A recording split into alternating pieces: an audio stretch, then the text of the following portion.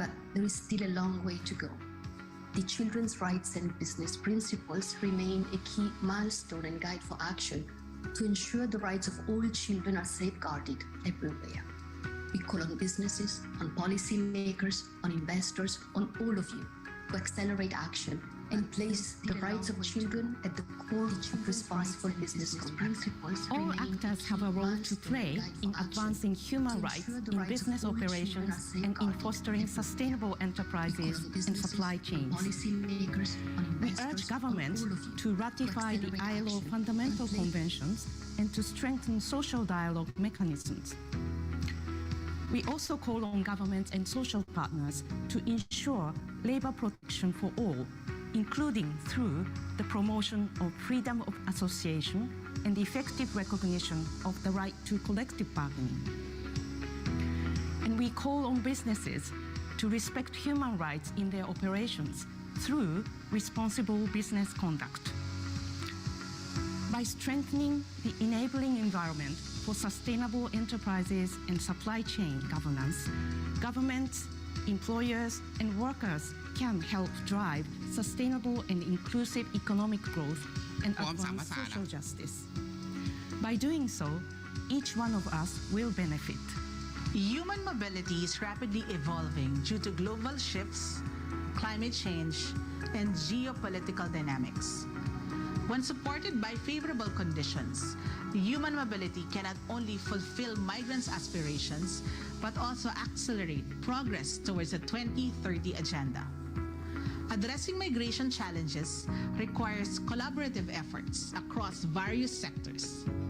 Governments, businesses, civil society, and others must unite, ensure equal treatment and respect for all individuals, regardless of their migration status.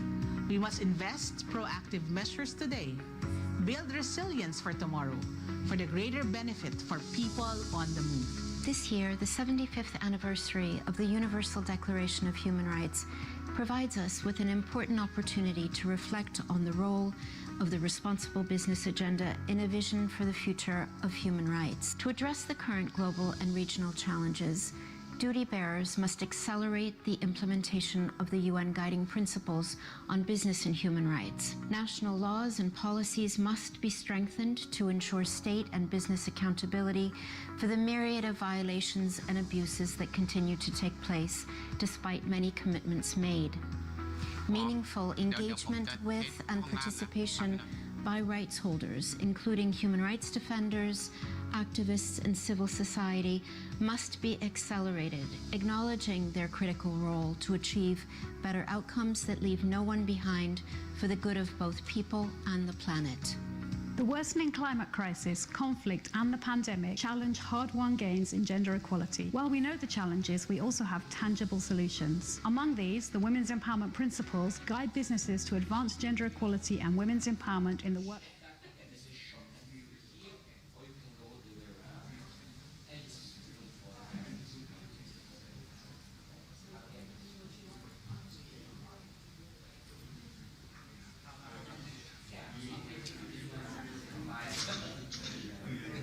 ไทยเข้าอิงลิชอยู่นะพี่แป๊บหนึ่ง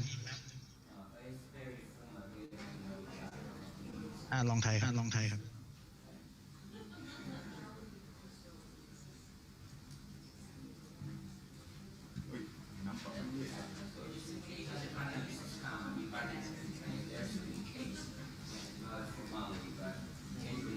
ตอนนี้อยู่ช่องไทยนะครับ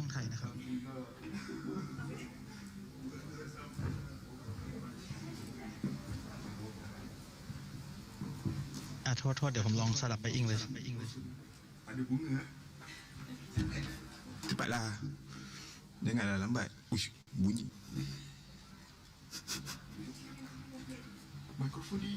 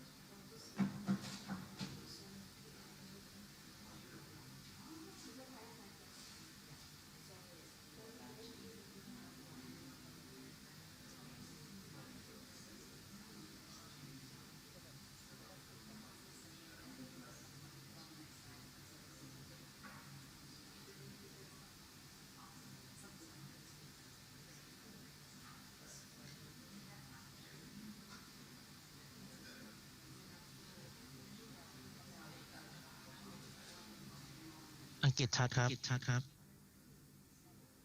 อังกฤษซูมได้ยินครับ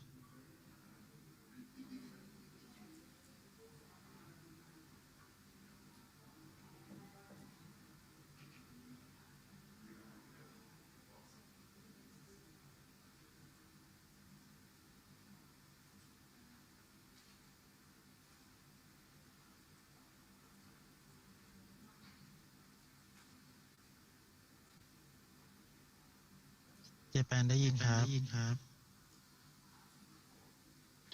โอเค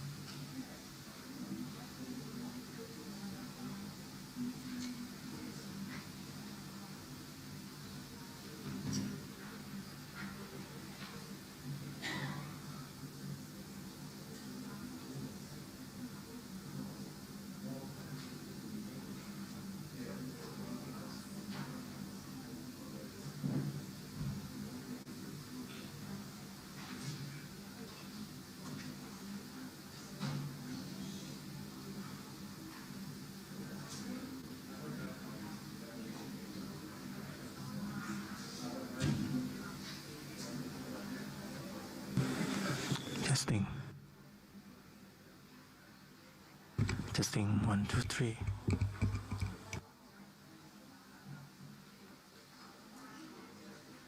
Test. Testing. Testing.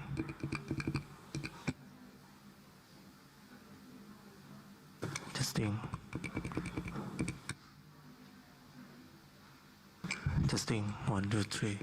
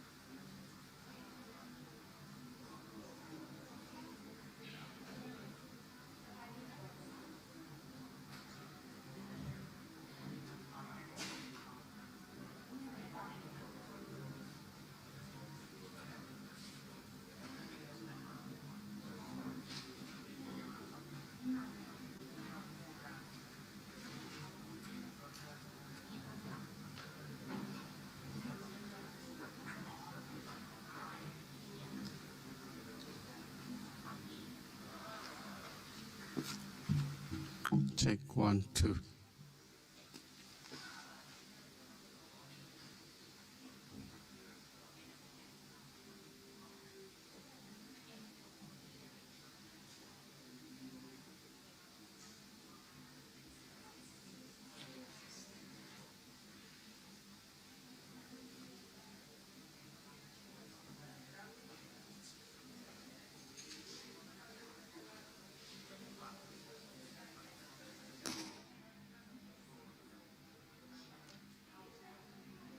Check 1, 2.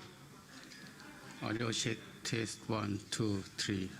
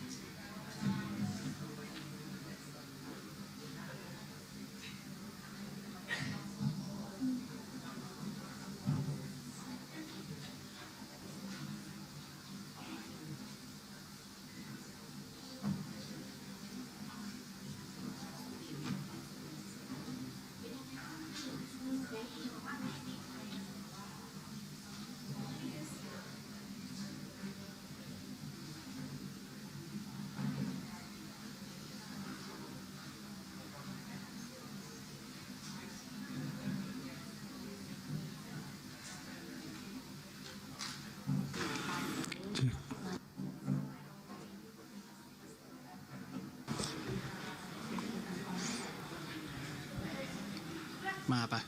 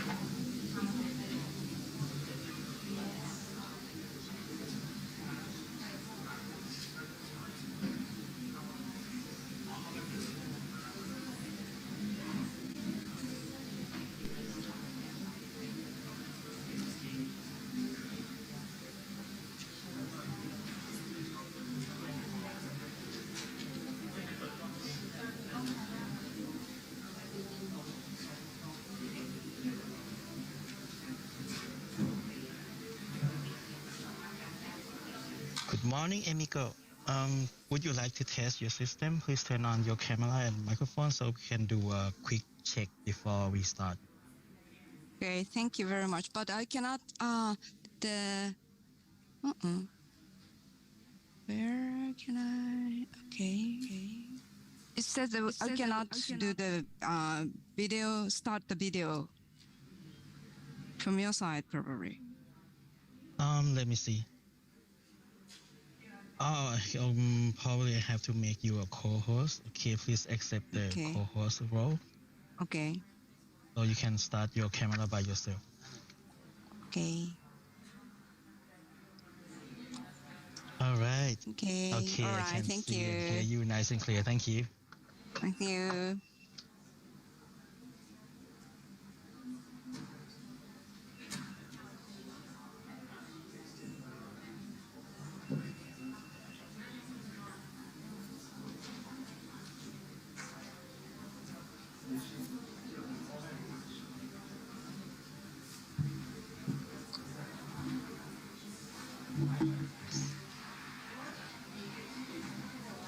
Hello again, Emiko. I would like to confirm that we have your presentation. Would you like us to play for you, or you want to do it by yourself from your side? I'm not sure because some kind of technical problem on my side. It's probably better for you to share the screen. Okay. So we will play on your call. When you play next, we change the slide for you. Okay. Okay, that should be easier for you. Thank you. Thank you.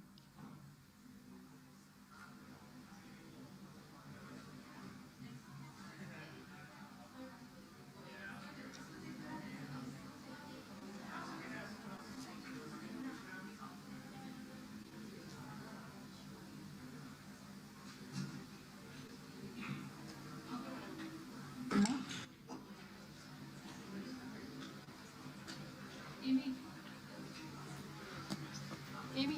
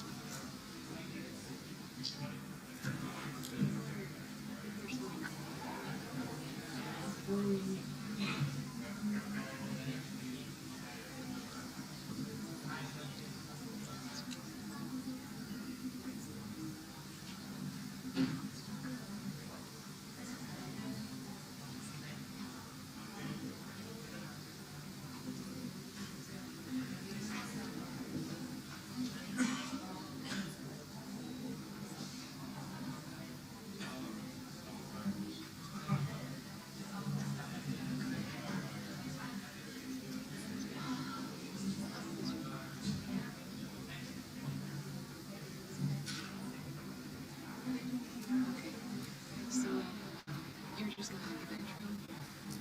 1,700 people registered for one basis.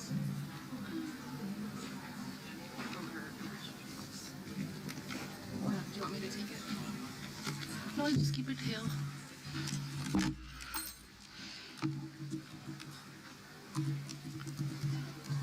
Okay, I'm going to set it up here.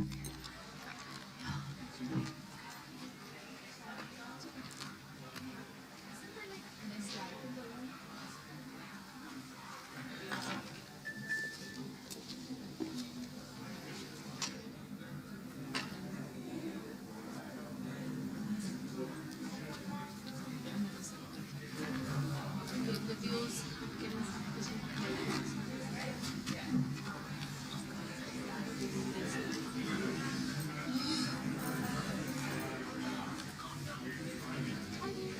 yes, I recognize you. It's okay. It's a little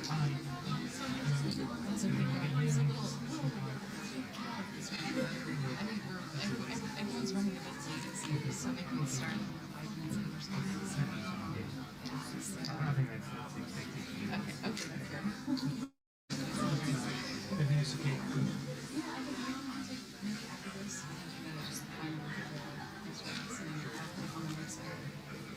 best way to do it rather than putting up This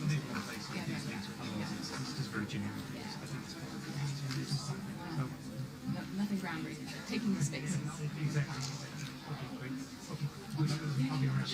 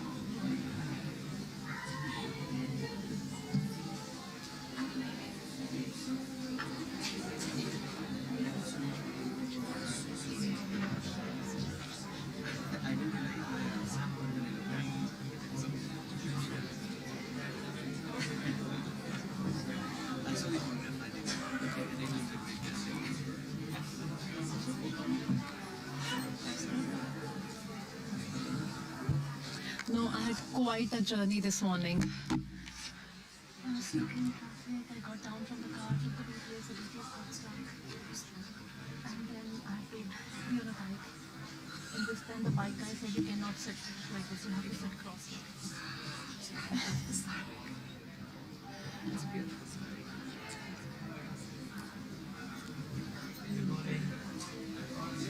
So I was like, I told Belinda I can't make it, you don't have to start. I need to step out. You cannot miss like my opening. How can you do that? Sorry. That's why I'm getting public business.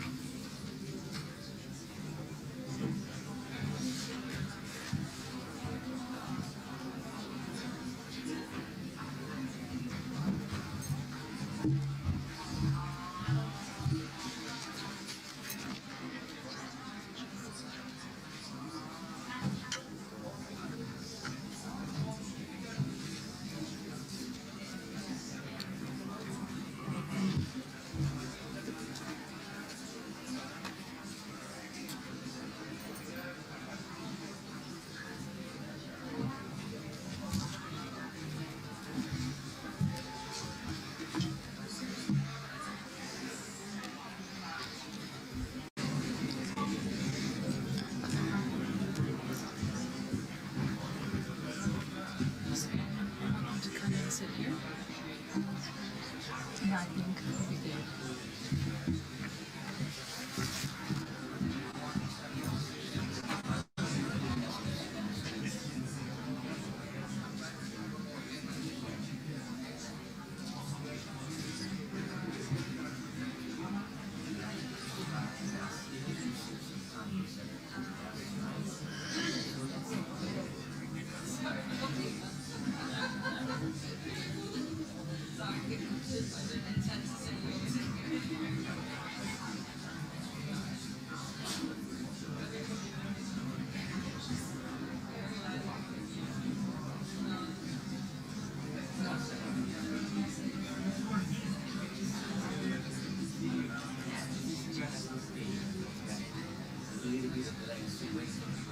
So we're saving some time by seeking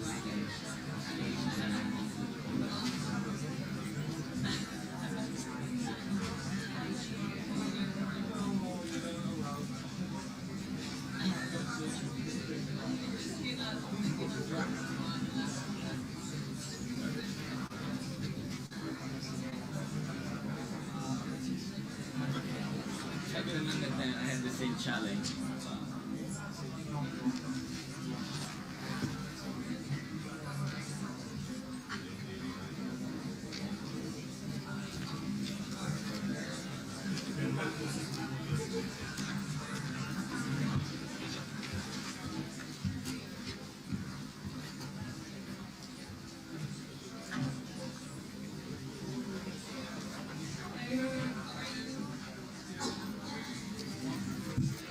Farah. Here she is, here she is. Nice to meet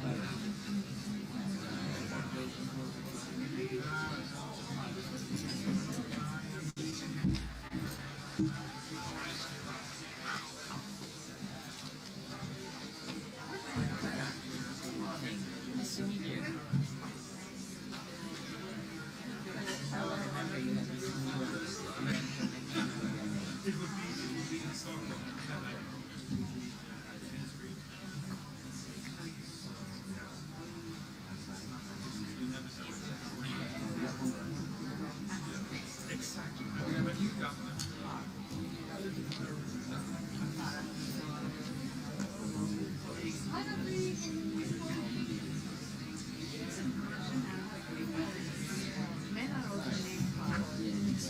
So the way it's gonna work, I mean, it's gonna. I'm gonna say good things, and then we'll have a video, and then we have Ankara Nila. Of course, she's coming here on the podium.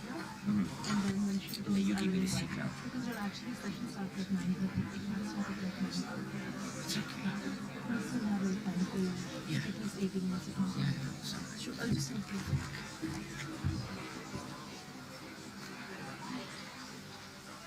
Any last minute question, clarification, or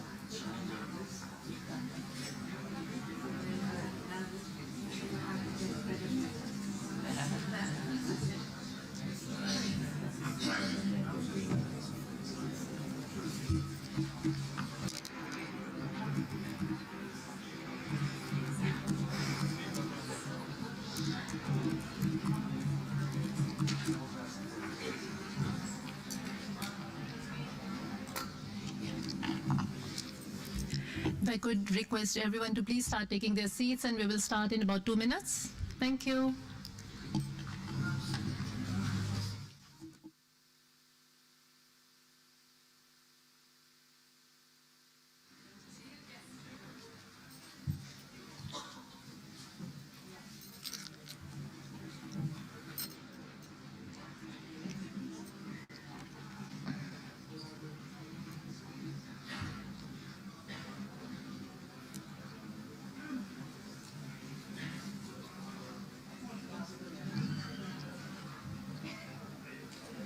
I think we can start.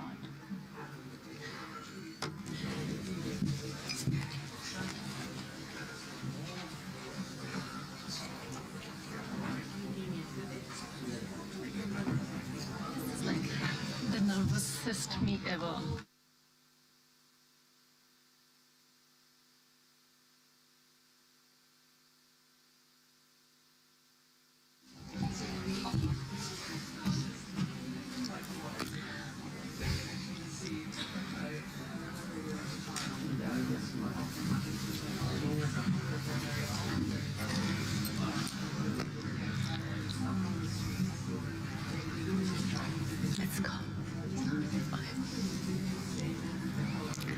Swadika. Good morning, everyone. I'm Harpreet Kaur, the Business and Human Rights Specialist at the UNDP Asia Pacific and your host for the forum. On behalf of the co-organizers, I'm delighted to welcome you all to the 2023 United Nations Responsible Business and Human Rights Forum, Asia Pacific, From Commitment to Action. The forum last year demonstrated the strengthened regional momentum on business and human rights in Asia. And your presence today here, 1,700 people registering for the forum from 80 plus countries and people joining us online, I think is a testament to that. While we noted the progress at the policy level at the top level, with many national action plans on business and human rights underway, we also heard concerns about the lack of enforcement of these national action plans and other policy frameworks, and therefore the real impact on the lives of rights holders. Indeed, many states have made commitments, and many more and more businesses we see are now developing policies, human rights policies. But the lack of implementation remains evident. Commitment to action is the hardest step, isn't it? It's like I wake up every morning thinking, I'm going to go to gym today, and I'm going to eat healthy. By 10 o'clock, I've had 4 coffees, and I'm done for the day. Business and human rights agenda is all the same. It doesn't operate in vacuum. It's all of us. It's all of us here, people present here in the room, and everybody who's joining, wearing our different hats, with our different roles, with our different functions. It is on us to act and deliver. It is for us to make those deliberate and consistent actions, to understand, appreciate, but also address the systemic challenges and the issues that remain. We must celebrate small wins, but then we must not make excuses. There's an idiom in Hindi that says, "Kaam karna ho to ek bahana kafi hai, na karne ke 100 bahane hai," which basically means that one can come up with 100 reasons if they do not want to act, but you only need just one reason to act. At this forum, let us find that one reason to act together today. Coordination and collaboration are key to delivering results, to bring change and making an impact. And the coming together of 8 UN agencies annually during the RBHR forum is a strong statement of our action. With that, we would like to invite our regional directors to deliver the welcome remarks.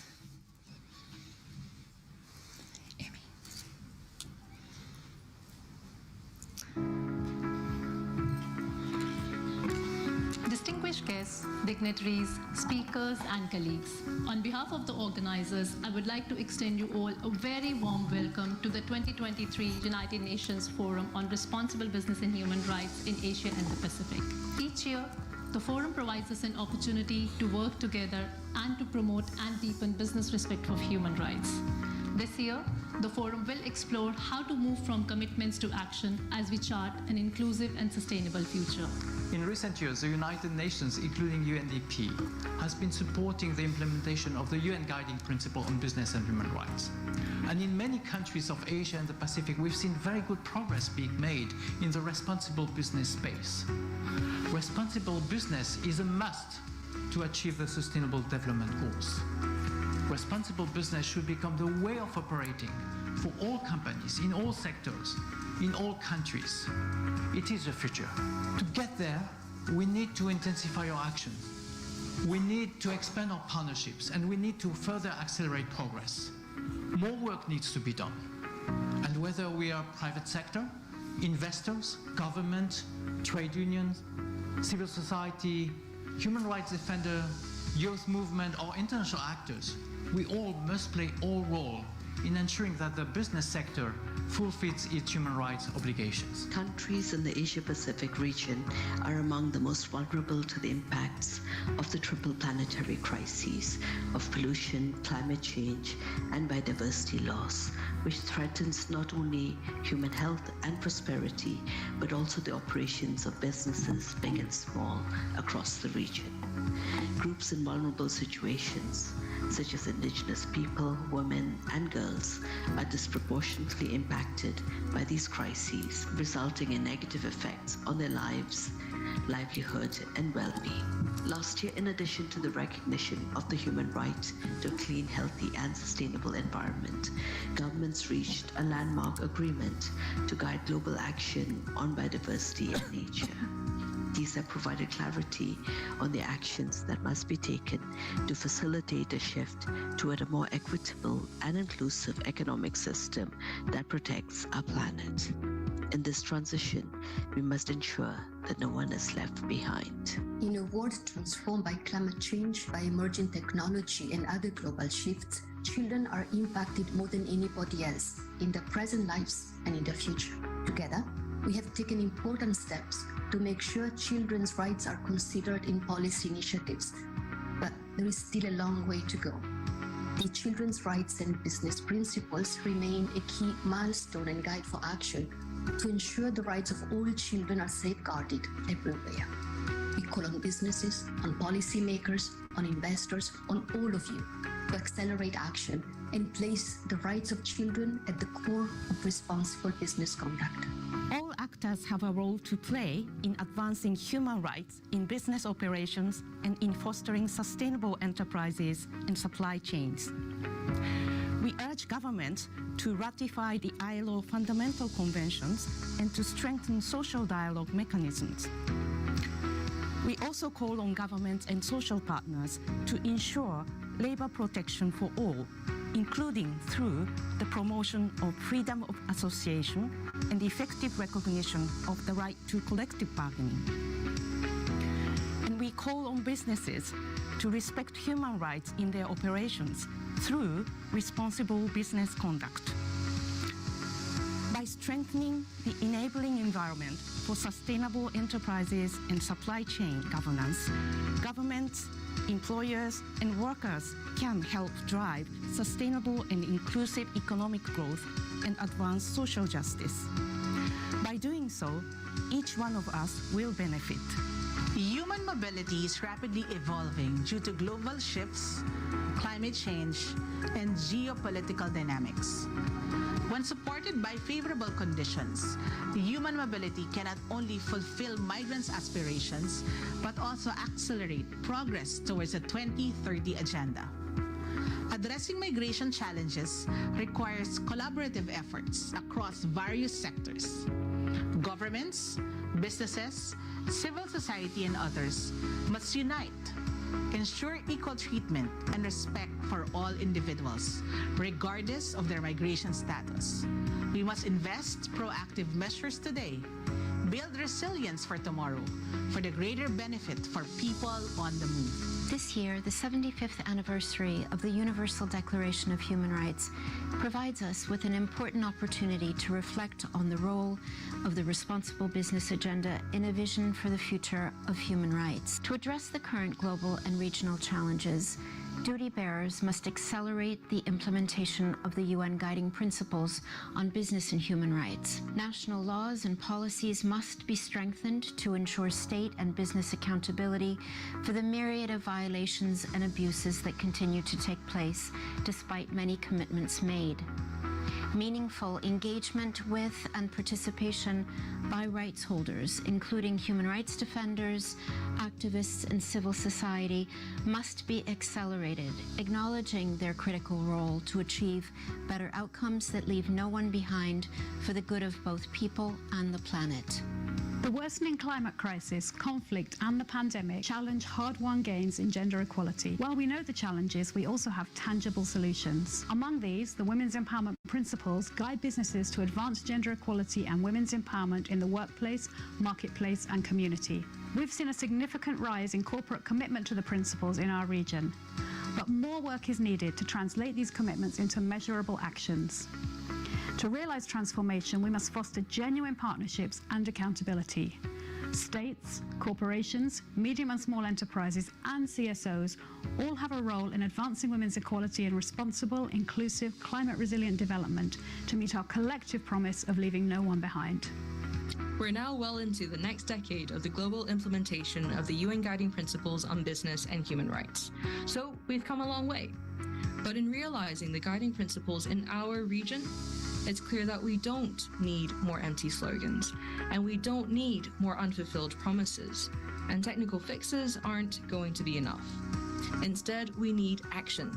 Action that reflects a transformative change in businesses, in how they understand their human rights purpose. We need to put people, the rights holders, at the center of the business and human rights agenda. And we need to reach those furthest behind first. So to all of you gathered at this year's RBHR Forum, please don't just speak up for the guiding principles, stand up for them too. Our human rights, our planet, indeed our common future, depend on your leadership. The time is now to translate our ambition into outcomes. For the rights of people everywhere in the planet. We can and must do more. Not only to set out expectations, but to implement them and forge a path for a better future. Join us as we move from commitment to action. To transform economies and to build a more inclusive and sustainable future for all.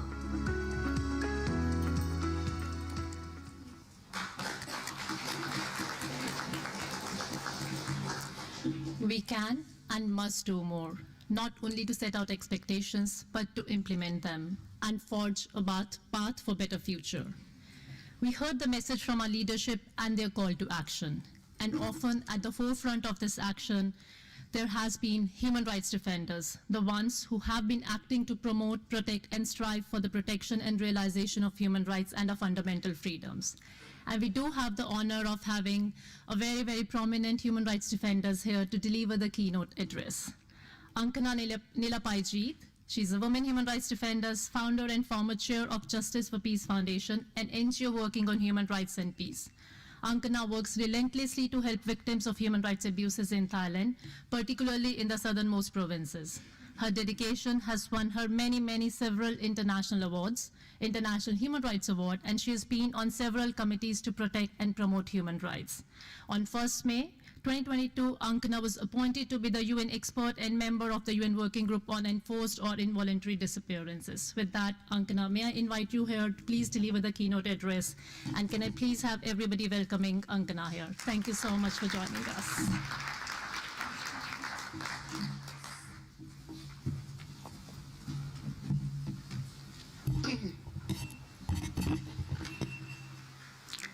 Sawadee and good morning, distinguished guests, excellencies, colleagues, and friends.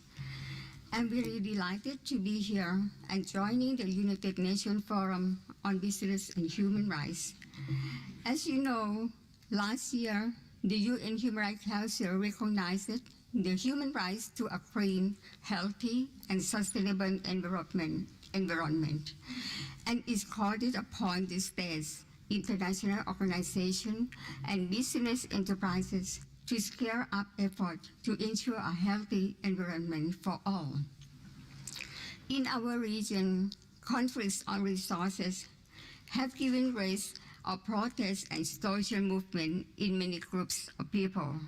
For example, the rights of indigenous people, the rights to land, the rights to healthy and safe environment, or the respect of labor rights.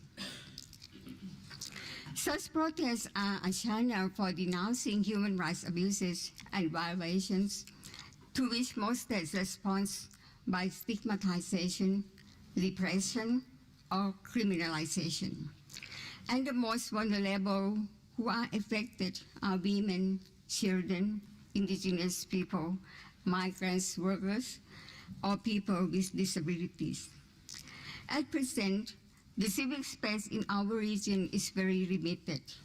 Many times, people or human rights defenders who exercise their freedom of expression or peaceful assembly are criminalized by both state and non-state actors. Harassment and attacks against those speaking out also extend online and frequently involve little recourse, notable to gender-responsive remedies, and can lead to self-censorship, stigma, and gender-based violence in offline. The UN Guiding Principles state that responsibility to respect human rights is a global standard of expected conduct for all business enterprises. Wherever they operate, and both state and non-state actors have the responsibility to respect human rights obligations in their business enterprise operations and supply chain throughout their subsidiaries. However, While the UN guiding principles are laudable in their aspirations, they nevertheless lack of obligation nature required to ensure that businesses respect the rights of the citizen in the localities in which they operate. Instead of voluntary mechanisms or guiding principles, business should be held accountable for their action on a legal basis. To protect the rights of the rights holders, the role of human rights defenders is very important.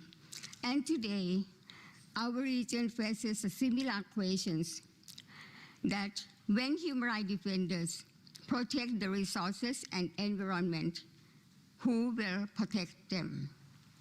In 2021, the Special Rapporteur on Human Rights Defenders presented her report showing that since 2015, among 1,323 human rights defenders were killed, and environmental human rights defenders are most targeted. The rapporteur also stated that all communication issued by human rights defenders since 2010, Asia was the region with the most communication. Today, human rights defenders who are working on behalf of communities affected by large-scale development projects are increasingly being branded as anti-government, against development, or even enemies of the state. Thanks to the UN guiding principle, sovereign companies and businesses organizations are leading the way in acknowledging their human rights responsibility and taking steps to identify, prevent, and address adverse human rights impacts. However, there are bad stories in many parts of the world. The campaign of intimidation, defamation, and harassment of human rights defenders are also widely reported, as well as the use of lawsuits by businesses to silence workers and human rights defenders. Excellencies and colleagues, judicial harassment remains a significant barrier to the work of women and human rights defenders in the region. It also violates all three pillars of UN guiding principle. The impact of judicial harassment by businesses against human rights defenders cannot be underestimated. It wastes time and consumes resources that human rights defenders could otherwise use to further defend, to protect human rights and improve society. Prominent women human rights defenders are forced to spend precious time and resources defending themselves in the court, often taking years to resolve. Well-known women human rights defenders, such as community-based defenders, often have fewer resources and very time poor. Therefore, the judicial harassment has a devastating impact on them, their well-being, and the families. Facing legal charges is not just time-consuming and costly, but has a tremendous negative effects on one's emotional well-being and equality of life. Human rights defenders are embedded in long-term struggle against human rights violations and defending communities on many fronts. The work of defending rights is often unrecognized, unbacked, and always unrelenting.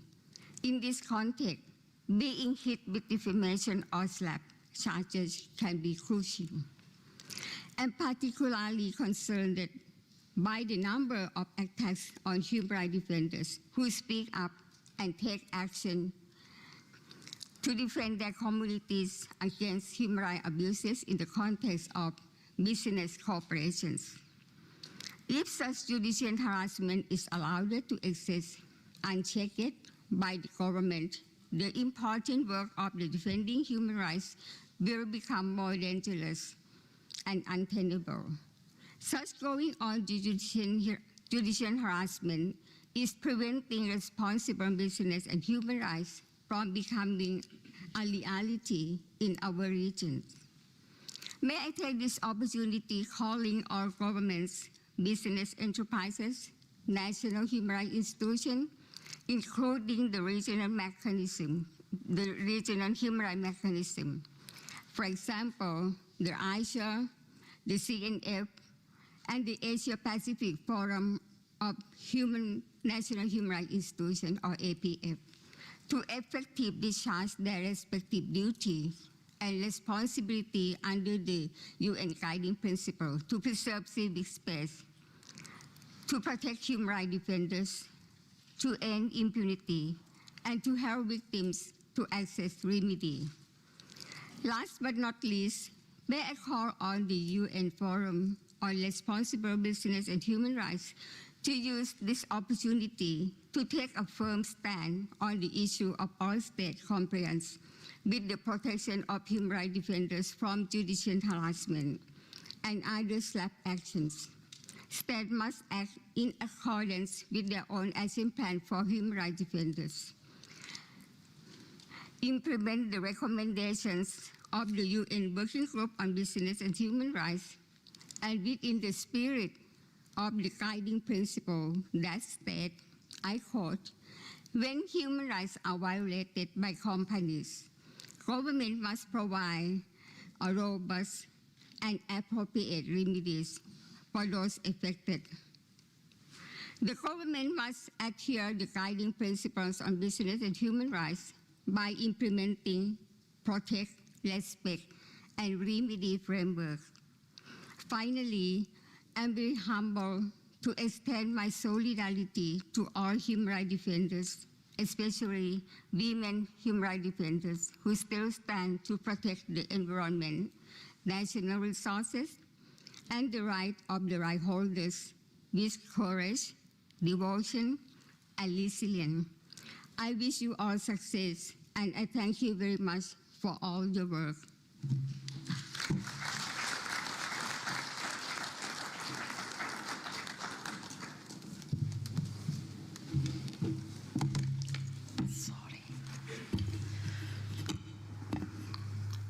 Thank you, Ankana, for setting the context for the 3 days of the forum, but really also charting out our action plan for the next years to come.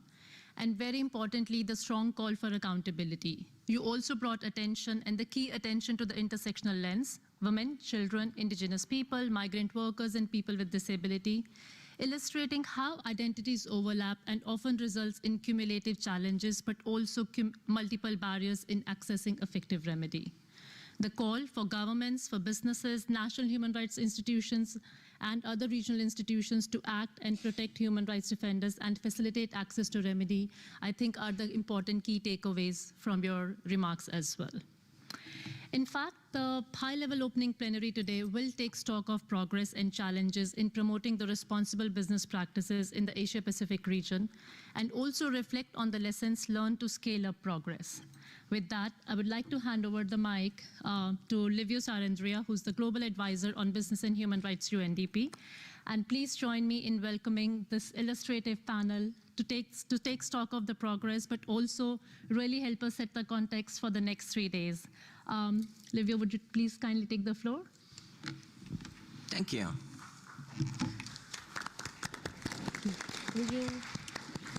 Thank you, Harpreet, and a very warm welcome from me as well to all the participants in this room, and indeed those many that are following online. It's really heartwarming from somebody like me that has attended all the 8 forums on business and human rights that have taken place here in Asia, from the first that I think happened in 2016 in Singapore with just slightly more than 100 people attending, and see the growing number of people, the growing interest, and which is shown once again today by the many participants in this room and again online. Now, the subtitle that we have chosen for this year's forum is From Commitment to Action, which is also the title of this kickoff high-level plenary section. Commitment to action is a fil rouge that we have chosen to connect all the 42 conversations in our 3-day program. And to talk hopefully mostly about action, much more than commitment, today I have on the stage with me an exceptional panel of experts and practitioners joining me to inspire us with their reflections and to then conversate hopefully a little bit also with the crowd today. There will definitely be space for questions and answers with the panelists. Let me immediately introduce the panelists today from left to right. Ambassador John Astrom Grondal, Ambassador of the Government of Sweden in Thailand. Thank you, Ambassador, for joining us. Dr. Pichamon here on my left, Dr. Pichamon Yeopantong, Chairperson of the UN Working Group on Business and Human Rights, I think known by all of you. And on my right, Farah Kabir, Country Director of Action Aid Bangladesh. Thank you, Farah, for being with us. And on the far right side, Mr. Aziz Iqbal, Deputy Director of Ministry of Human Rights, Government of Pakistan. There's a fifth panelist who's joining us online, Emiko Nagasawa, Senior Advisor, Labor Legislation Bureau of Keidanren, also in representation of the International Organization of the Employers. It's great to see you, Emiko-san. Thank you for joining us. You're also an old friend of the forum. Good to have you with us again this year, though online. Now, ladies and gentlemen, today's conversation happens against the background of continuously evolving discourse on responsible business conduct in Asia.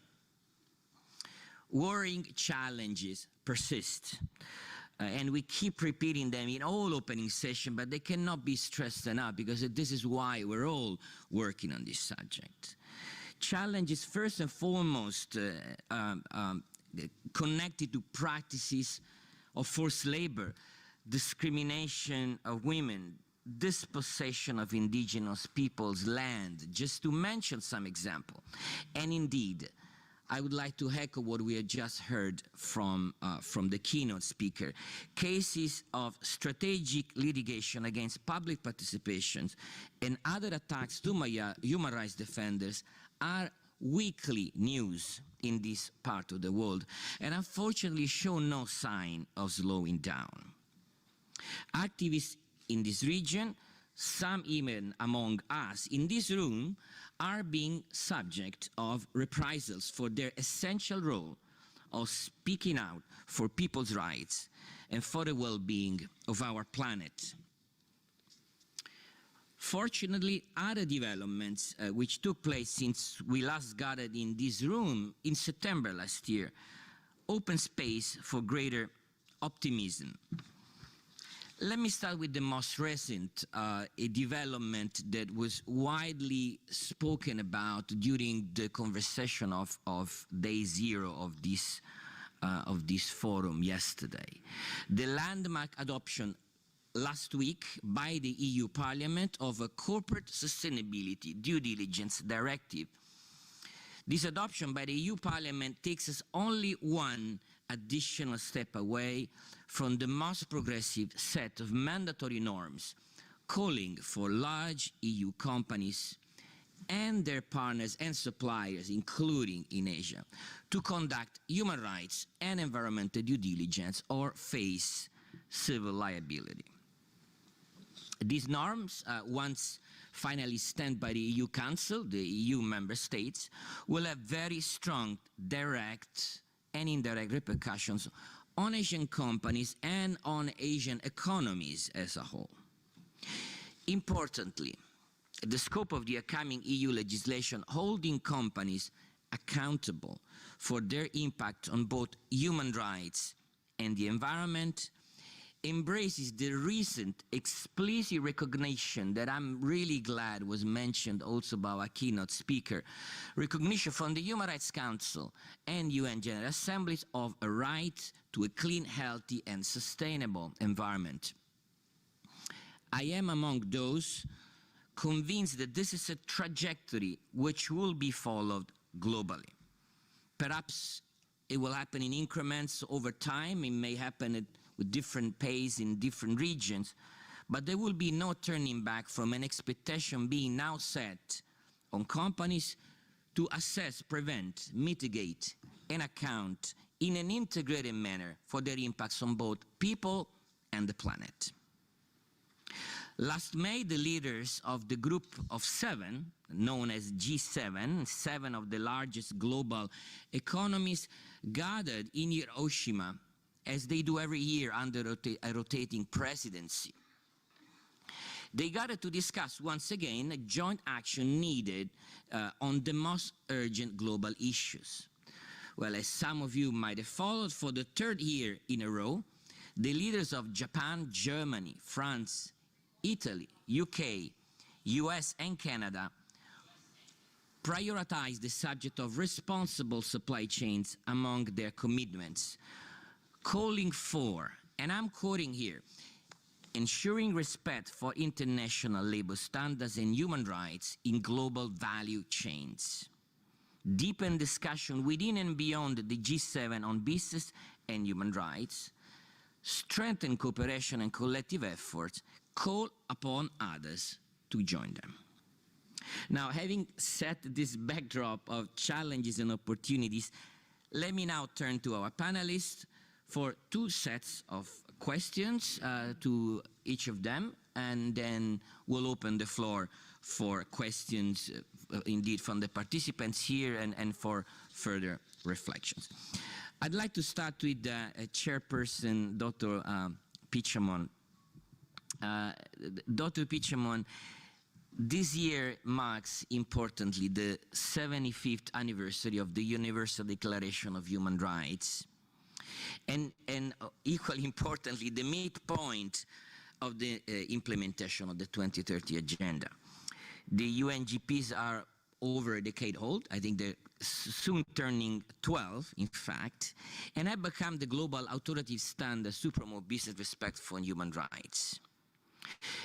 All these standards, of course, have provided impetus to those norms and legislation that I was referring to earlier.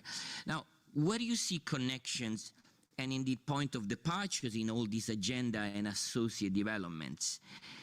Have we progressed enough on policy coherence? It's something we were talking a lot about at the beginning in the first forums, and we haven't really discussed that a lot. So let's take stock again on the progress on policy coherence, which may be a big, or incoherence may be a big obstacles to turning commitment into action. So how many of these commitments have been translated into impact? Help us situating Asia in this discourse. Pichamon, you had the floor. Thank you very much for that, Liviu, and it's a pleasure to be here again and to also see so many familiar faces in the room. I'm going to ask for your patience as I start my remarks, my answer to your question on a rather personal note. So I'm actually going to put aside my talking points for now, and just to say that, you know, when I started as a member with the Working Group on Business and Human Rights, I was told to prepare myself that I was going to age horribly as a result of this mandate. And I'm now in my 2nd year, and I feel like it's been 10 years already. And I think that's saying a lot. I'm not the most optimistic person ever in a room. I'm usually the most pessimistic. And it's only gotten worse over time, I must admit. I mean, Kun Ankana has already very firmly and very seriously underscored the major human rights abuses that continue to happen in this region, especially those that have been perpetuated by businesses.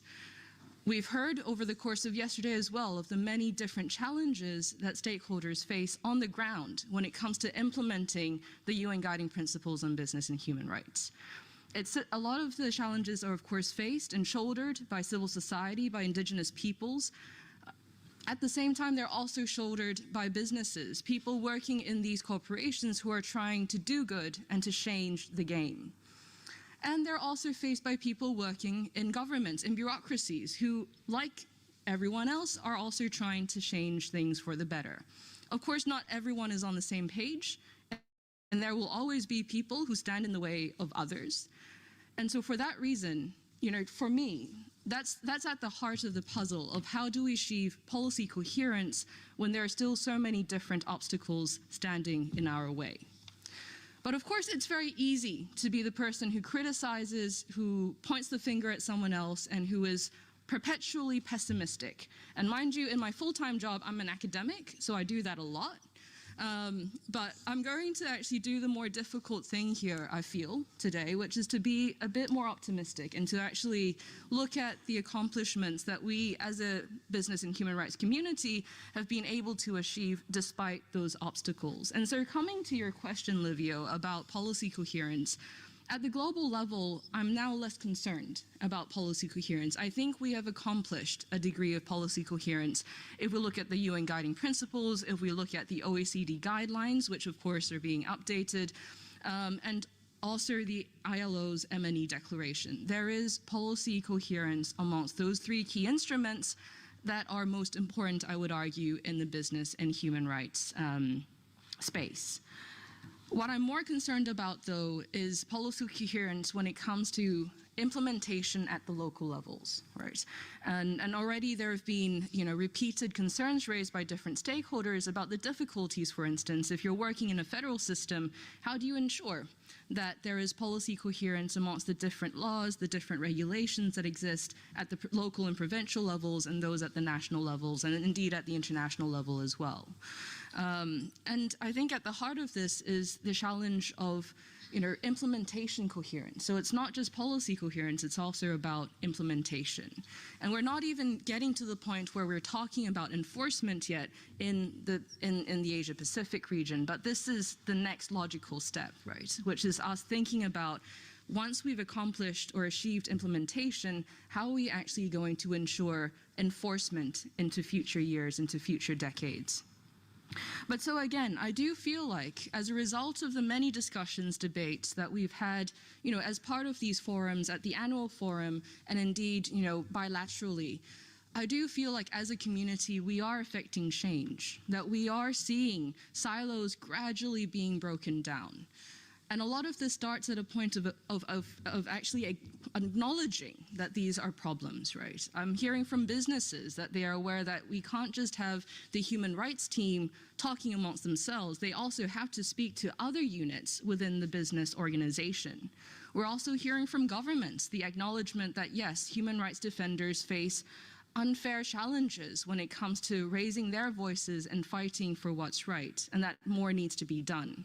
And needless to say, a lot of civil society stakeholders, many of them in this room today, are doing so much to advance and elevate the discussion on business and human rights, and to really put focus on right holders when it comes to the implementation of the guiding principles, not just at the global level, but equally at the regional and local levels as well. So in light of that, I do think we are moving towards greater implementation coherence at regional, local levels, but more, of course, needs to be done. And to me, this particular anecdote is one that has really struck me in terms of it demonstrating how much more we need to do. And I say this not as a criticism, but as I view it as an opportunity, right? So it actually happened not here in this room, but in this building. When speaking to some stakeholders, a point was made that, if you look at the Sustainable Development Goals, that was what I was told, they're not really about human rights. They're about sustainable development. And it made me pause for a moment, because that to me, honestly speaking, didn't make a lot of sense. The Sustainable Development Goals are predicated upon the protection of human rights. You cannot have sustainable development if the people themselves are not assured their human dignity. That is precisely what the SDGs stand for, and that is what makes them so powerful. But clearly, and not to use that single example as representative of the situation in this region, but I do feel like there is an opportunity for all of us still to ensure that there is a coherence in how we understand not just the UN guiding principles and the OECD guidelines and how they cohere with each other, but also how we understand how the guiding principles cohere with instruments like the Sustainable Development Goals and others, and the Universal Declaration of Human Rights as well, which, as you mentioned, is now into its 75th year. And for that reason, it is important that we, as a team, as a collective effort, work together to ensure that the discourse is set right. That we understand, again, that sustainable development cannot happen without human rights being a part of that journey. And that is something I feel that many stakeholders in the Asia-Pacific region still have to understand a bit better. And of course, they need further assistance as well and further support to ensure that that vision is in fact implemented in practice.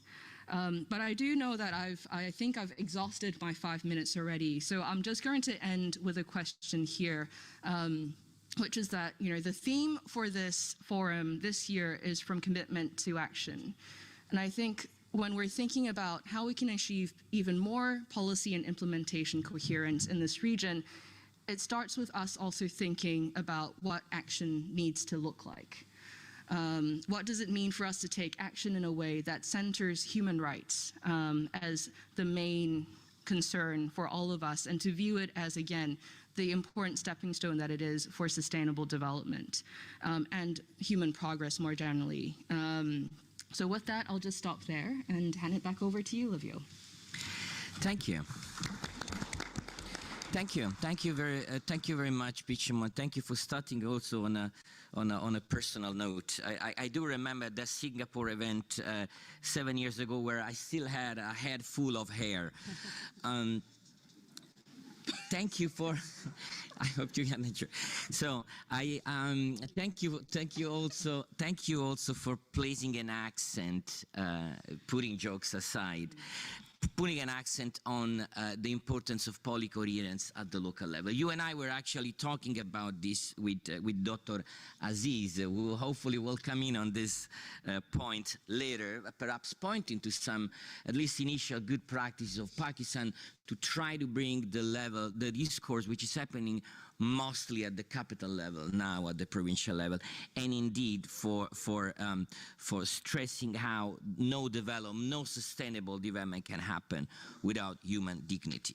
Let me now turn to our second panelist today, Ambassador Grondel. Ambassador, Sweden is well known globally to have been among the first movers in the business and human rights field, and known to have done that at home, and its role also as a development partner abroad. Now, EU member states, including Sweden, are again first movers in terms of the hardening of the policy frameworks, with the adoption of what I mentioned earlier, mandatory norms on human rights and environmental due diligence, be them acts from single states or as a group of states through the EU. Now, what do you think, Ambassador, this will mean for the suppliers of Swedish and European companies generally based in Asia? Will these strong requirements lead to greater positive impact in the life of rights holders in Asia? The floor is yours, Ambassador. Thank you, dear Livio, and thank you for having me on the panel. Let me come back on the European companies and how they can contribute. Let me just say a few introductory words. A very good morning to all of you. It's indeed a pleasure to join this forum again. I think that we really need forums like this. Forums that bring together everyone, including government officials, civil society, businesses, academics, and most notably human rights defenders, to whom we all should pay our respect and stand in solidarity with, not only today, but every day. Kudos to all of you. As we gather today, let me just start by reflecting on some of the progress made since the adoption of the guiding principles. Through our initiatives and partnerships, Sweden has been at the forefront of encouraging the development and implementation of national action plans, or NAPs, to promote the business sector's respect for human rights in the region. We are happy to see that the increasing recognition and adoption of the guiding principles by governments, businesses, and civil society organizations across the region. Furthermore, there There has been a notable increase in the establishment of NAPs in several Asian countries. Thailand and Japan adopted their plans in 2019 and 2020, while processes are underway in other parts of Asia, Bangladesh, Indonesia, Malaysia, the Maldives, Mongolia, and Vietnam. These plans serve as important roadmaps to integrating human rights principles into policies, legislations, and business practices. But for any NAP to be credible, the process in developing it must be inclusive and with a clear human rights-based approach. It is imperative to engage all relevant stakeholders so that their voices and perspectives are heard and taken into account. And to be truly heard, you need not only to be listened to, you need to be involved, to be invited.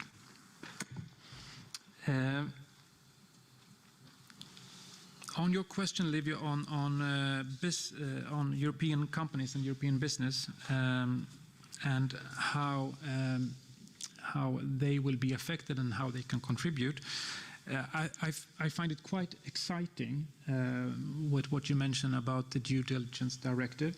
It's maybe early days still, how it will affect. I think you are absolutely right that it creates a trajectory. It will continue, and I think that one thing that is sometimes missing when you discuss business and human rights is what many European companies can share.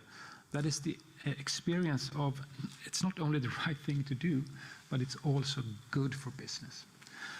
Because if you don't follow this, eventually you will run out of business. I'm confident, I mean, maybe not tomorrow or the day after that, but I'm confident that consumers and clients, they will not accept anything else. They are increasingly more demanding in this regard. So eventually, if you don't take this seriously, you will actually run out of business.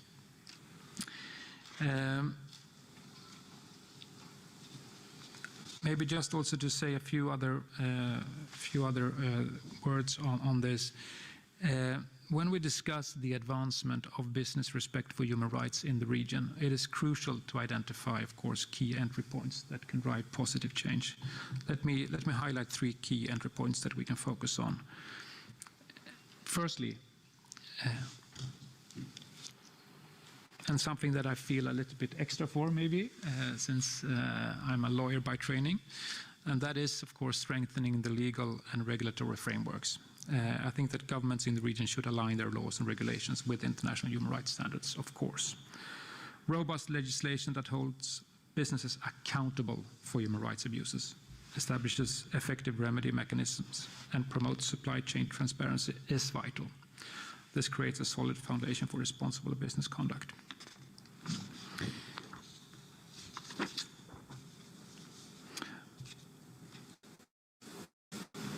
European companies, as mentioned, could also share their experiences on promoting responsible practices throughout their value chains and beyond, conducting human rights due diligence, engage with suppliers to ensure compliance with human rights standards, and providing support and capacity building initiatives.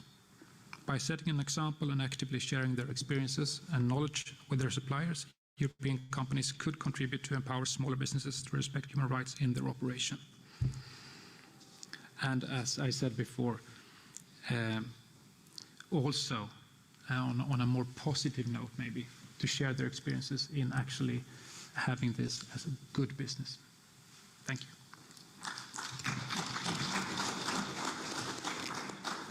Thank you, Ambassador. Thank you for, first of all, for showing appreciation for these forums, and all the more important these words when they come from the development partner that has given, together with others, but the largest contributions that could make these forums available. Thank you for pointing to lead by example. That's always a very important rule, and it is indeed something that goes beyond commitment. It's the example. This is when we're pointing to action, in this case of European company, setting example, and indeed pointing to the fact that doing human rights due diligence is not only the right thing to do, but eventually and certainly the wise thing to do, because it will impact business. With that, let me now turn to a government representative in our panel today, Dr. Aziz, from the government of Pakistan. I had the pleasure of having a very nice conversation before this panel with Dr. Aziz. Dr. Aziz, it has been almost 2 years. It seems yesterday. I remember vividly when the NAP in Pakistan was adopted. It's been almost 2 years since Pakistan launched this NAP on business and human rights. Now, has there been an assessment of the impact so far of this policy? And I asked you already these questions, but I want you to give the same answer to the participants today. Are mandatory norms being considered in Pakistan? And when it comes to corporate responsibility in Pakistan, are we still at the stage only of commitment, or can you point to any at least initial examples of impact? The floor is yours, Dr. Aziz. Thank you. Thank you very much. It's an honor to be here. Good morning, everybody. Well, as you have said, that Pakistan is moving towards from commitment to action. And now we are in the, you can say, stage of implementation. The second year of implementation, which is the current year, that is 2023, it focused on the areas of, you can say, anti-discrimination, equal opportunities, inclusion, and human rights due diligence. Whereas the assessment or formal assessment is concerned, probably I'm fair that we haven't conducted any formal assessment so far. But reviews are there, early assessment is there, and the assessment is that we have formally, you can say, launched RBHR, and the assessment is that there is understanding among the stakeholders, Chamber of Commerce, Women Chamber of Commerce, academia, students, you can say the monitoring machinery, government machinery. So there is a dissemination of information, and the whole, you can say, the industries now at least have internalized the concept. Now they can they have internalized the concept, and they have also have the commitments. Now we are moving towards the annual action plan.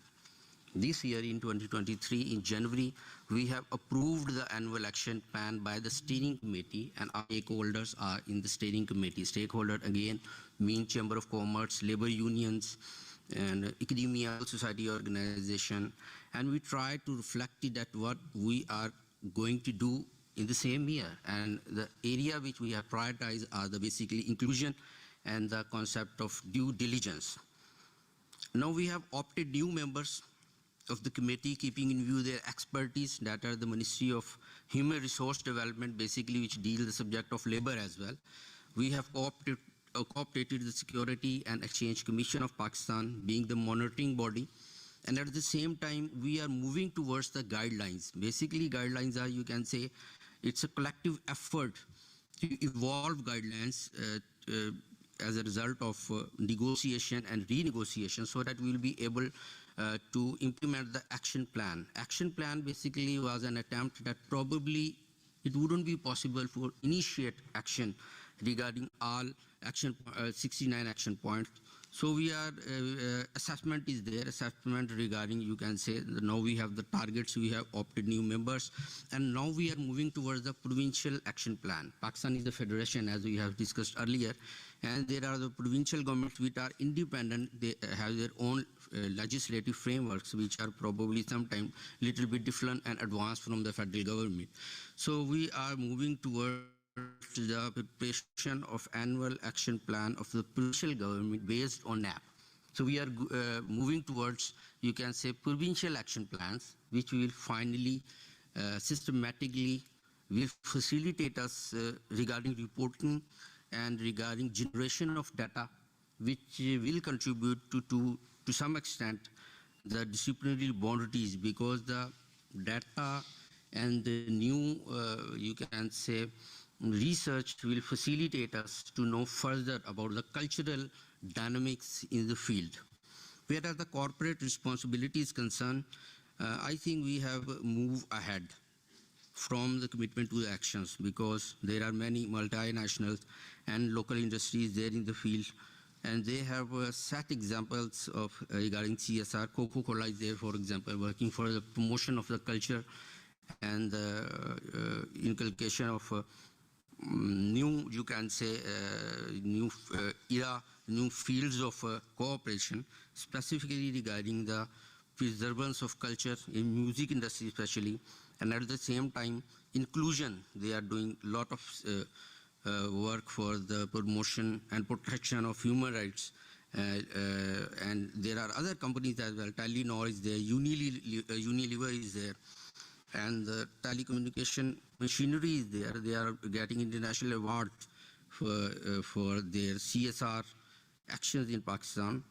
So we are further asking them and negotiation them that they should go beyond the traditional concept of CSR, and they should engage all the stakeholders, almost all the population in value chains, so that we may be able to claim that we are moving towards a society where all the members of the community are well connected with the business, you can say, actions, because business is not stagnant, rather it involves the whole society and all the stakeholders. We can say that implementation of MAP RBHR in Pakistan is progressing towards holistic assessment, and transition is from tangible impact from the initial commitments. Thank you. Let's give Dr. Kabir also a round of applause, like to all the other panelists. Thank you, Dr. Aziz. I hear about coalitions being built. We heard some good practices of policy coherence beyond capitals. The provincial NAPs is certainly a way of deepening the conversations to, especially in a federal states like Pakistan, ensuring that those who hold the power really plan and take action for it. I hear about guidelines being issued. That's certainly good practice, which walks in the footsteps of what the government of Japan and India have done. Until now, the only two countries that at least I'm aware of do have guidelines is for companies. And thank you for referring again to the point made by the ambassador of leading by examples. Good to hear that there are some companies that are setting good examples. It would be very good to perhaps also through our office to try to work on bringing in some of these examples, hopefully in the next forum, to inspire others. With that, let me turn to Ms. Farah.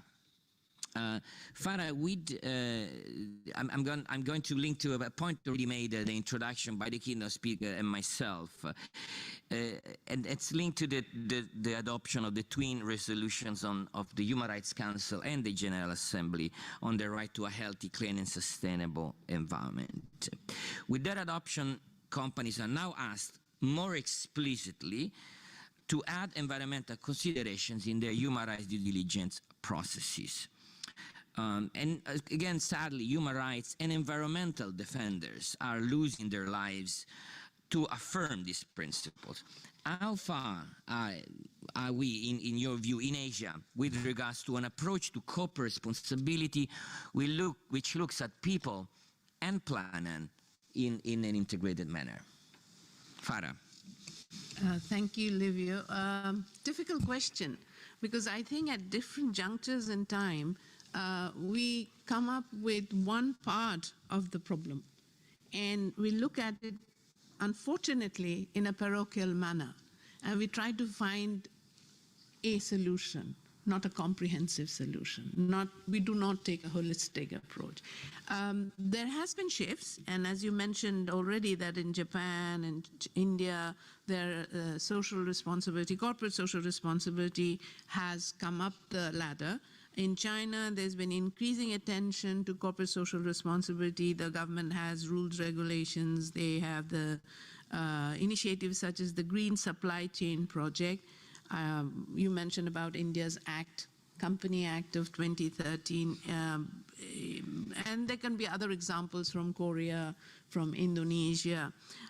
But since I come from Bangladesh, I would like to speak a little bit more about Bangladesh. And I think the understanding of social responsibility per se was difficult to internalize and to institutionalize. So yes, there are measures. You go to the bank, they have an allocation. They'll say, yes, we definitely support corporate social responsibility.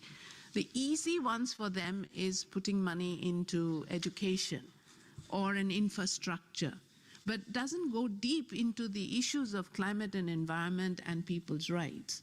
Right to education is important, but you can't have you cannot access your right to education if you don't have fresh drinking water.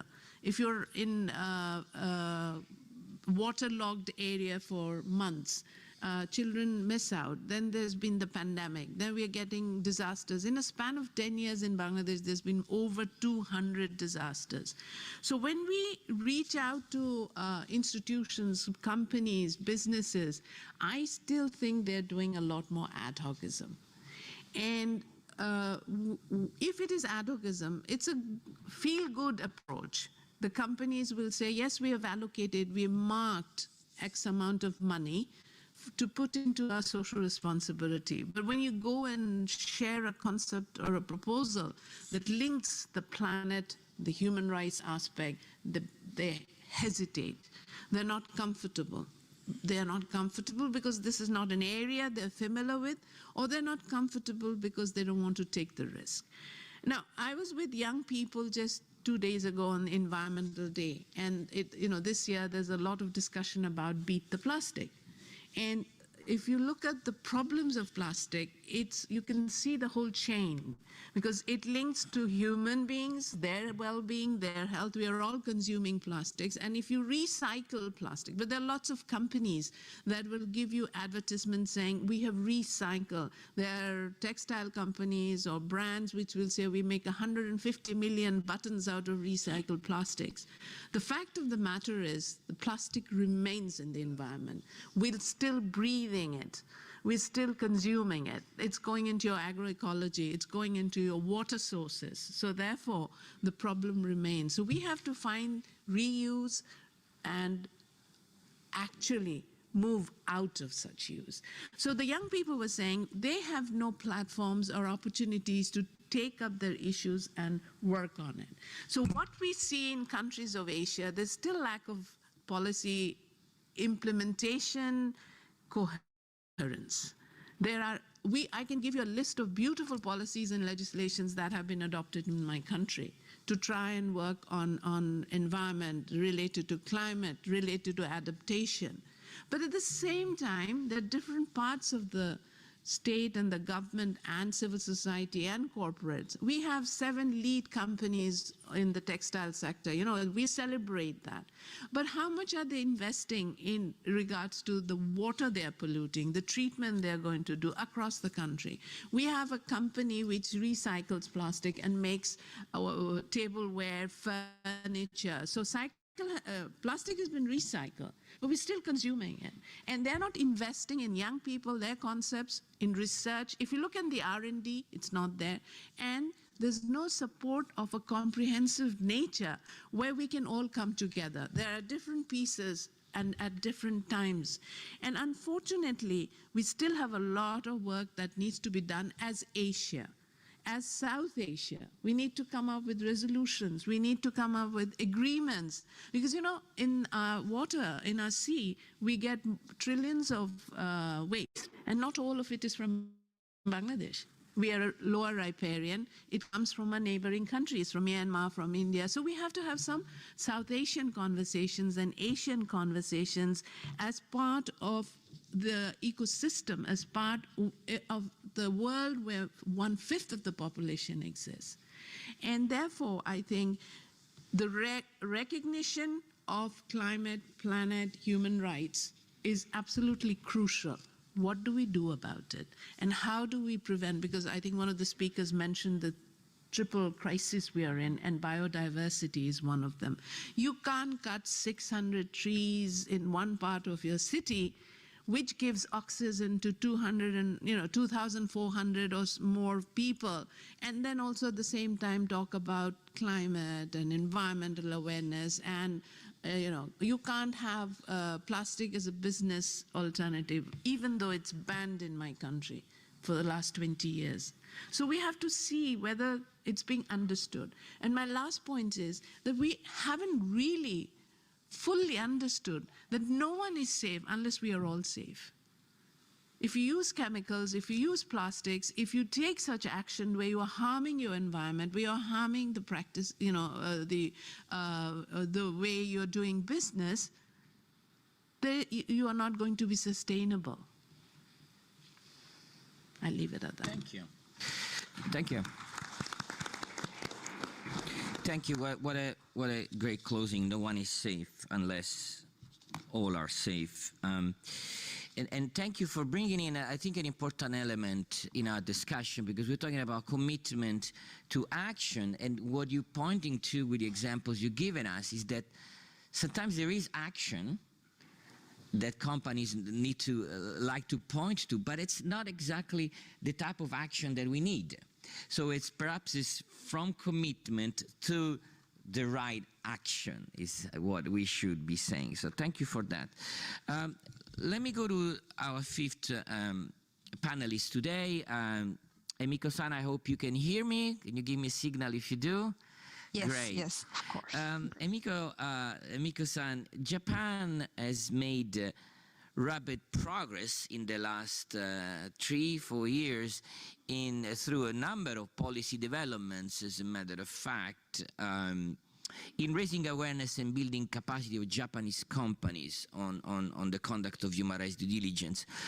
I've actually been involved myself in some of these training exercises in the last years, and so I'm testimony of the genuine desire of many companies to do good, but I also have seen an acknowledgement on the side of these companies. The challenges persist when it comes to transforming those commitments into actual impact, especially given the complexities of supply chains and the difficulties to cascade down messages and practices from headquarters to subsidiaries and suppliers. Share some reflection from you, from Keidan Ren, from the International Organization of the Employers, on how to bridge this gap in Asia. I believe you have a PowerPoint presentation, which I can see is being shown in the room as well. Okay. The floor is yours. Thank you. Thank you. It is my honor to be invited as a panelist participating from Geneva, where International Labour Conference is taking place.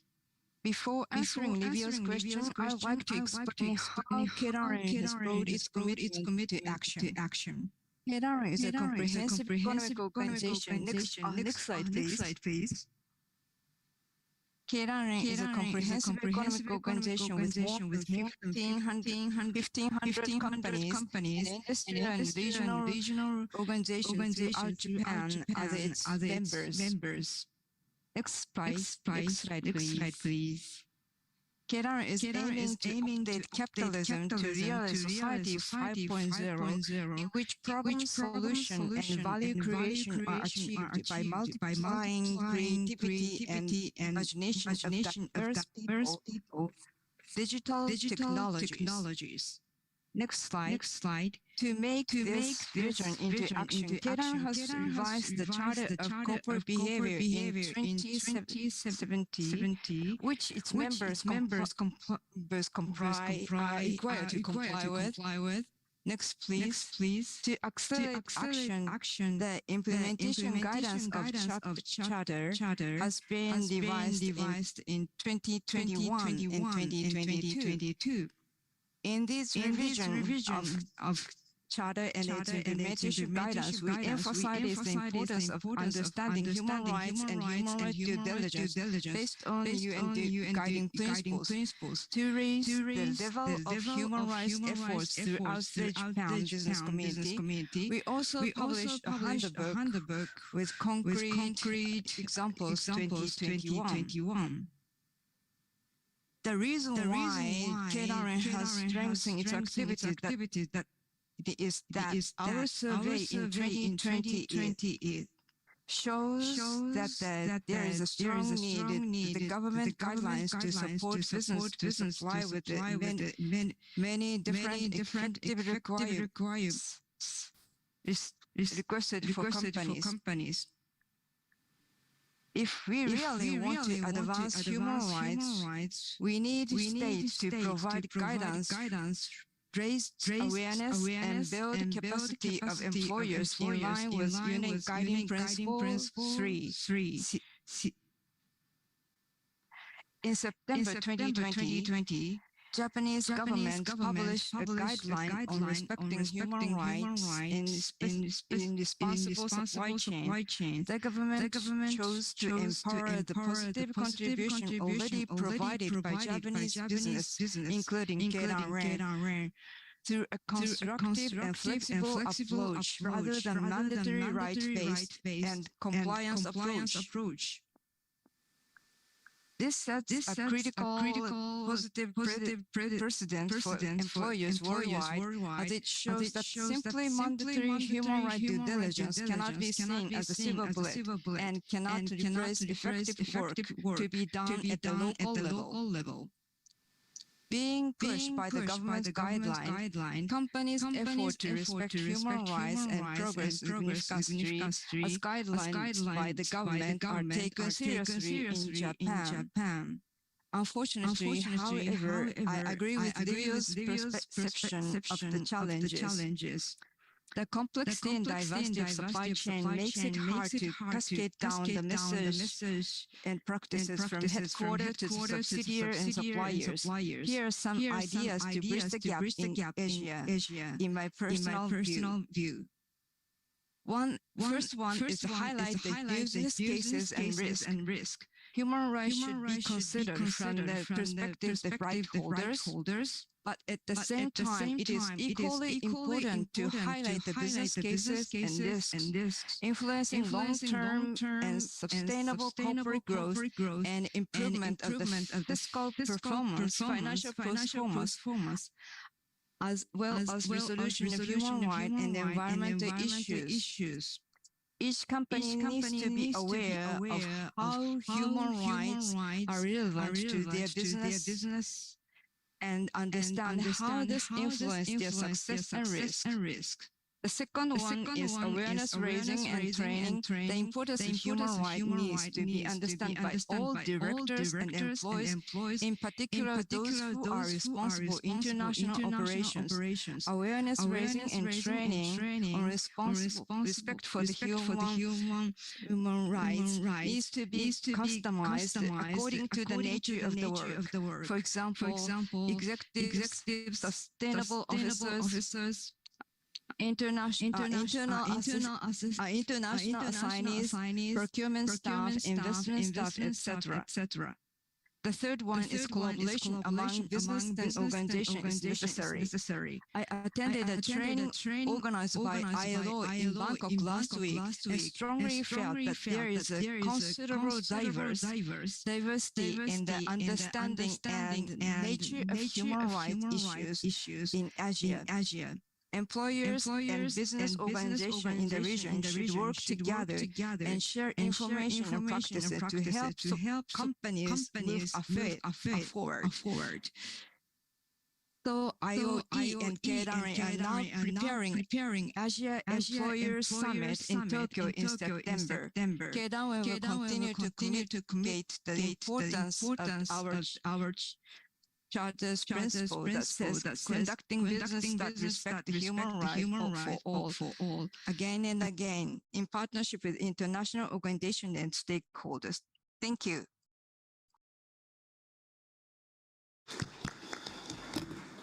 Thanks to you, Emiko-san. We heard a very important call from companies to the governments to provide guidance. I think that was a very important message and a call to support companies in the implementation of these guidelines. We'll come to this point in the second round of question, point of accompanying measures from those countries that bring about new policies, norms, and so on and so on. And thank you also for the concrete directions you've given us all on how to bridge the gap between headquarters and the subsidiaries.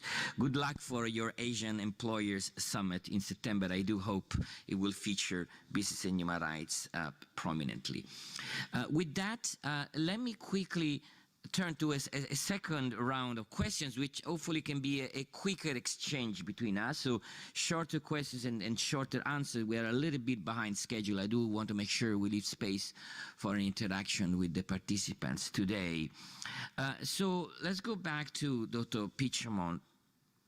Dr. Pichamon, while this session is about moving from commitment to action, we must also acknowledge, if we look at Asia, that there are some parts of Asia where we're not even at the stage of commitment, frankly speaking, or the very early stage of initiative. So what are your views on how to encourage the laggards, so to speak, those that are behind, to catch up? And what role can governments, civil society, businesses, indeed UN agencies can play to make this happen? Thank you for that question, Livio, and I admire your optimism that this is going to be a quick session, given that that is a very prescient question on your part. Look, I think I completely agree. If we look at the Asia-Pacific region, clearly many countries in this region still haven't quite gone to the point of commitment yet when it comes to the guiding principles. But what I'd like to ask people in this room to do is, if you can just have a look, cast your eye around the room, have a look at the person next to you. Who do you think is missing? Who do we not have in this room? And that's in part a rhetorical question, but a question that I would like all of you to take with you for the rest of this week, because I do feel that it's important that we acknowledge who's not in this room today, and in other forums as well, in other meetings that we are having on business and human rights. This was a point that was raised yesterday on a session on Indigenous peoples, and it was very clear that many of the people in the room were people who already appreciated the importance of Indigenous rights. And so there is a real risk here, in one sense, that we are simply preaching to the converted, right? And if we want to reach, as you put it, the laggards, or rather the late adopters, or who we hope will be late adopters, we of course have to try and understand why they're not willing to be a part of this conversation. Or perhaps it's just that they're not getting invited. And so to me, I think that is where we have to start. There's a concept that's called strategic empathy. And the idea behind the idea of strategic empathy is that you have to discern the other person's capabilities, their motivations, their interests, but also appreciate their constraints. And I do think we need more of that when we talk about business and human rights and how we go about implementing the guiding principles in ways that are context specific and which appreciate the opportunity structures, but also the constraints that underlie a lot of the different operating contexts that we see in the Asia-Pacific region. And further to that, I think this is something that was raised to me last year, and it has also really stuck with me. And so bear with me as I repeat this analogy or metaphor again, but it was in fact a Japanese business representative who said to me in a conversation that, look, we have the will, we have the ability to make change, to take the guiding principles seriously, but we need the first penguin to take the leap of faith off the cliff. And that's really hard to do, especially depending on the country that you're operating within. Sometimes people can be very conservative. They don't want to make the first move. And so I was thinking about what the previous speaker from Keidanren was saying, in the sense that, businesses want to wait for governments to make the move first. I do think, however, that businesses can't just wait for governments to make the move. Otherwise, next year's forum, the year after, and the year after, we're probably going to still have the theme from commitment to action, right? We actually need to make the first move first and put it upon ourselves to take that leadership. If we don't, then we're just waiting around like everyone else. And so to me, I feel like altogether, if we want to talk and take seriously the idea of moving into action and actually doing something different and affecting collective change, then it means that we actually need to make the first move ourselves, and we can't wait for other people to do it for us. And so with that, Ambassador, you're pretty hip, aren't you, with your red pocket square and your glasses? Okay, he's taken his glasses off as soon as I said that. But okay, so the other thing is I noticed that my last name was misspelt earlier, which meant that my long last name was even longer. But I came up with, and I'm a millennial, as you can tell, with the hashtag and everything else, but I'm terrible on social media. But I wonder, Ambassador, would you be able to read this out loud for us? Yeah, then I need my glasses again. I need my glasses. Well, it says hashtag stand UNGP, no? Yes. Yeah. Stand Ankh. Stand Ankh. Yeah. So it's not the catchiest hashtag you'll ever come across. Thank you. But I'll just put it there. I'm not sure if the people in charge of the camera can zoom in on the hashtag or not. But the idea is, well, it's stand Ankh, but you know, UNGP, and if you minimize, if you capitalize the U and the P, then it becomes stand up. Anyway, I've taken long enough to explain what this hashtag is. It'll make sense visually, I hope. But in any event, as I mentioned in the video message, I do think that this is the time for us to take individual responsibility. If we want to see change happen, then again, we have to affect the change first. And we have to listen not just to the voices that are already in this room, but we also have to listen to the voices outside this room and the voices that we might not agree with as well.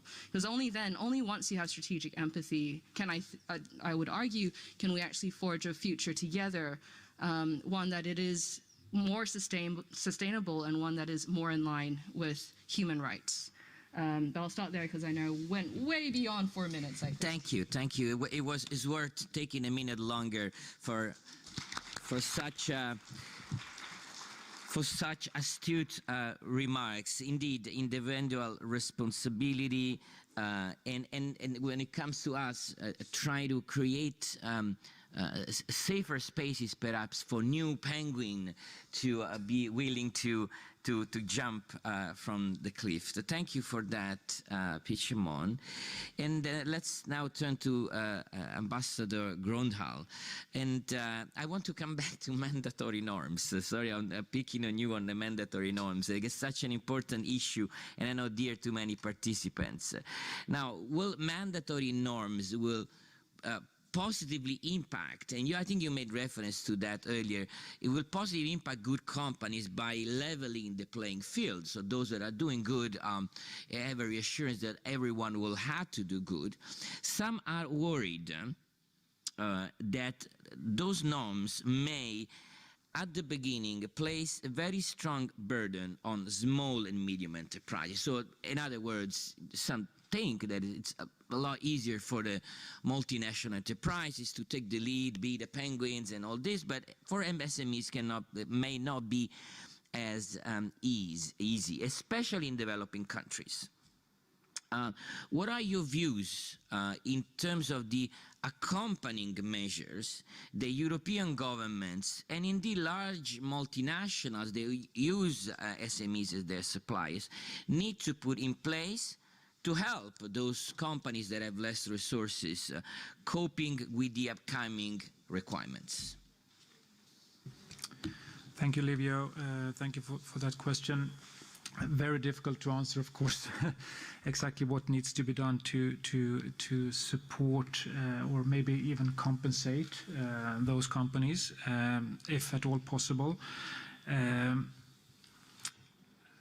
I would like to mention another thing, however, and leaving my talking points. One thing that has been not very much discussed and that has not been addressed properly when we talk about business and human rights, in my view, and I came to think about it when I heard Dr. Pichamon talking about the lack of implementation coherence and also policy coherence on national, regional, provincial and local level, and that is the issue of corruption. I think that is something that we need to take more seriously. Many countries in this region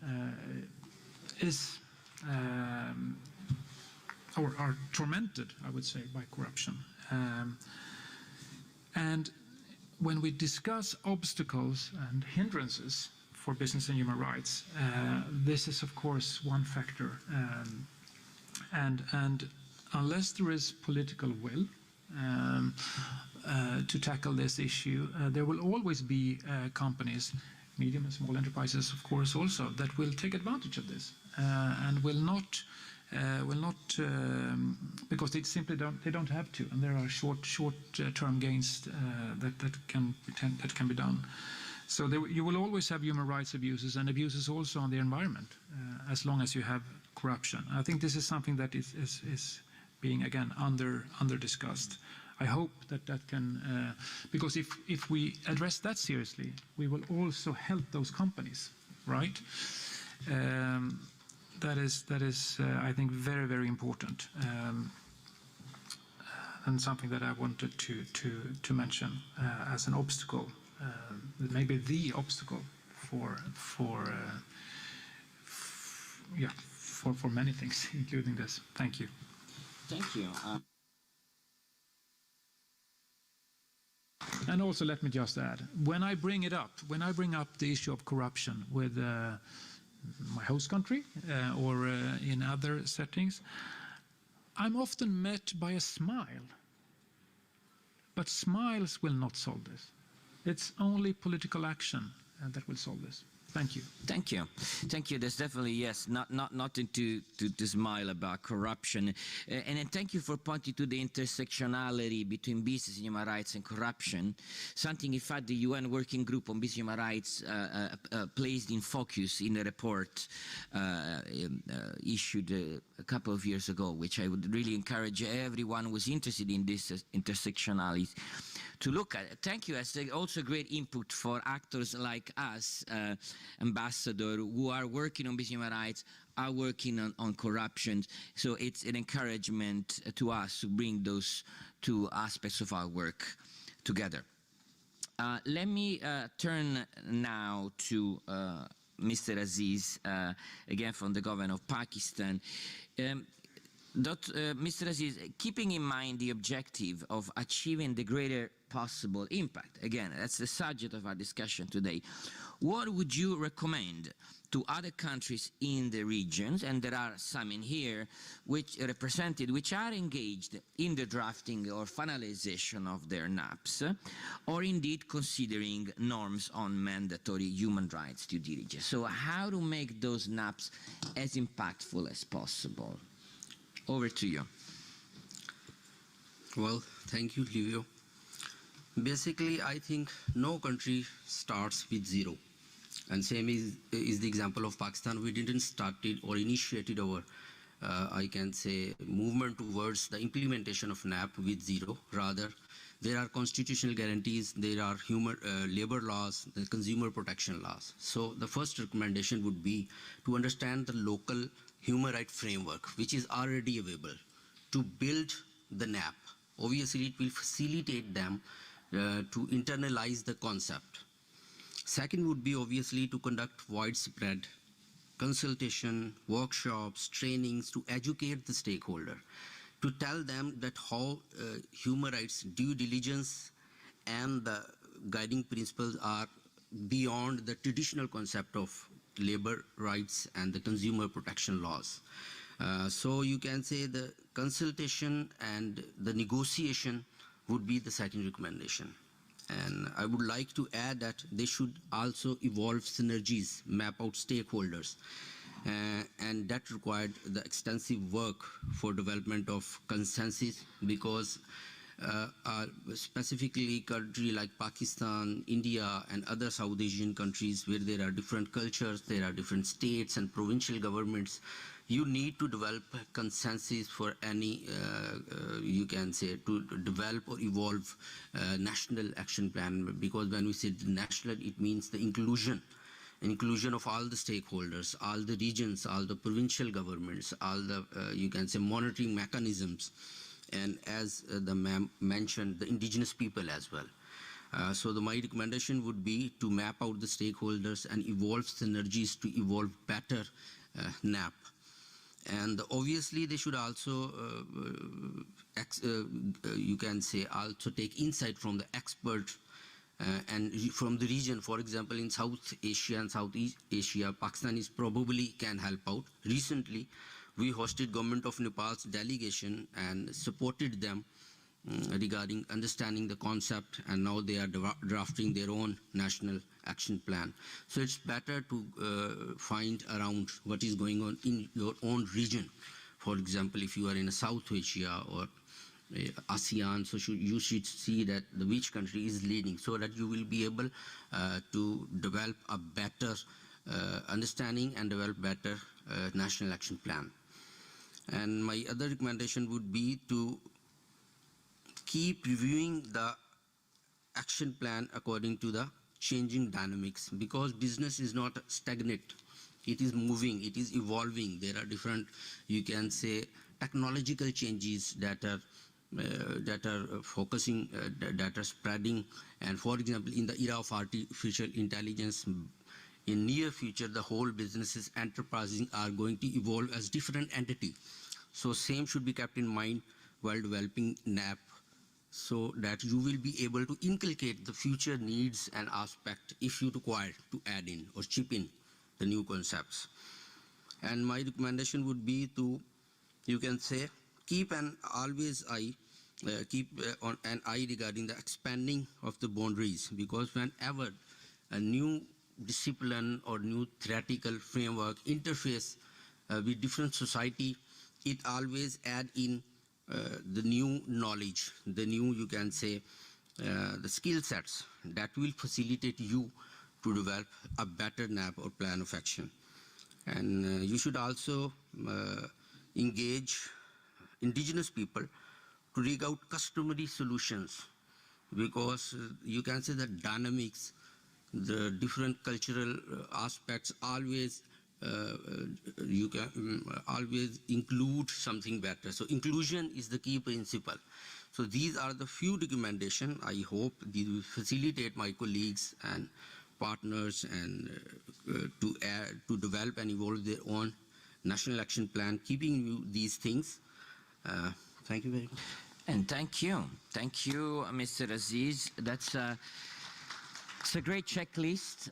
It's a great checklist for those developing apps. I will only highlight one that I think is particularly important. Rely on peer learning. Do talk to your peers that are doing the same thing. I do want to commend the initiative of originally actually Pakistan coming into Thailand to learn about how Thailand did an app, and then passing on their experience to the government of Nepal, which is now finalizing its own app. I hope that the government of Nepal will pass it on again to some other country. For the next speaker, with Farah's permission, if I'm skipping the synchronology that I used for the first question, I'd like to go to Emiko-san, and I'm asking Emiko-san and later Farah to please stick to the 3 minutes, so we do have time for some questions. Emiko-san, you are here in representation of the International Organization of the Employers. And I'd like the view of the employers on the same question that I posed to Ambassador Grondal. And it's a question you, to a certain extent, actually already answered on your first question, but perhaps you can deepen your reflections on that. What are the required accompanying measures in which companies and multinational enterprises need to invest on to prepare their supply chains to meet the hardening requirements vis-à-vis compliance with human rights and environmental standards? I'd like your view on that again. And I think, was it Ambassador or maybe Pichamo who made a reference?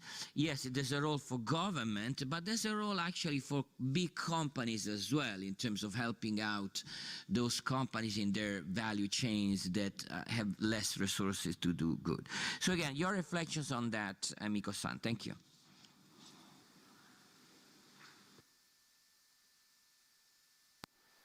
Can you hear me?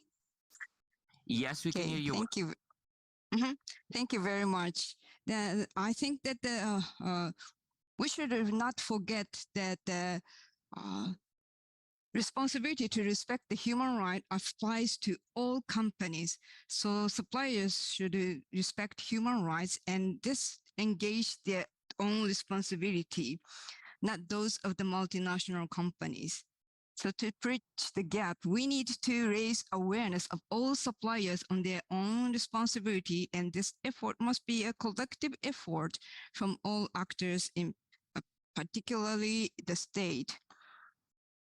So this is probably the most important thing. And then I have also concern about the expansion of the social cost.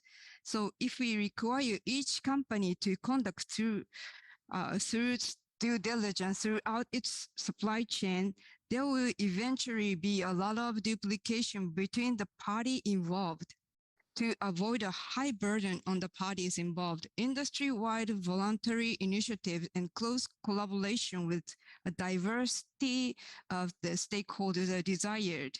Also, maybe the digitalization makes it efficient to share various data from suppliers and other resources. Thank you. Thank you. Thank you for being very direct, giving concrete recommendation, industry initiatives, digitalization, and thank you indeed for being short while answering the question. Let me turn to Farah. I kept you at the hand because your questions hopefully will give you an opportunity to also provide almost some wrap-up remarks or reflections from your side. Farah, while we wait for commitments to be translated into action, every single day, and it's easier for us to say it will take time, but every single day of additional suffering for those impacted by human rights abuses is one day too many. So what are the most urgent actions to be taken? What are those that require an immediate change of pace? Help all of us in prioritizing. If we will take time, and it will take time, these things happen in increments, but what are those that are really immediately needed? And I would like you to give possibly one key recommendation to each main stakeholder: government, businesses, civil society and trade unions, and multilateral organizations. And I realize I'm making you giving you an impossible task in only 3 minutes, but I know you can do wonders. Oh, Livio, thank you for the confidence. 3 minutes. Okay. So first and foremost, we have to change the present relationship between the government and companies. Now, it's easier said than done. It's based on power dynamics. And right now, there's lack of confidence. So government, when the SDGs came, 90% will have to be funded by the private sector, the multinationals, therefore we are not going to touch them. Come on, get realistic. You're breathing polluted air. You're living in very hard times. So we all have to get down to that. So the architecture of the relationship between the government and the private sector has to be built on the basis of resilience, not just power dynamics and profit. And what will you do with the profit if you don't have a planet? So I would like to put this question to our business friends and corporates. So that is where we need to work together. In terms of the businesses themselves, they also need to have regulations and the support mechanisms, the provisions. You can tell them that you can't pollute the water here, or you can't cut the trees here, then give them the alternatives. So together invest in renewables, disinvest the funds from fossil fuel, take it to renewables. And that has to be a demand from not just us, the citizens and the people and the advocates, but also from the government and the companies. That's number one. So if you provide the regulations and you provide the incentives to the business, that you will also have something out of this. What's in it for me? For you, it's about sustainability. I think we will see a change there. For the civil society, we will continue our advocacy and we will remain justice advocates. We will not stop. You can put us behind bars, do whatever you like. If I'm not there, someone else will come. And I can see the younger generation has come together. They are asking that we be responsible for our act. And this is not just the government. All of us here, we have to change our behaviors. We have to stop using plastic. We have to think how we can reuse, and we have to stop celebrating short-term gains. My last point is, any society in this world that tolerates any form of violence, gender-based violence, violence against children, violence against indigenous and the disabled, will tolerate violence and discrimination against the environment and human rights practices. Get out of the practice of tolerance, and it should be just zero tolerance. Thank you, Farah. That deserves an applause. It's a great remarks, which I want to make them mine, so I will not have to do my own closing remarks, because I do want to give all the space which is left to questions from the floor. I'm asked by the Secretariat to end a little earlier. I hope the Secretariat can actually leave us at least the entire time is left, and we will use maybe 5 minutes of the break to take the picture. So we have 10 minutes, a little bit more than 10 minutes left. I do want to open the floor, and I need to wear my glasses to look at your hands. I see one hand up there, another one. 1, 2, 3, 4. Let's start with these 4. 1, 2, 3, and 4.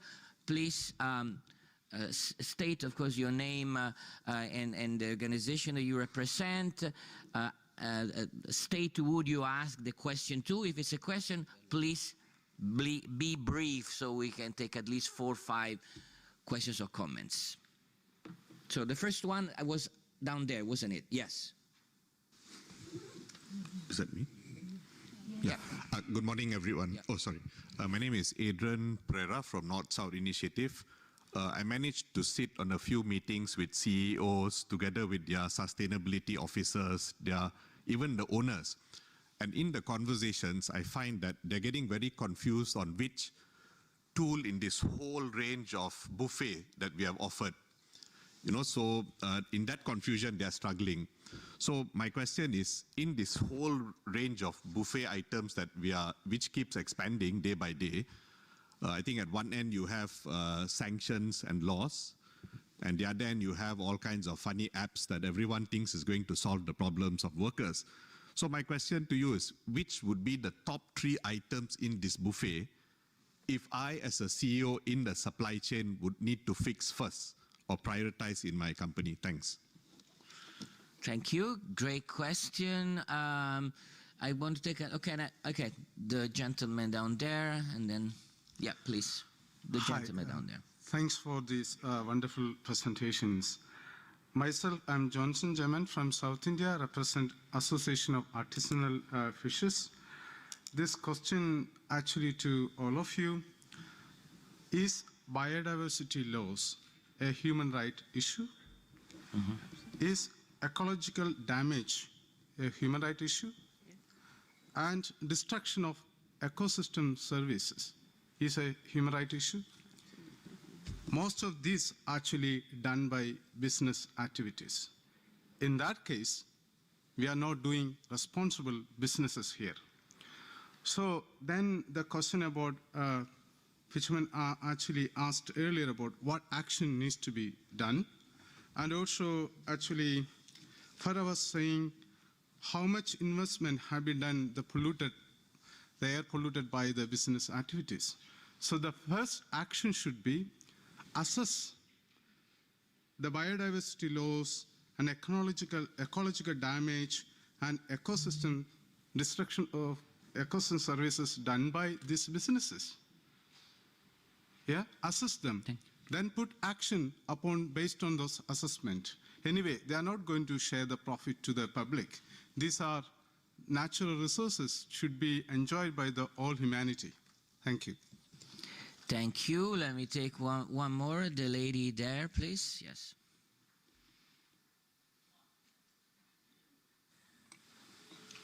Check. Yeah, okay. Thank you, Livio. I'm Arif Shahnasution. My name is Rizwana. I'm from Bangladesh. I represent a non-profit called Bangladesh Environmental Lawyers Association, and I'm an environmental justice advocate. I was just thinking about the slogan that we have taken today, from commitment to action. My question to the speakers is, are we really sure that we have the commitments, we just lack the action? Or we actually lack commitment, and that is why there is no action. We do have papers, we do have laws, we do have, you know, the sugar-coating approaches. We are getting the tobacco companies, we are seeing the tobacco companies getting the National Tree Plantation Award, which is, you know, there is inherent contradiction in the actions. So my simple question is, are we convinced that there is enough commitment, political commitment, and we are done with the commitment part? Now it's time for us to translate the commitment into action? Or we are just taking the papers on the face value and assuming that there is commitment? Thank you. Thank you. Very good and relevant question. Let me take one more perhaps on this side, if I can see some hand up. On this side, okay. Again, the lady down there, please. All right, good morning, everyone. I'm Berta Sampono. I'm representing Pax Romana, International Movement of Catholic Students. So I do agree with the statement, first statement from Farah about the young people, they take an action, but the challenging is the opportunity. We do listen the remarks, they talk about leave no one behind, collaboration, act together with all stakeholders, but it's still lack of implementation.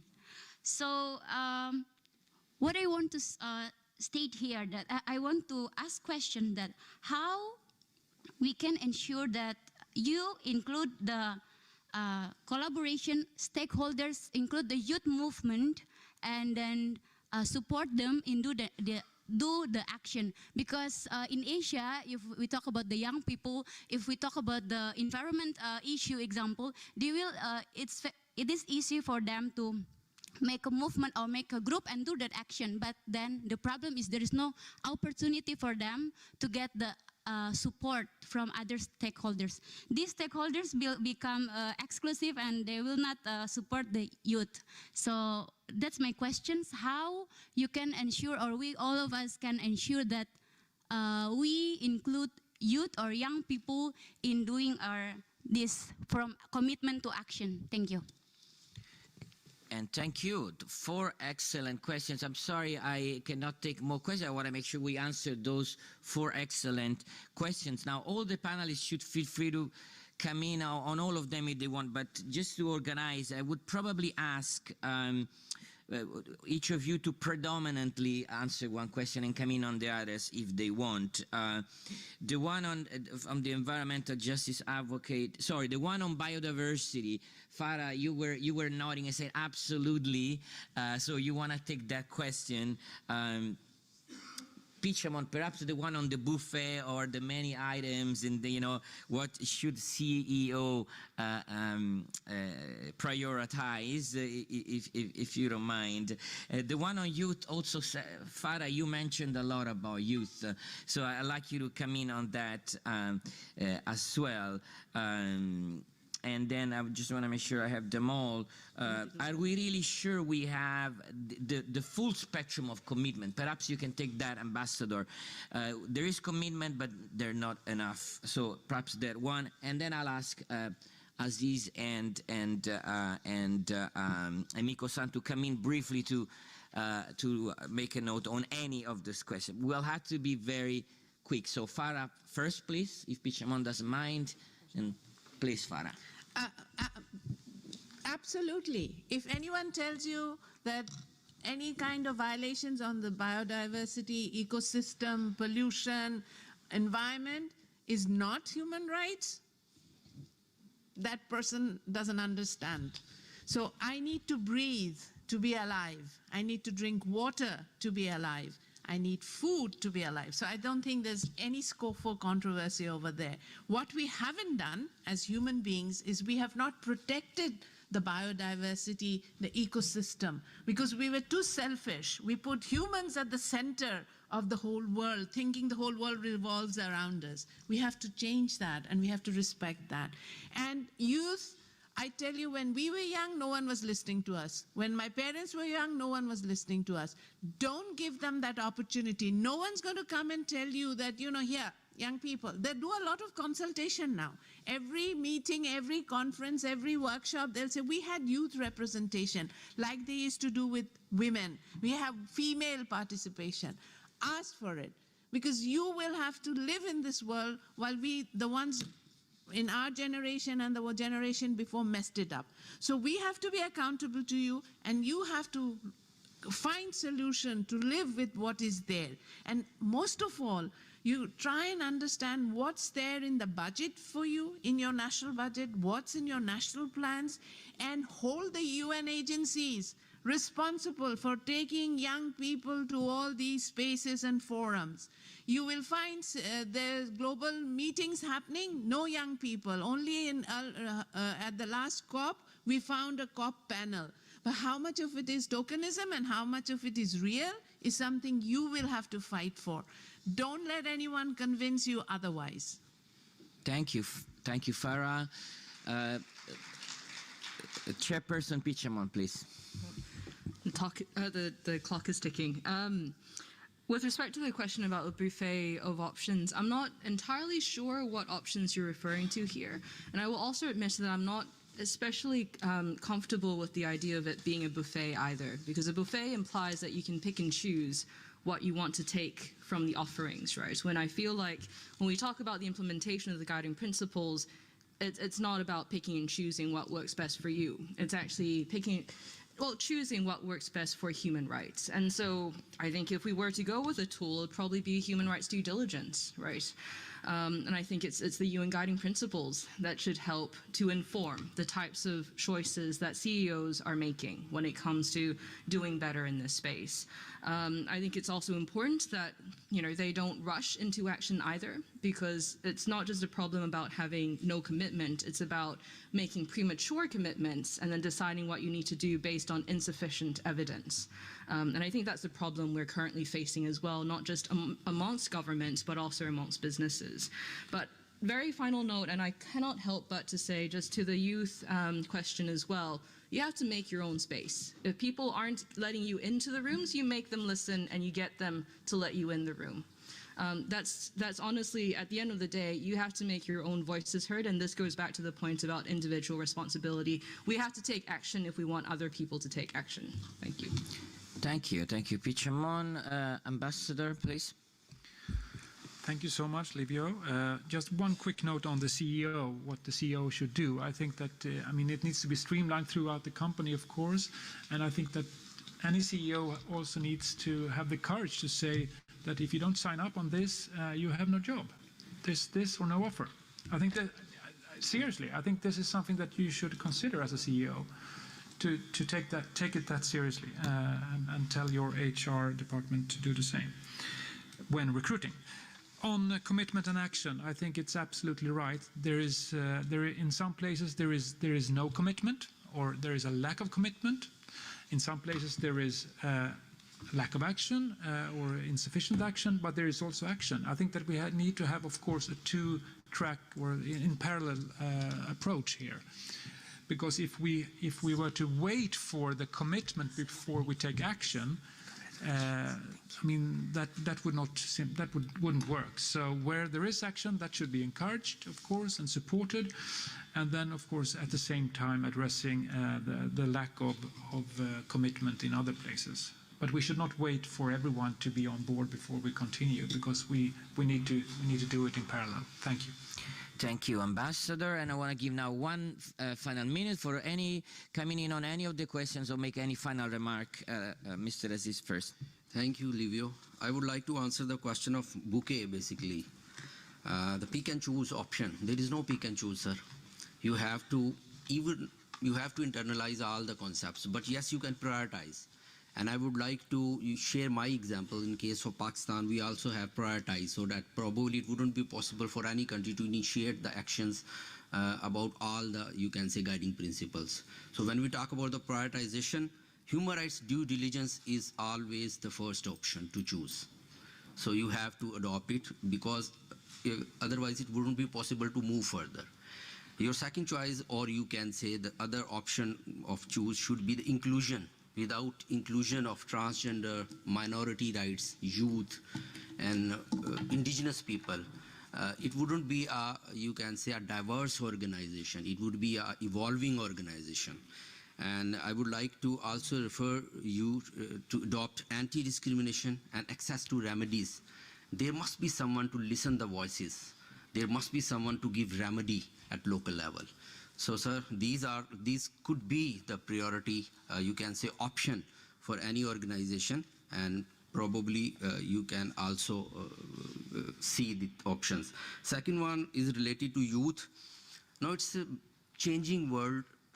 Future is not yours. First time in the history, present belongs to you. The future is always yours, but it is the present because society is changing. We are moving towards the traditional concept to digitalization, and now digitalization to machine and intelligence, you can say artificial intelligence options. So the world is yours. It's you who should take the decisions instead of us. Thank you. Thank you. Thank you. Thank you. And the last word is with Emiko-san. Please come in. Thank you very much. I agree all the panelists that they said that human rights due diligence is important, and then that also the biodiversity are related to the human rights issues. But I would say that it's not, everything is not depend on the right on the businesses. So my concern is that how far the human rights due diligence the companies conducted, there is some risks, human rights risks that the companies alone cannot solve. So the many human rights problems stems from the inability of local authority to protect human rights. So we must remember that the first pillar of the UN guiding principle is the duty of states to protect human rights. For the structural problems that cannot be solved by the companies alone, governments and international organizations should work together to increase business productivity and create a safe environment in which cooperation feels secure to operate. Thank you. Thank you, Emiko-san. And on your points on human rights due diligence being priority, and on the fact that biodiversity is indeed a human rights, I want to end this session thanking you all. Sorry for not being able to take more questions, but do approach the panelists during the breaks. I'm sure they'll be happy to take your question and perhaps respond in an even more candid way than they would in a panel. Thank you, everyone. I'm going to end the session here, and I'm going to hand it over to Harpreet for an announcement, I believe. Sure. Lots of announcements, actually. Thank you. And can we really join our hands together to actually, really congratulate this panel for starting a great, I think lots of great questions that came up today. And one of the first questions I think Rizwana also mentioned is it really commitment? So I think it's a great start of first day. So please join me in thanking Aziz Iqbal, Deputy Director, Ministry of Human Rights, Government of Pakistan here for today. Amiko Nagasawa, Senior Advisor, Labor Legislation Bureau from Kedenren, who joined us online. Farah Kabir, Country Director, ActionAid Bangladesh. John Grondel, the ambassador at the government of Sweden in Thailand, and last but not the least, Pichamon Yofantong, the chair and the member at the UN Working Group on Business and Human Rights. Kun Angana Nilapaijit for your opening remarks, for your keynote address, and to Livio for helping us moderate this discussion. Thank you, everyone, for this great start. We will invite you here to take a group photo for the forum, but I do have to make a couple of announcements and the ground rules for the forum. Sorry, we're just going to take 3 more minutes, but I think these are all important for us. All the plenaries will be held here in this room, CR1. All the panel sessions would be held in CR3 and CR4 on the floor below this one. The forum is public in nature. The sessions are streamed online, and our photographers and videographers will be taking photos and videos. So please, if you are a human rights defender or somebody at risk, please be strategic in your interventions to prevent harm to yourself. We just do want to acknowledge that this is a public forum. So if you have, if you do not want to be in photos, please do reach out to us, but also be strategic in your interventions here. Be on time here, moderators and speakers. When you see me slowly walking away towards the end of your session, you know that the time is going up. So please just, try and wrap up and make sure that you have enough time for interventions from the floor. The last and I think one of the key important ground rules also, which is the rule at the UN Conference Center is, and I have to read this as it is, the UN premises promote responsible consumption practices. So bring your flask, actually that's there in your bags. You will not find any plastic bottles or any glasses, even paper glasses to drink water or your coffee. So please bring your flask back when which is there in your conference bags. Any exhibition or expression considered aesthetically, politically, or morally offensive will not be approved by the premises. In addition, the UN Conference Center has a zero tolerance policy for any form of harassment. So please follow the code of conduct for the UN Conference Center and tweet about the forum.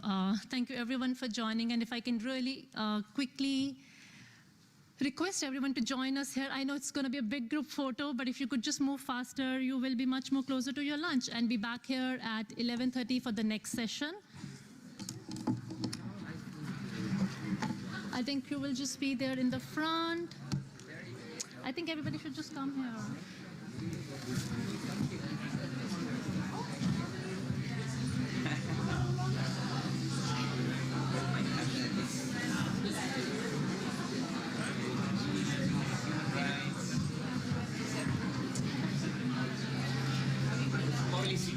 Can we please request everyone to be at the stage faster?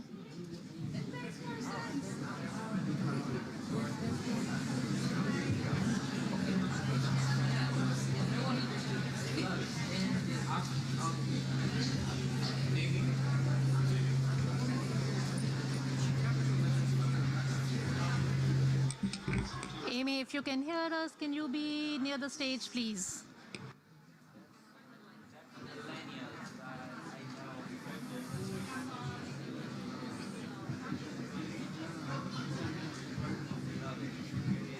Where do you want us, Harpreet?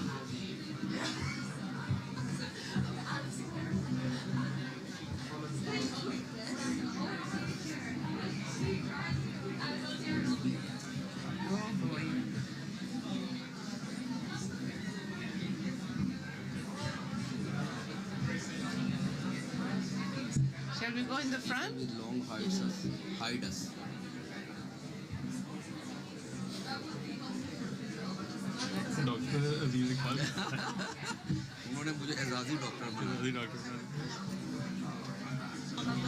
Okay, hello. Hi everyone, you are so welcome us to join us in the stage. We would like to take a very good picture of everyone in the room today. So please do join us. Please walk over here, please.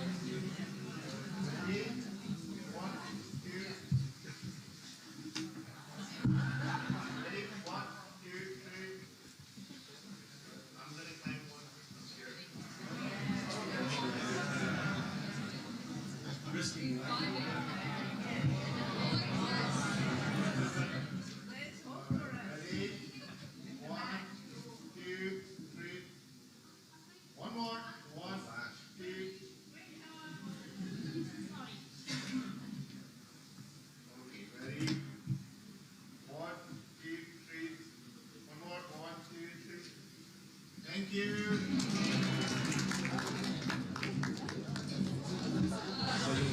come back here at 11:30 for the plenary on migration. Thank you, everyone.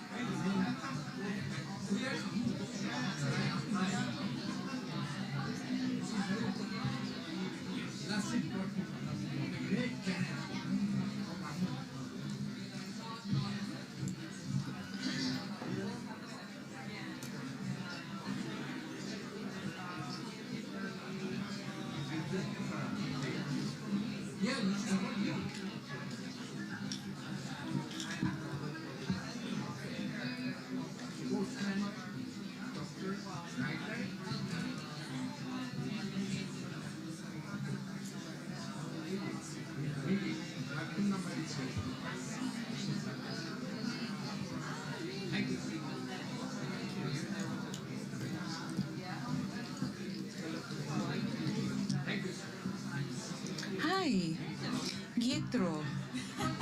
I've been practicing. Thank you so much. How do I pronounce your name? Pietro Lano? Yeah, that's.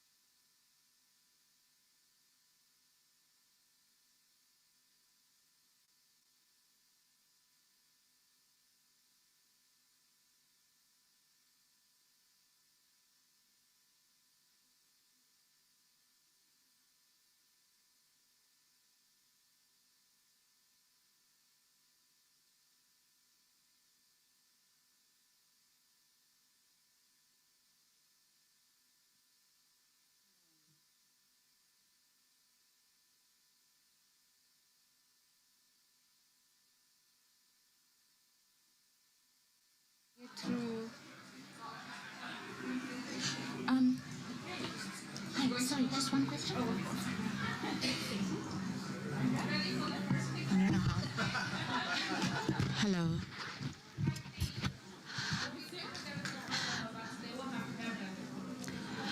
Good morning, everyone. The next plenary session will be starting shortly. Please make your way back to conference room 1.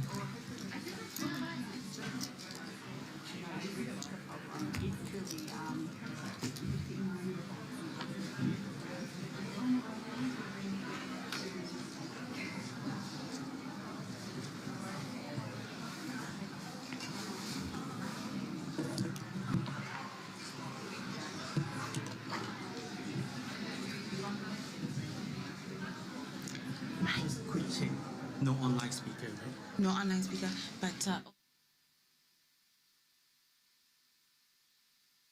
okay, thank you.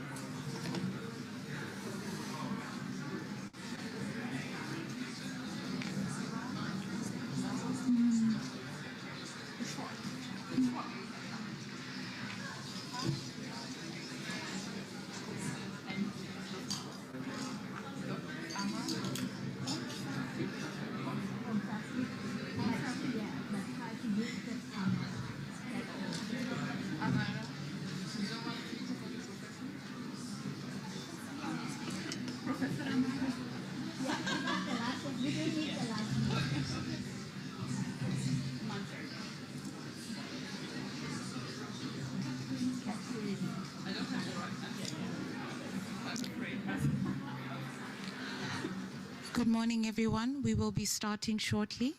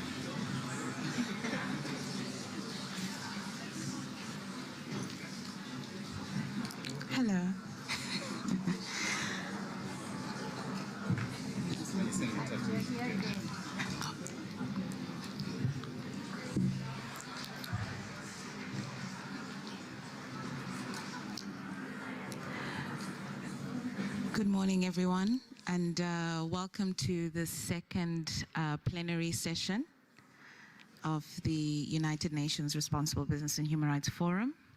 We'll be starting shortly. Kindly find your seats.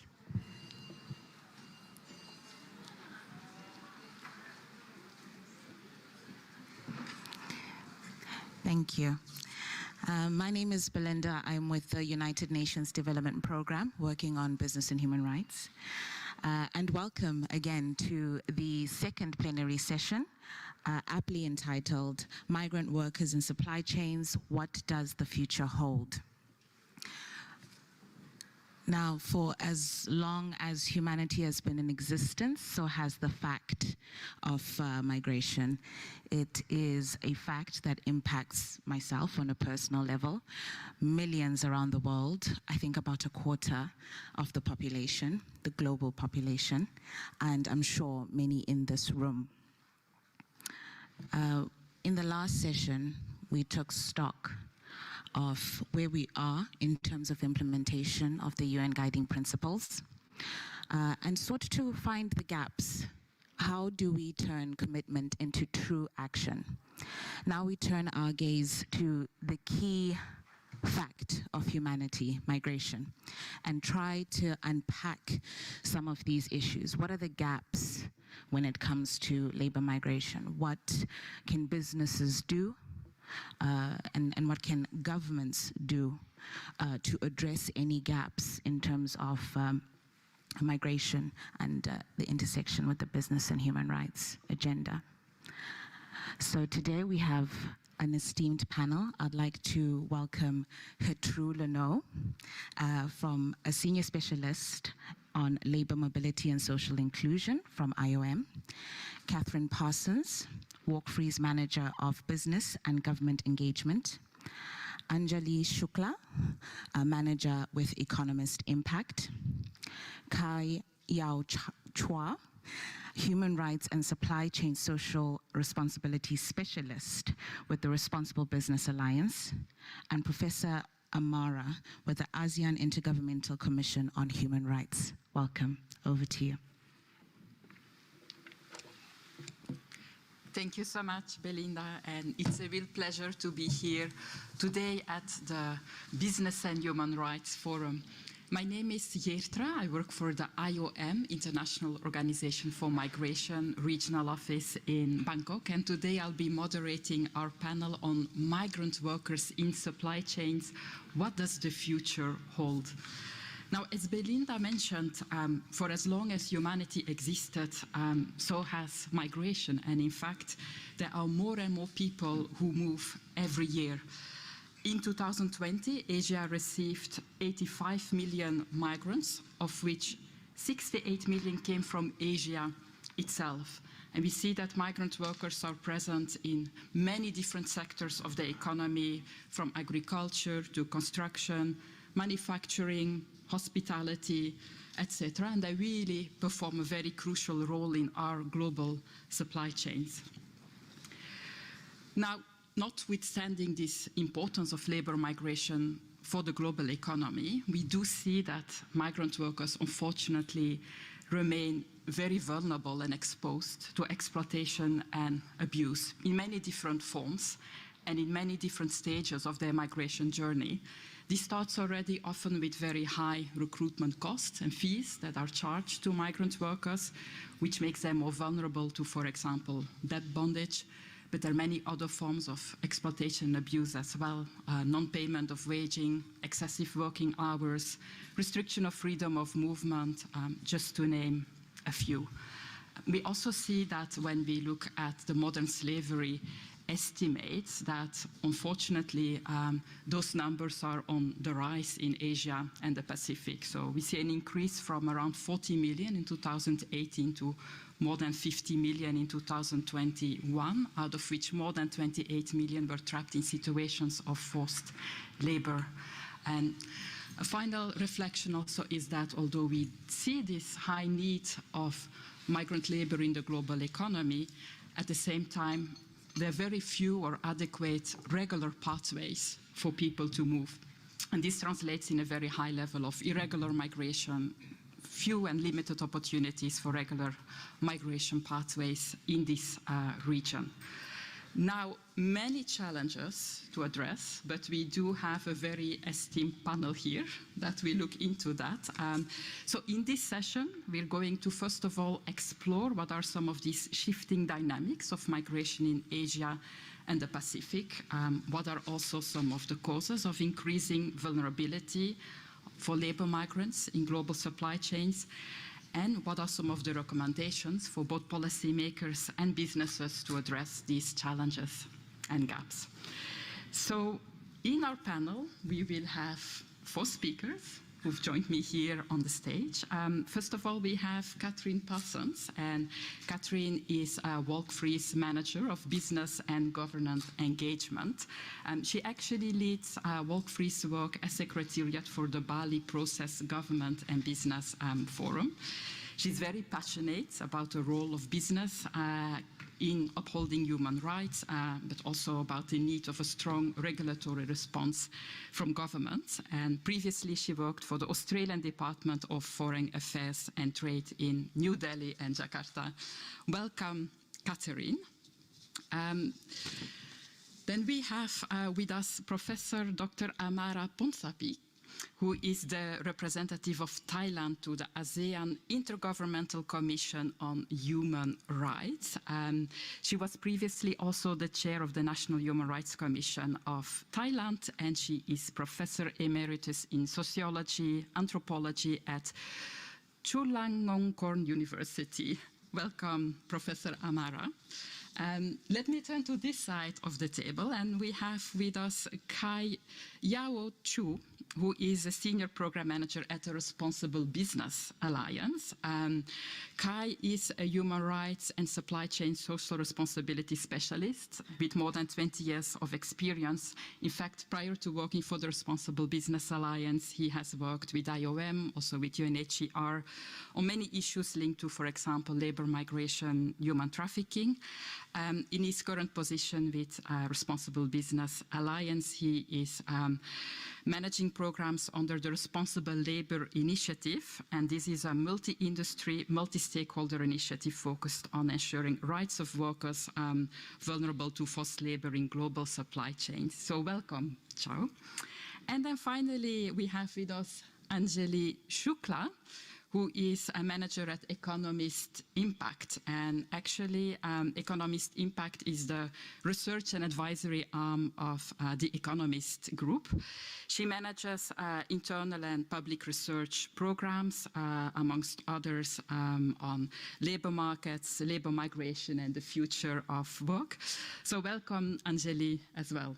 So we have a very interesting and diverse panel here to address our questions linked to what is the future of labor migration, what are, the vulnerabilities of migrant workers in global supply chains, and what are some of the recommendations we could give for action, both to policymakers and to business.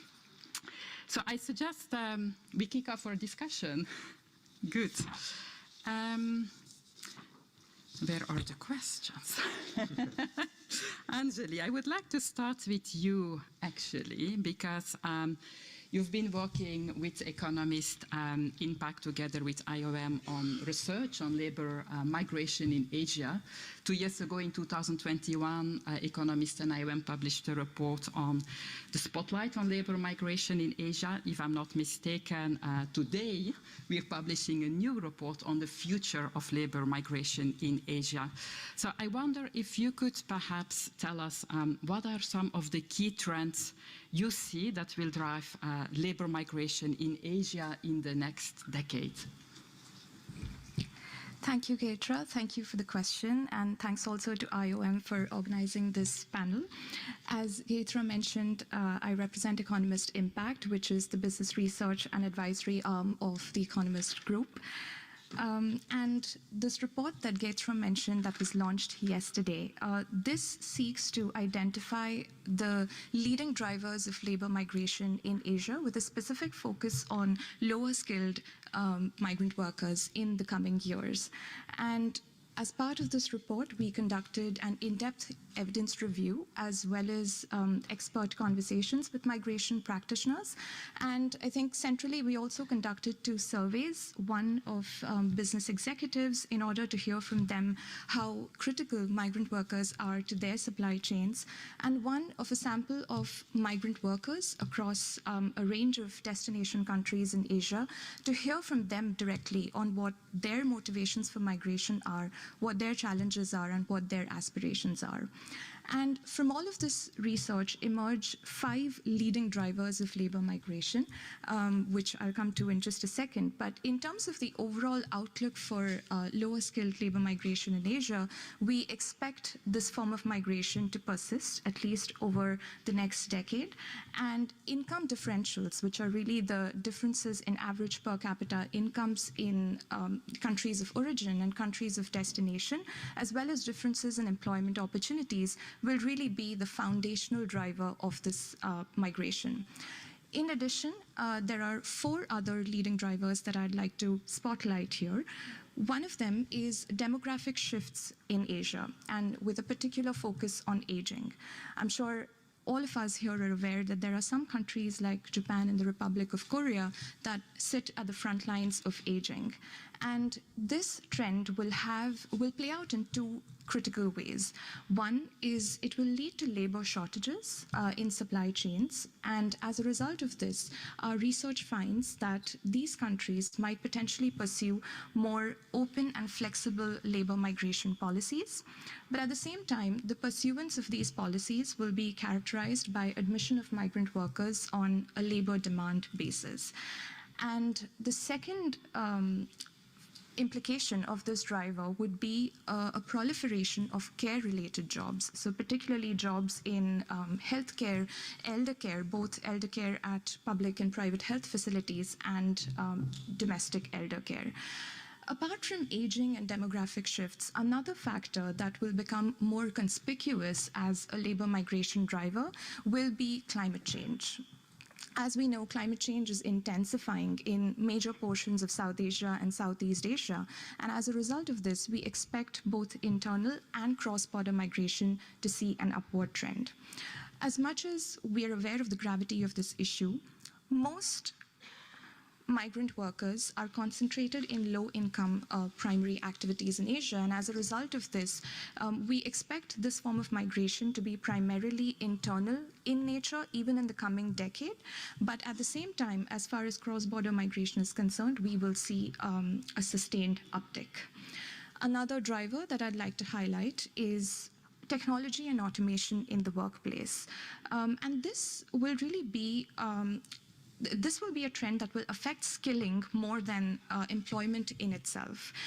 We do not expect the migration of lower skilled workers to lessen as much as migrant workers will be faced with the challenge of skilling and reskilling and upskilling themselves, more importantly. And therefore, governments and businesses together will need to undertake sizable investments in upskilling and reskilling these workers. And since we also expect technology to have gendered impacts in Asia, because women are overrepresented in lower skilled automation prone segments of work, these investments will particularly need to factor the inclusion of women. And finally, I'd like to shed light on the economic transformation of countries like China, Malaysia, and Thailand, who are currently undertaking ambitious plans towards becoming high-value activities and seeing a shift from, for example, low-value services to high-value services. And accompanying this economic transformation will be infrastructure development in order to realize this economic transformation. And migrant workers will therefore see increased demand in these countries. And a question that arises is, what about local workers? Well, as much as these countries are pursuing ambitious plans around economic transformation, they're also grappling with their own demographic and skilling challenges, and particularly, again, aging. So we expect that the demand for migrant workers will continue to be fueled in these countries as they undergo their economic transformation journeys. So this was a quick summary of the 5 leading drivers that we identified. Thank you, Geitra. Thank you so much, Anjali, for summarizing in a few minutes how we expect labor migration to evolve in the next years in the future. You mentioned a number of issues, a number of drivers that are likely to affect labor migration, like demographic shifts, aging, which of course will lead to more labor shortages, climate change and how that can impact migration as an adaptation strategy to climate change, technology and automation, the need to look there at reskilling, upskilling, particularly for women, and of course economic transformation. So thank you so much for shedding light on how we can expect, labor migration to evolve in the future in Asia, and what are some of the driving factors there. Let me now turn to you, Catherine, and first of all, congratulations to Walk Free for the launch of the 5th edition of the Global Slavery Index, the world's most comprehensive data set, I think, on modern slavery. Sadly, though, it does indicate in the findings that we see an increase in the number of people living in modern slavery compared with the 2018 index. So I was hoping perhaps you could walk us through some of the key findings and maybe share some insights on what are now the risks of modern slavery that are still prevalent, and also what are governments already doing and what are still some of the shortfalls. Thank you, Catherine. Thank you, and thank you everyone for having me here. What is the extent of modern slavery? What makes people vulnerable? And what are governments doing about it? So these are the 3 questions that this extraordinary publication, and there are some copies floating around, sets out to answer. But before I proceed, I actually just want to shout out 3 of the incredibly talented researchers behind it who are sitting right here in the front of the front row over here. And I hope that what I say now can do their work justice. I just want to step back really quickly first, though, and acknowledge that not everyone may know what is meant by the term modern slavery, which is itself not defined in international law. So it's very much an umbrella term that covers specific legal concepts such as forced labour, debt bondage, forced marriage, slavery and slavery-like conditions, and human trafficking. Essentially, it refers to situations of exploitation that a person cannot leave because of threats, violence, coercion, deception, and other abuses of power. So when our researchers are measuring modern slavery, we operationalise the term by really dividing it into 2 subsets, of forced marriage and forced labour. And so today, given what we're talking about, I'm going to concentrate primarily on the forced labour aspects. So as Geertje said, we know that almost 50 million people are living in modern slavery around the world today. This is about 28 million of these are in situations of forced labour, and this global figure was released in September last year as part of the global estimates of modern slavery, and it represents a 10 million increase in the number of people living in modern slavery since the last estimates were released. What we're doing is not working. Asia and the Pacific region hosts the largest number of people in modern slavery, with almost 30 million people, about half of whom are in forced labour. What we see here in the Asia Pacific is debt bondage amongst migrants exploited within the region. We see hereditary forms of bonded labour, mainly in South Asia, and we see state-imposed forced labour in China, in North Korea, and in other countries. When Walk Free looked at the drivers of vulnerability in this region, we found high levels of discrimination against marginalised groups on the basis of their migration status, their race, their ethnicity, their sexual orientation. Another major driver comes from governance issues, with political inequality and instability and corruption leading to further vulnerability. Economic instability and poverty also contribute, particularly given widening wealth gaps in the region. And then we come to what we have called the compounding crises. This is COVID-19, it's climate change, it's conflict, it's consumerism. All of these work together to increase the vulnerability of already vulnerable groups. These compounding crises have caused significant disruption to employment and education, leading to increases in extreme poverty and forced migration, which together heighten the risk of exploitation. And when we consider these vulnerabilities, it's perhaps not surprising that migrant workers are disproportionately affected. Globally, we know that migrant workers are more than 3 times as likely to be in situations of forced labour than non-migrant workers. They are particularly vulnerable because the labour migration process is inherently risky. Migrant workers may not speak the local language, they may not know their workplace rights. Recruitment practices may leave migrants in situations of debt bondage. Temporary workers, which migrant workers often are, rely on demand from labour from employers, leading to a power imbalance and dependency. And informal workers without written contracts are offered little protection from exploitative practices. The other part of your question was looking at what governments are doing to combat these risks and where the gaps are. And to answer this, we really first have to acknowledge that across the Asia-Pacific region, countries vary wildly in the resources that they can dedicate to responding to modern slavery. This tells us that regional collaboration on modern slavery is more important than ever. If you're interested in that country-level breakdown of what certain governments are doing, I really encourage you to visit our website, walkfree.org. Go find the Global Slavery Index. You can break it down at that country level, see what treaties a government has ratified, see how they've nationalised those treaties, see what they are doing to support survivors or, in many cases, to not support them. There's a number of ways you can break down this information. And while there are some signs of progress, speaking very broadly, across the region, governments are not doing enough to support survivors or the criminal justice process. They don't coordinate the response, or they're not doing enough to eradicate modern slavery from supply chains. We need to demand more from both governments and businesses if we're going to eradicate modern slavery. Thank you. Thank you. Thank you very much, Catherine, first and foremost, for also explaining the concept, right? What do we mean with modern slavery? Because it's not strictly defined. So good to hear that it covers forced labor, but also other forms, debt bondage, forced marriage, trafficking, etc. But in essence, you know, referring to situations of exploitation that people cannot leave. I really appreciate that you highlighted how actually migrant workers are 3 times more likely to be in a situation of forced labor, and how that also links to risks that are inherent in the labor migration process.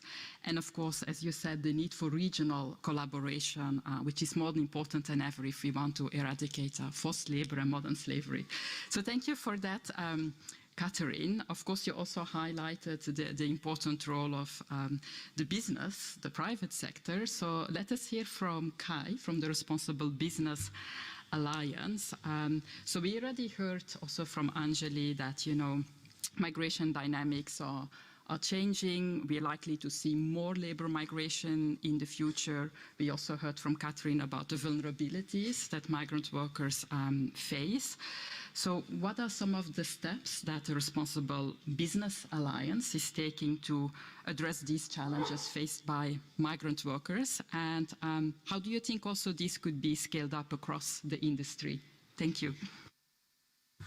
Thank you. Thank you much. Thank you very much, Getra. Right, ladies and gentlemen, very good morning. First and foremost, my appreciation to the organizers for inviting the Responsible Business Alliance, or what in short RBA, you know, to be part of today's plenary. It's a pleasure indeed to be here. Right. I think, you know, for the benefits of those who are not familiar with RBA, I want to briefly introduce the organizations and particularly how we operate, because in doing so, I will actually be able to address your second part of the questions on how we can scale the efforts across the industry, and basically, you know, what we're doing in order to be able to push down our requirements through our vast supply chain, right? So allow me to first introduce the RBA, right? So we are founded in 2004, right, by a group of leading electronics companies. You know, we are coalitions that is working together to improve efficiencies, you know, on social, ethical, and environmental responsibility in the global supply chain. We are considered one of the world's largest industry coalition that's dedicated to corporate social responsibility in global supply chain. Our vision is to, you know, create a sustainable value for our workers, for the environment and business. And we do so by having our members, suppliers, and stakeholders collaborate to improve working conditions and environmental conditions through leading standards and practices, right? What we're doing now, right, is that all companies that joins the RBA as a members needs to be commit to our code of conduct. So that's the commitment part. But at the same time, as an organization, we also help the members accountable, right? And I think that's in today's theme to talk about, from commitment to action. I think this is what we are doing here. We are trying to take actions here and hold the members accountable to the commitment that they make, right? We do so through, trainings, through assessment tools. We conduct audits, right, to support the improvement process. We have about 220 members that are core members of the RBA. So what is unique about the RBA here and how we operate is that, we do have members that represents the entire supply chain, right?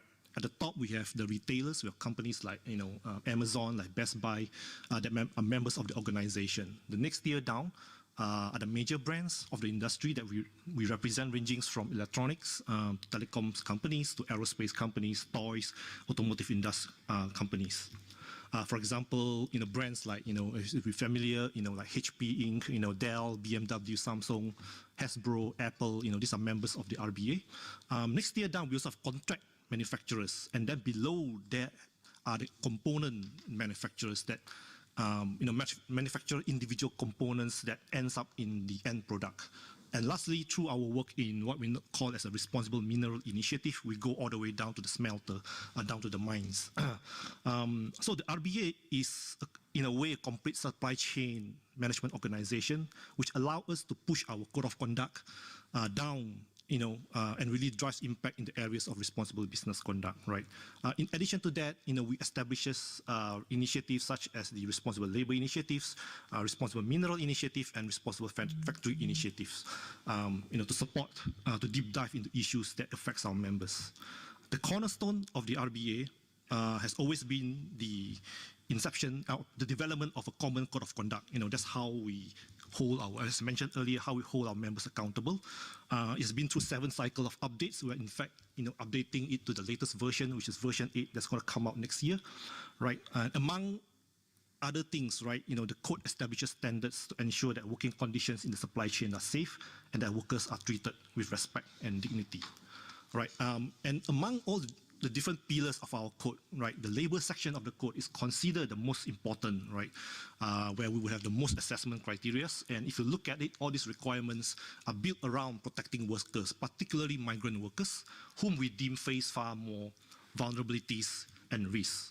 In the context of our work in Asia, we focus a lot of efforts in reducing the risk of migrant workers in recruitment, in employment, particularly on prevention of charging of recruitment fees, making sure there's no contract substitution, and if you provide a workers contract, make sure that it's in native language, it's in a language that the workers understand. There must be no retention of passports. Workers are free to leave or terminate their employment. So these are all built into our standards and our code of conduct. With regards to the gender perspective, right?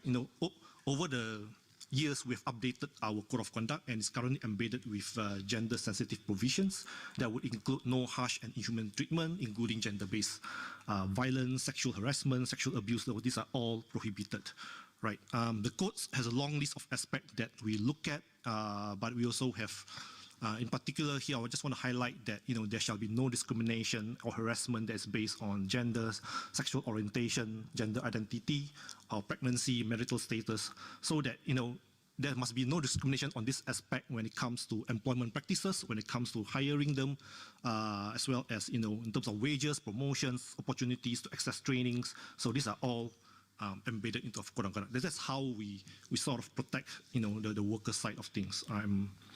Lastly, I just want to mention that code of conduct is regarded as a total supply chain initiative, and at a minimum, members shall also require its next tier suppliers to acknowledge and implement the code. So I'll stop here. Thank you very much.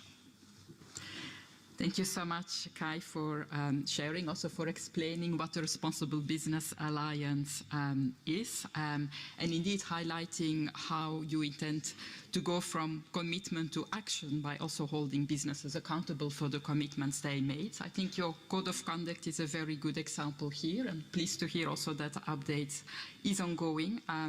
Interesting to see the different examples you mentioned about what this code of conduct is actually addressing, including reducing risks for migrant workers, for example, prohibition of charging recruitment fees to migrant workers, no retention of passports, no contract substitution, etc.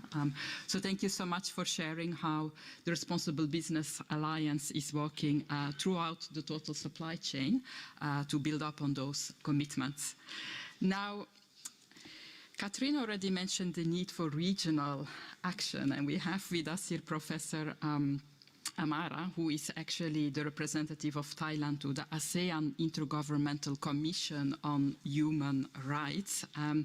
So we would like to hear, of course, from this ASEAN perspective, looking at, the migration trends we see in ASEAN. We also heard about, for example, aging populations. We know that's the case in countries like Thailand as well. So we see also within ASEAN probably more mobility, more labor mobility. And I would like to ask you, what are some of the instruments ASEAN has to respond to some of the challenges that were mentioned by the different speakers? And do you think we will see more international cooperation and engagement in ASEAN on those topics?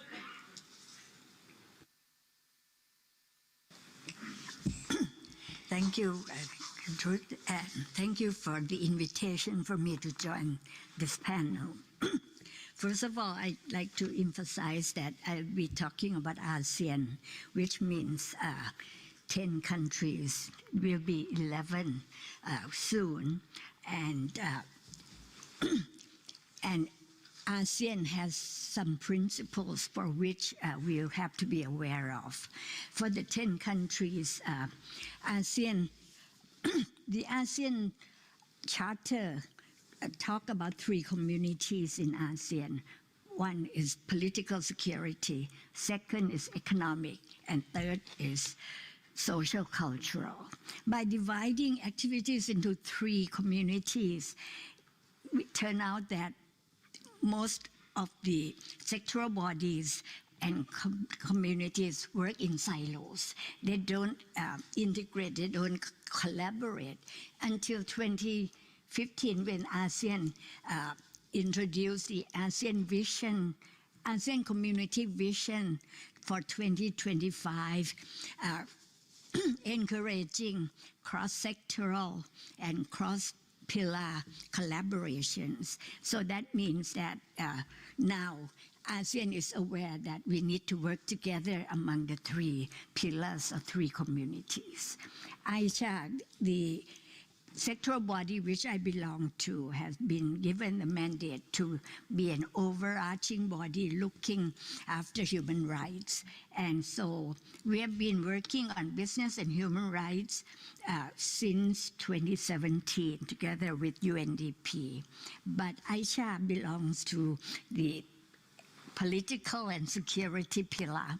And so we have been focusing on human rights and business, raising awareness for the people, both state and business, and capacity building. We learned of tools for human rights due diligence. And those were the activities we've been doing until COVID came. COVID came and we organized 2 activities, one on business and human rights, looking at the impact of COVID on business and human rights. And we learned that business had been impacted by COVID, and labor, especially the labor sector, had been impacted by COVID. But for ASEAN, labor was classified into the social cultural pillar or community. So this means that the ASEAN Community Vision 2025 became very handy, that we need to collaborate and work with the social cultural sector as well as economic. In the past, the economic community had been talking about trade agreement, and they only worry about trade, who earn what. They never look at labor. And so with the workshop on impact of COVID-19 on business and human rights, we learned that we need to expand our scope. We also learned that since COVID is a pandemic, it's also involved environmental issues. And of course, we have climate change and environmental rights issues coming up. So it became clear also that business and environment and human rights will have to be combined. The second activity we did related to COVID was looking at environmental impact. I mean, COVID and impact on environment. Again, the conclusion is that if we look at impact of COVID on environment, we need to include business, because business people are the one who create activities and produce things, and that also impact on environment. So at the end of last year, it became very clear that activities of AICHA in the future will have to include business, human rights, environment, and climate change. And so that's the conclusion, and from then on, our activities in the future will be on the three issues combined. Talking about the instrument we have, actually, ASEAN Charter was adopted in 2007, and it was realized that labor is one of the issues, and human rights is also one of the issues. So in 2007, these issues were clear that we need to work on. And so ASEAN had ASEAN Declaration on Migrant Workers, and also in 2009, we have ASEAN Intergovernmental Commission on Human Rights. But in terms of labor, because of ASEAN 10 countries, include both sending countries and receiving countries, the ASEAN Declaration on Migrant Workers was very difficult to deal with. They had meetings every year, more than once, but they could not agree because the sending countries and the receiving countries have different agenda. They were talking about, should we have the same labor law, whether we have to have the same this and that, minimum wage, etc. So they could not agree, but they debated and debated until 2017. They agreed on some small things. They agreed that, okay, we'll agree to agree, and they call it ASEAN Consensus on Migrant Workers. They agree that they will not follow the UN Convention on Migrant Workers and their families. The word "and their families" are not included. They agree not to talk about the same minimum wage for the 10 countries. So the consensus came. But again, because of the different interests and conflicting interests, it had not gone very far. So for AICHA, who is supposed to be looking at human rights, and we have been working on business and human rights, we realized that this year on June 1st, we organized a consultation, and we look at the role of the state, the role of business, and the issues of labor. It became very clear that we need to continue to push forward to work on migrant workers. And I should not say it here, but I think AICHA need to help ACMW, ASEAN Committee on Migrant Workers, to make them work faster. So that's in simple terms. So we have this instrument already, but it's only called ASEAN Consensus, and we need to make it stronger and perhaps come up with ASEAN Convention. But a lot of work still needs to be done. We also agreed that we have now set up a working group to work on ASEAN environmental rights, and we will try to develop some instrument to look at business, human rights, and environment jointly. So we have set up the working group already, and we will start working. I think the first meeting will be July 5th. So at least we have these two instruments to have to push forward to make labor, migrant workers issues a reality. I mean, not violating human rights. I cannot find the right word at the moment. I'll stop here. Thank you, Professor Amara, for highlighting also this from an ASEAN perspective and sharing also that this is actually quite a complex setup, right? It's 3 communities, 3 pillars. There's countries of origin, countries of destination who each have their own agenda, and it's very insightful to also hear your perspective on, the ASEAN consensus on migrant workers and how it was so difficult to find this consensus in the first place.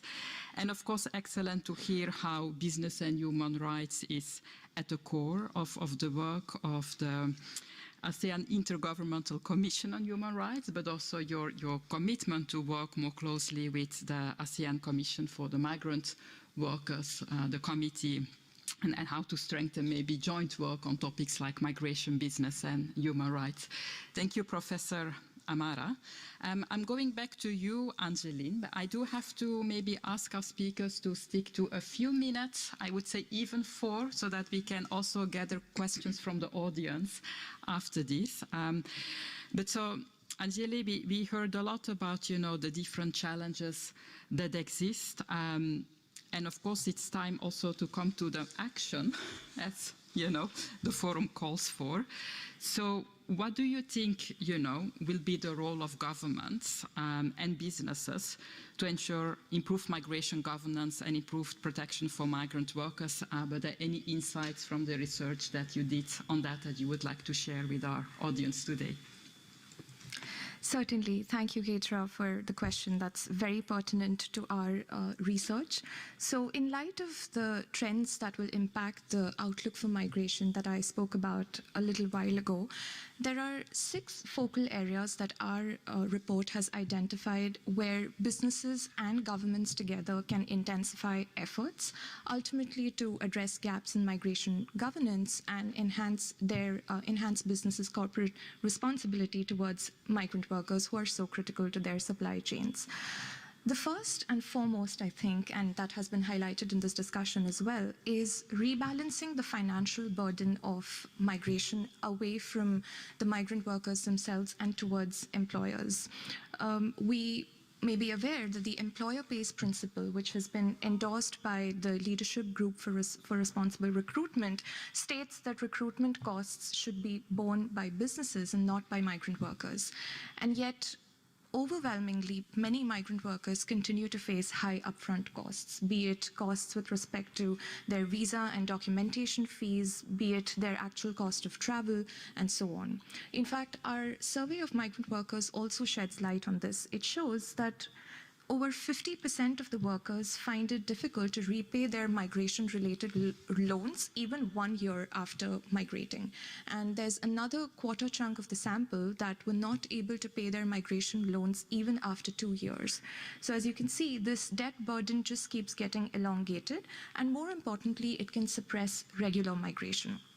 So in this regard, governments in both origin and destination countries will need to review and implement their policies and also their regulations if needed to make sure that paying the fees related to recruitment is non-negotiable for businesses and that migrant workers should not need to bear these fees.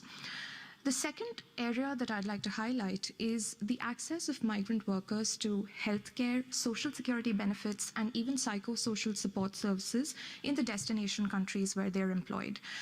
Our research finds that destination countries cover migrant workers to varying degrees, but critical gaps still persist. These include, for example, migrant workers' own lack of awareness about the protections and benefits that are available to them, the exclusion of informal work sectors from these services, and as we know, domestic work is a very, very large sector where migrant workers are employed, and also difficulties that are faced by migrant workers while actually accessing these services. So, for example, they being unable to talk about their health-related symptoms because of something as basic as language barriers. So again, it will be important for governments to themselves make sure that these protections and benefits are accessible to all migrant workers, irrespective of their status, and businesses can also be, the support of businesses can also be leveraged in this regard. For example, for disseminating information materials to migrant workers. And again, our survey highlights this gap quite starkly. Only 37% of workers had received housing support of any kind from their employers during COVID-19. So this is just an example to highlight that businesses have quite a role to play in this regard. The third area that I'd like to highlight, and that came up very prominently in our research, is preparing migrant workers for the future of work.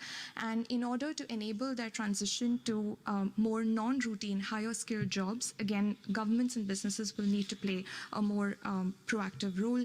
Developing bilateral agreements could be one way of doing this. Agreements between destination and origin countries, where destination countries can, from time to time, announce their labor requirements, both by sector and skill level, and origin countries can then act according to these demands. They can prepare their migrant workers pre-migration with the requisite skills.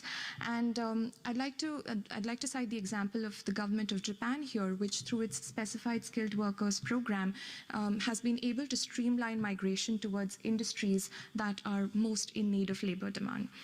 And in relation to this area, I think mention must also be made of skills recognition. So one of the gaps that came up in our research is that migrant workers often face a mismatch between the skills criteria upon which they're evaluated and granted work permits and the jobs that they end up being in their destination countries. And therefore, they face a form of underemployment. So signing mutual skill recognition agreements for these migrant workers where job categories and job skills are defined is a potentially effective way to resolve this gap. The other area that I'd like to highlight is more specific to climate change, and it would be important for governments of countries especially prone to climate change impacts to mainstream migration as an adaptation strategy within their relevant policy frameworks. So be it their disaster management plans, be it their post-disaster recovery plans, mainstreaming migration and climate vulnerabilities as an adaptation strategy would help make sure that forced or irregular migration due to climate change does not occur. And finally, an area that begets attention is something that emerges directly as a lesson from the COVID-19 pandemic, which is that as a future preparedness measure, governments in both origin and destination countries should plan to make sure that migrants are adequately integrated in their emergency response and crisis preparedness plans. It's very important for, again, the private sector to come in here to make sure that migrant workers have access to the relevant information so that they can also cooperate during the emergency response execution. So this is again a summarized view of the areas that where governments and businesses can intensify efforts. Thank you, Geertra. Thank you, Anjali, for these very concrete recommendations for action. You highlighted, of course, the employer space principle, and I think it's very telling that out of the survey you conducted, over 50% of the migrant workers said that actually they find it difficult to pay back their migration loans 1 year after, and this even continues after that. So imagine, the long period that people actually are bound by paying back their debts. Preparing migrant workers for the future of work, addressing issues linked to what you call underemployment. I would even say brain waste, right? Migrant workers not working at the level of the skills they have. And finally, yes, climate change and how we can mainstream migration as an adaptation strategy in the relevant policy frameworks.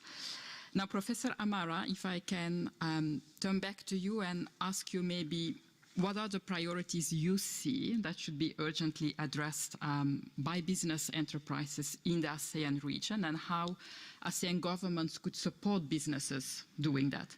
I do have to ask you to be very brief, and that goes to all the speakers, so we can also hear from our participants, please. I have 2 points here. One is that when we talk about states and business, in terms of business and human rights issues, we learned that big companies are usually able to make adjustments, but the ones who face difficulty are the small, medium enterprises. So what we need to do is to help small, medium enterprises, both by the state and business. I encourage government, and in our workshop last year, it became clear that many governments have learned that they need to improve their social safety nets programs and to help labor being impacted. And at the same time, we also learned that SMEs are facing difficulty and they need help both from the state and from business. There are 2 options here. One is state regulations in terms of social safety net, social protection programs. But the second one is for business, for big business, to help subsidize small business in some form. But again, big business may feel that perhaps the state should be doing that. So this debate will continue, but my recommendation here is that small business need subsidized either by the state or by bigger business. Yeah.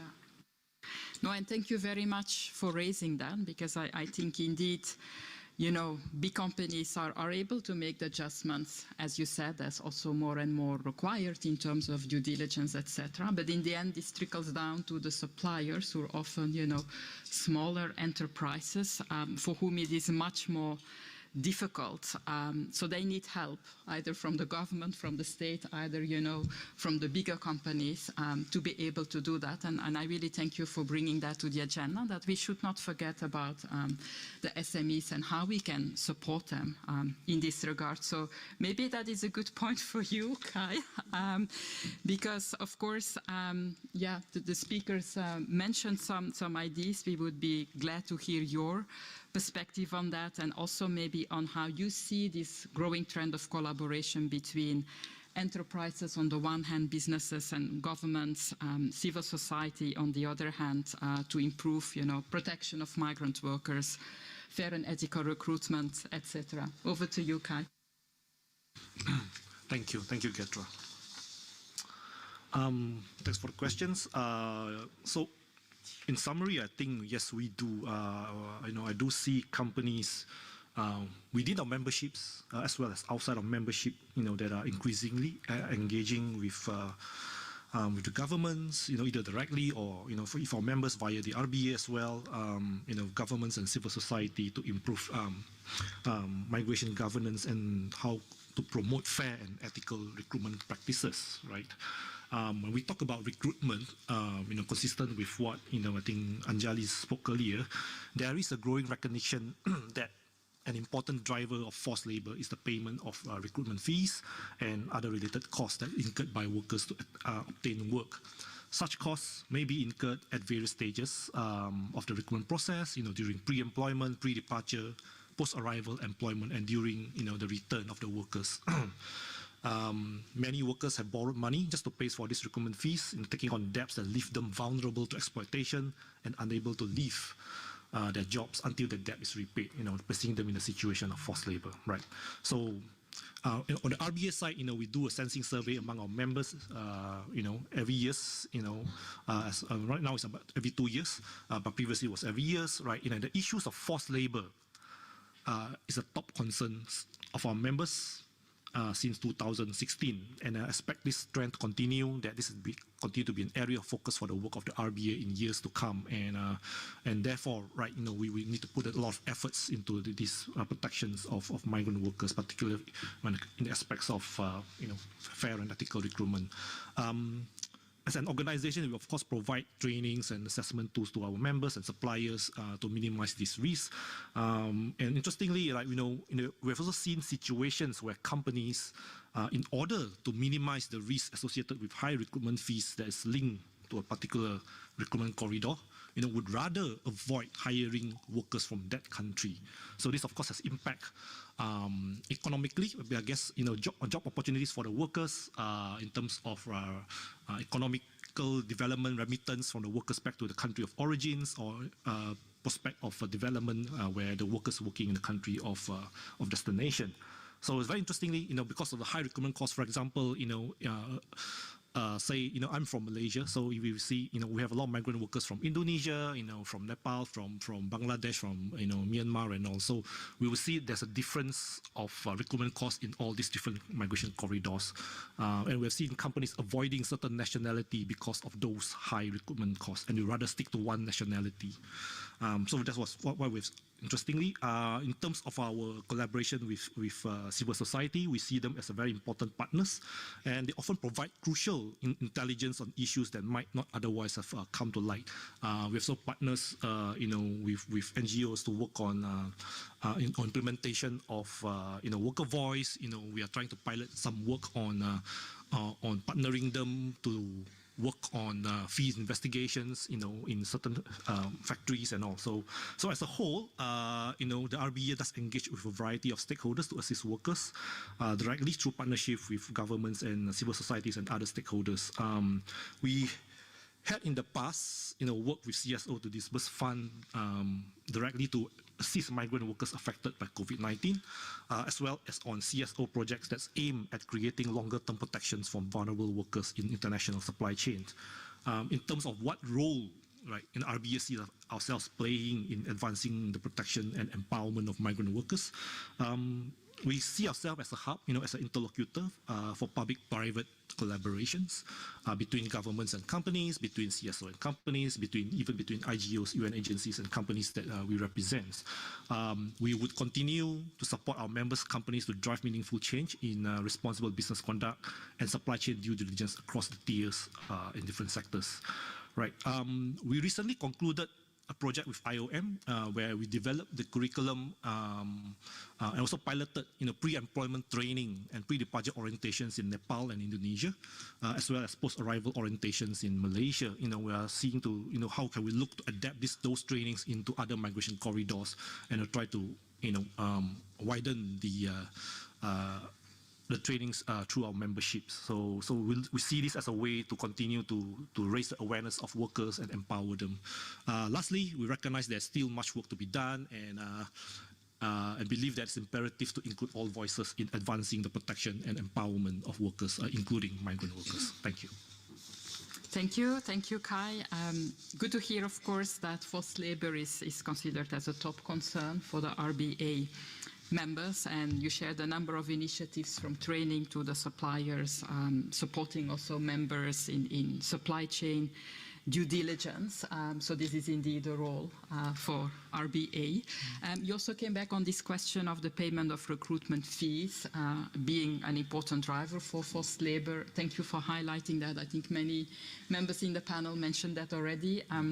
I would like to add that maybe a key concern in that regard is also that legislative frameworks in different countries are not yet aligned to the international standards of the employer space principle. So It's a responsibility for businesses, for the recruiters to adhere to employer-based principle, but there's also a responsibility of the policymakers, of the legislators, to make sure that the national legal frameworks are also aligned to this.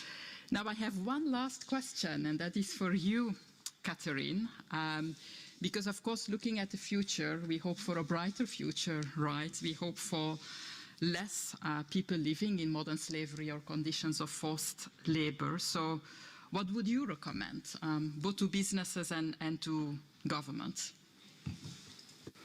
Thank you.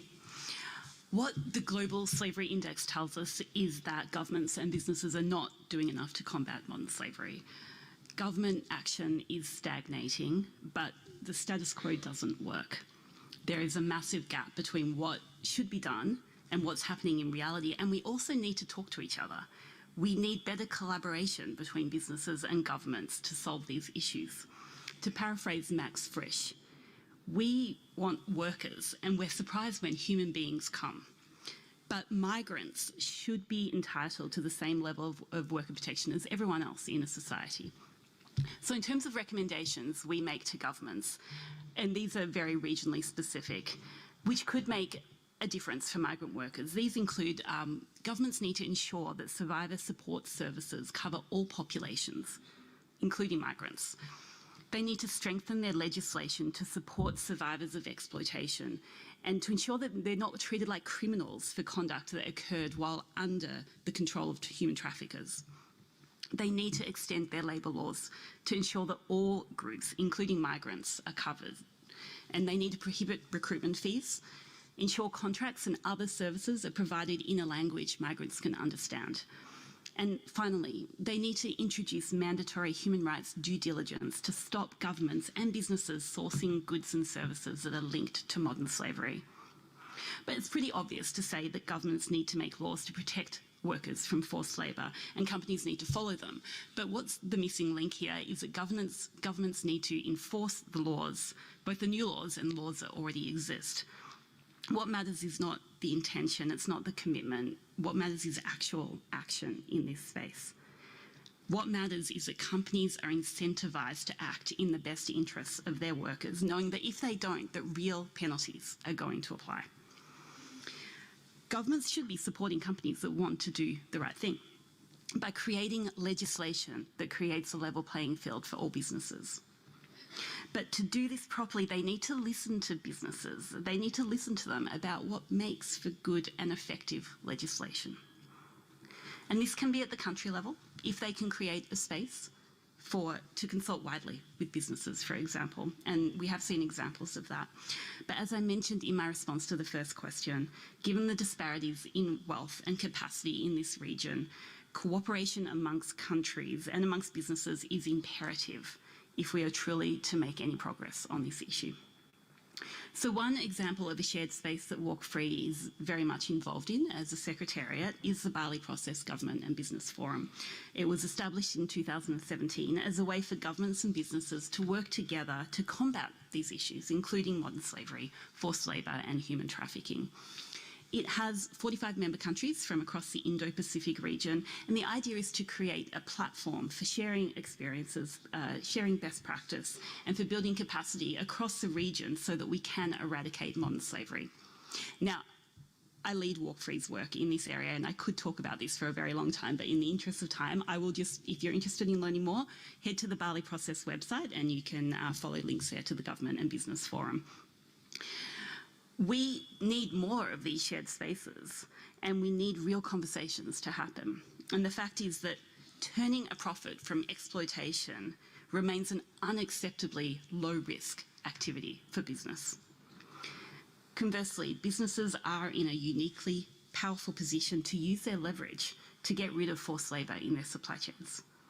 So governments have to work with businesses, and they have to find the best locally contextualised way to level the playing field for companies that want to do the right thing. Modern slavery should be bad for business. So let's get to work. Thank you, Catherine. A very clear call for action, right? I think that's indeed the key challenge, is how to go from commitment to the action. You have very good suggestions in terms of legislative initiatives, extending labor laws to make sure migrants are also covered, mandatory due diligence, etc. But in the end, these laws need to be implemented, they need to be enforced, and we need more action on that front. Thank you so much to all the panelists. I do think it's time for questions now. So we would be happy to hear from you. I know there are a few questions also online, so we will take some. Oh, I see so many hands. This will be very difficult. Let's start here in the front. Yes. Thank you so much for the opportunity here. I just want to ask a quick one. Kindly also introduce yourself. Okay, sure, yeah. So my name is Irfan, I'm from Indonesia. So what we understand is migration is actually like a lot of people that are coming to like another country for whatever reason that they are having is they're mostly not speaking their languages, which means then they're, I would say, mostly they're going to be like really quiet. They don't really able to voicing out their opinion. They're not being able to voicing out what their concerns are. So when they are actually being bonded into labor, or also even forced into labor during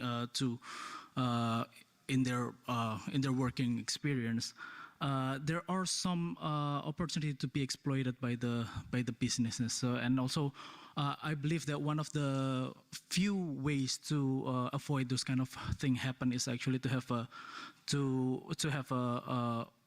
a trade union, or even a freedom of association, or even like so that it will allow the people that is working to have able to voicing out their opinion.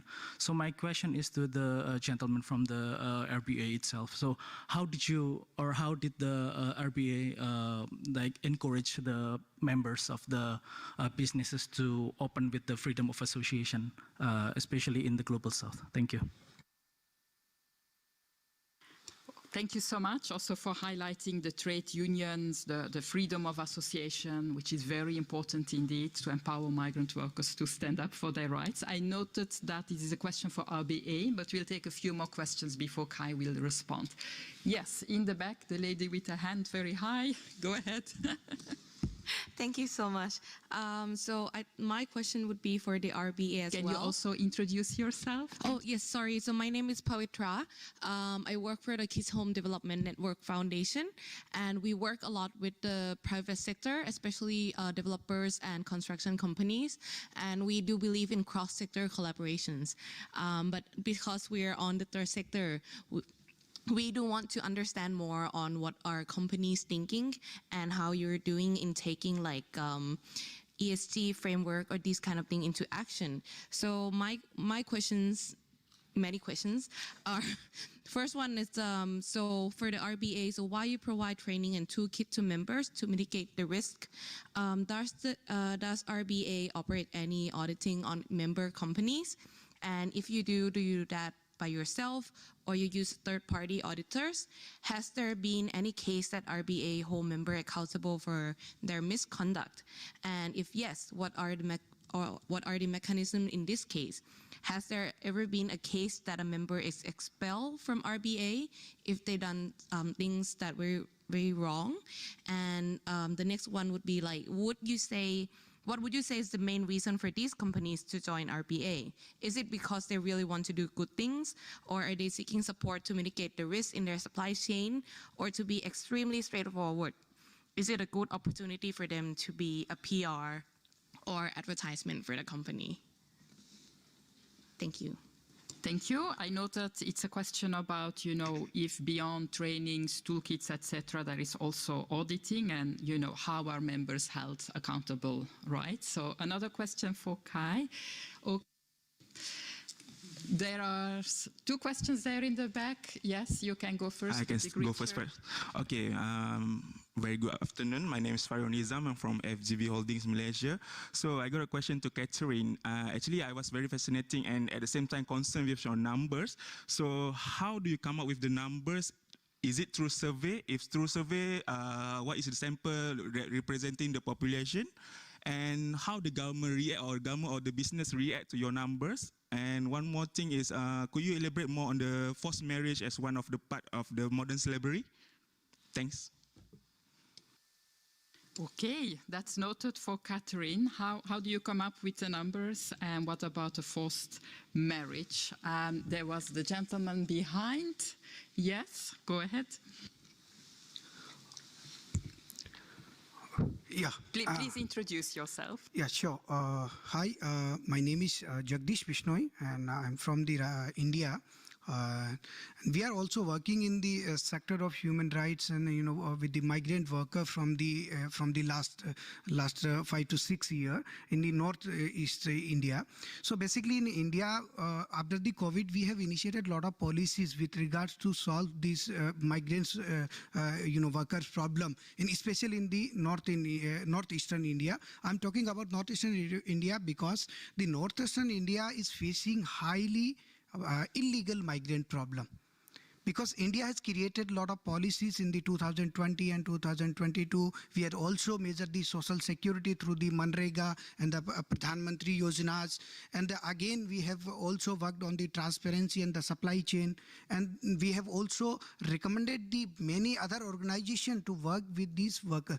But in the last 5 years, we've seen that a lot of problems raised in the Northeast, that illegal migrants workers are forcing local workers to migrate, and they can find, and the companies are also working on that in the northeastern part are facing problem with their own policies, because policies are made to the local people and on the Indian people or people's basic needs. But the illegal migrants are forcing companies to change their perspective, change their approach, change their methodology. So how these international players or international agencies can play the critical role in developing the northeastern India? So that would be my question, if anybody could respond on that part. Thank you. Thank you for raising the challenges linked to irregular migration. I will take one more question from the floor. I note that we have an online question from Anjali. So I'm wondering if there's a question for Professor Amara, perhaps. Yes, here in the front. Thank you. Okay, thank you. My name is Anastasia from Greenpeace. So I have a specific question for Professor Amara. So we know that the Southeast ASEAN is a major distributor for migrant visas. And until now, we know that we are still lack of the protection for our visas. And then after years advocacy, we finally have the very first of the ASEAN Declaration on the placement and the protection of migrant visas. So my question is, as the ASEAN people, do you have any recommendation for us to accelerate or even to use the declaration to strengthen the protection of our visas? Thank you. Thank you. Thank you for this question. I think we will now go to the answers, very brief answers. Like a question, I've seen you, but our panelists will forget the questions if we don't answer first.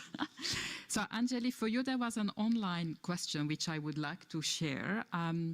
So the person who asked the question is saying that forced labor trafficking is a market failure. What policy instruments can governments consider to improve migrant labor market efficiency and that exploitation is addressed? Very interesting question. Indeed, a very interesting question. Thank you for it. So I think I'd like to highlight something that that's something that I brought up in the discussion before as well. I think especially with respect to the skill gaps that we expect will emerge very starkly in the coming years, as most of the migrant workers we're referring to over here are lower skilled migrant workers. It is really a supply and demand problem, except that it moves from jobs to skills. So it's going to be very important for very effective coordination between origin countries and destination countries, as I think a gap that Professor Amara highlighted as well. It will be important for both countries of origin and destination to be very vocal about their labor needs and about their skilling needs, so that A, there are no skill gaps, and B, there is no form of underemployment by skill that I also highlighted earlier. So concrete action would be the development of bilateral and multilateral agreements between destination and origin countries to facilitate this exchange of skills on a more economically sound basis, to make sure that periodic announcements are made rather than the haphazard fashion in which it is often done even till today. So my specific recommendation that emerges from the research is to develop bilateral and multilateral agreements, both around skills demand and skills recognition. I hope that answers the question. Thank you. Yes, thank you, Anjali. Indeed, I think this is the broader question about how do we make sure that the regular pathways are there, right? If there is a need on the labor markets, if there is a demand for migrant workers, but the pathways are not there, we have indeed a market failure, as the question asker rightly pointed out. So bilateral labor migration agreements, other ways also to enhance regular pathways for migrant workers would be part of the solution. Now, Kai, there were, I think, two questions for RBA, one from Indonesia and one in the back about, whether beyond training and toolkits, you also do auditing and how are members held accountable. So over to you for that. Thank you. Thank you for the questions. To the gentleman from Indonesia, just want to highlight that when it comes to freedom of associations, this provision is actually built into our main code of conduct, under our labor sections, and one of the subsections is say that, in conformance with local law, that, participants shall respect the rights of all workers to form and join trade unions, and, of their own choosings, to bargain collectively and to engage in peaceful assembly, as well as respect the rights of workers to refrain, from such activities. So this freedom of association is actually built into our code of conduct. When we go out, and assess, the conformance level of members to this, we will be looking at the policies. We'll be looking at, from our interviews with the workers and things like that, and see whether these are conform or not. So, having said that, this is actually, of course, built into our requirements. We also see that. Within our code, we also need to respect the local law, and then that's also very important for us. For business to operate in the country, they have to respect the local laws.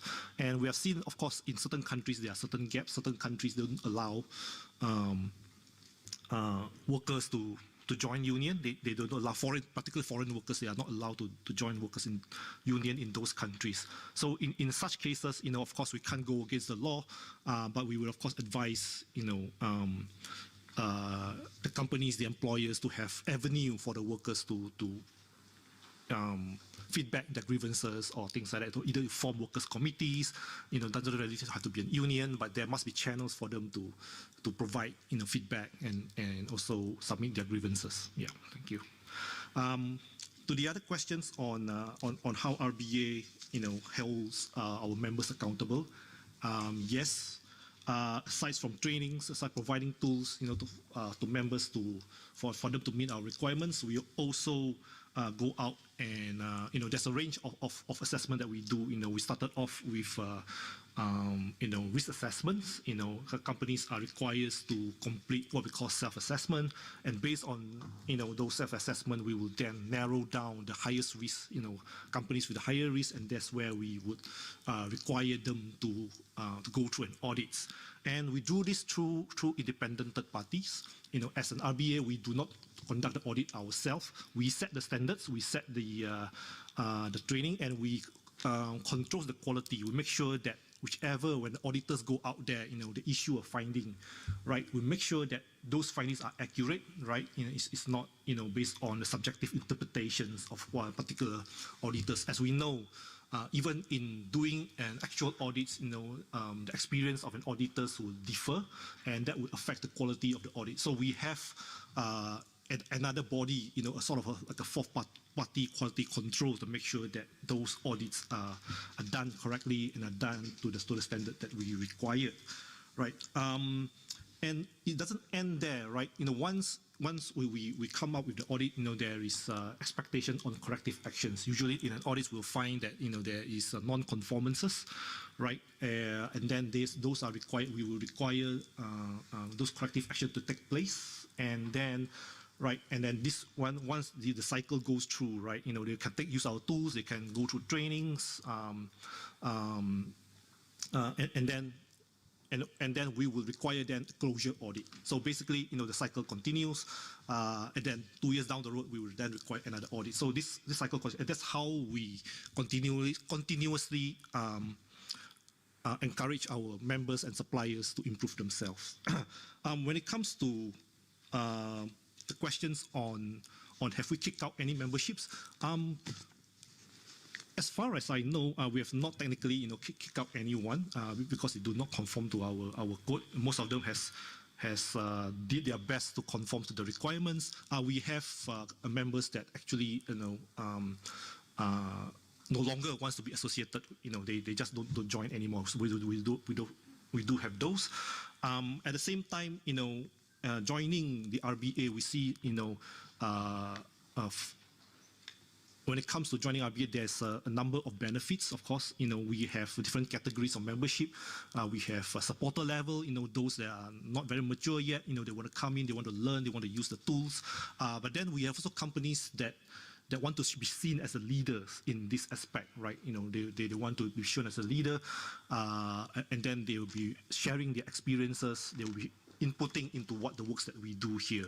So a range of reasons on why they join the RBA. And of course, there's we can't disregard the reputational benefits of being associated with the organizations. But at the same time, you must also see that once they join, then they are of course obliged to meet our requirements. So thank you. Mm-hmm. Thank you for those clarifications. Very important indeed that freedom of association is built into the RBA Code of Conduct. At the same time, you highlighted though that in certain countries they don't allow migrant workers to join the union, so that your members are also confronted with gaps that exist, obstacles that are there in the legislation. I do appreciate what you mentioned about, other ways to go around that, forming worker committees, for example. And yeah, thanks also for sharing the insights on the auditing, how RBA conducts a quality control, and of course the expectation of corrective action. Again, action, right? Not just commitment. Very important. Now, Catherine, there was a question for you, because you referred, of course, to the report that was just launched, and the question was, how do you actually come up with those numbers? It's a great question. More details on our website, but I will quickly cover off in the short time we have remaining. The Global Slavery Index is a result of surveys that the Walk Free team conducts across 75 countries. There's about 110,000 respondents in all. They conduct representative surveys of the non-institutionalised population aged 15 and over. The estimates are also informed by information from the International Labour Organization on state-imposed forced labour and from IOM on forced sexual exploitation. The surveys are conducted face-to-face, except during COVID, when they were conducted via telephone, and they were conducted between 2017 and 2021. Now, the information, you remember you asked about forced marriage as well, and that may not seem like an appropriate thing to discuss in this forum, but actually forced marriage can be very much interlinked with forced labour. Oftentimes people who wind up in forced marriage then also move into a forced labour situation, either within the home or externally. And so the forced marriage information is also collected during these surveys, and it's still considered modern slavery because a person cannot refuse or leave this situation. I just quickly note that women are disproportionately affected by forced marriage. They account for about 68% of all people forced to marry. And the many drivers of forced marriage are closely linked to long-standing patriarchal attitudes and practices and are highly context-specific. About 2/3 of all forced marriages occur here in the Asia-Pacific, and we would recommend criminalising the act of marrying someone who does not consent, raising minimum legal age of marriage to 18 years without exception, conducting community-driven attitude change campaigns, and increasing access to education for all children, but particularly girls. Thank you. Thank you, Catherine, for shedding light on how you actually come to those numbers. And of course, yeah, the links between forced marriage and forced labor. And then finally, Professor Amara, there was a question from Greenpeace, and they refer to one of the new ASEAN Declaration on Protection of Migrant Fishers that was adopted very recently.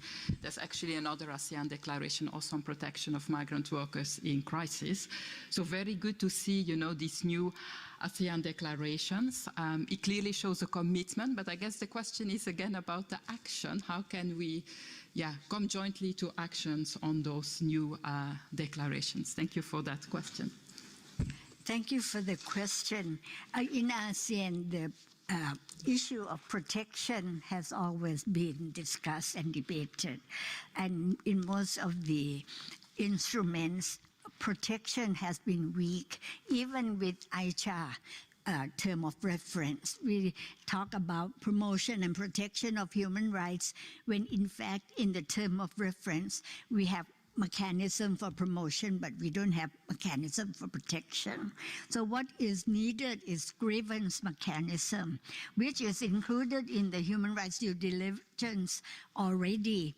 What you asked for suggestion to help you work on this issue. So we need to work together to try to set up a grievance mechanism.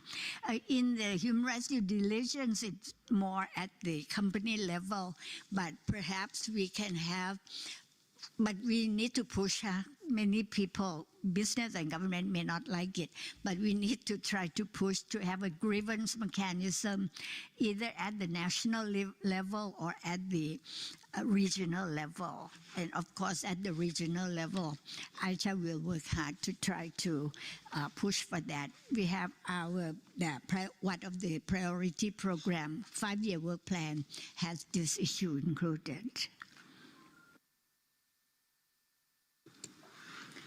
Thank you, thank you. And I think you mentioned a very important point there about access to remedy, right? Grievance mechanisms, access to justice. Because if we want to go beyond the promotion and take the protection serious, we have to make sure that migrant workers whose rights are violated can also seek remedy for that. Thank you for highlighting, and very good to hear that within also the Commission you're looking and exploring this at regional level. That is very encouraging. I do see it's 1:04, and you were all promised lunch at 1. I do also am aware that there were other people that had hands up. May I suggest that you approach our panelists during the lunch? I think you're all very happy to have more conversations, take more questions. So please do reach out to our speakers. From my side, really thank you to all the panelists. It was a very interesting discussion. And thank you to the audience for your interest, for your questions. It's clearly that we have a lot of ideas, a lot of recommendations on how we can move on to the action. So let's make work of that. Thank you and enjoy your lunch.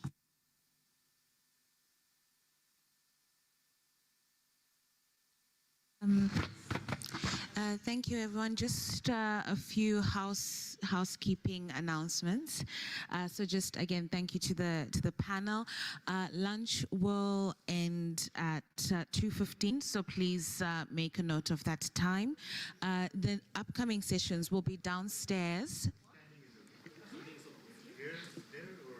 Will be downstairs in conference room 3 and 4. So kindly note that the 2 sessions, one on extractives, the other on inclusive entrepreneurship, will be in conference rooms 3 and 4. Thank you so much and enjoy your lunch.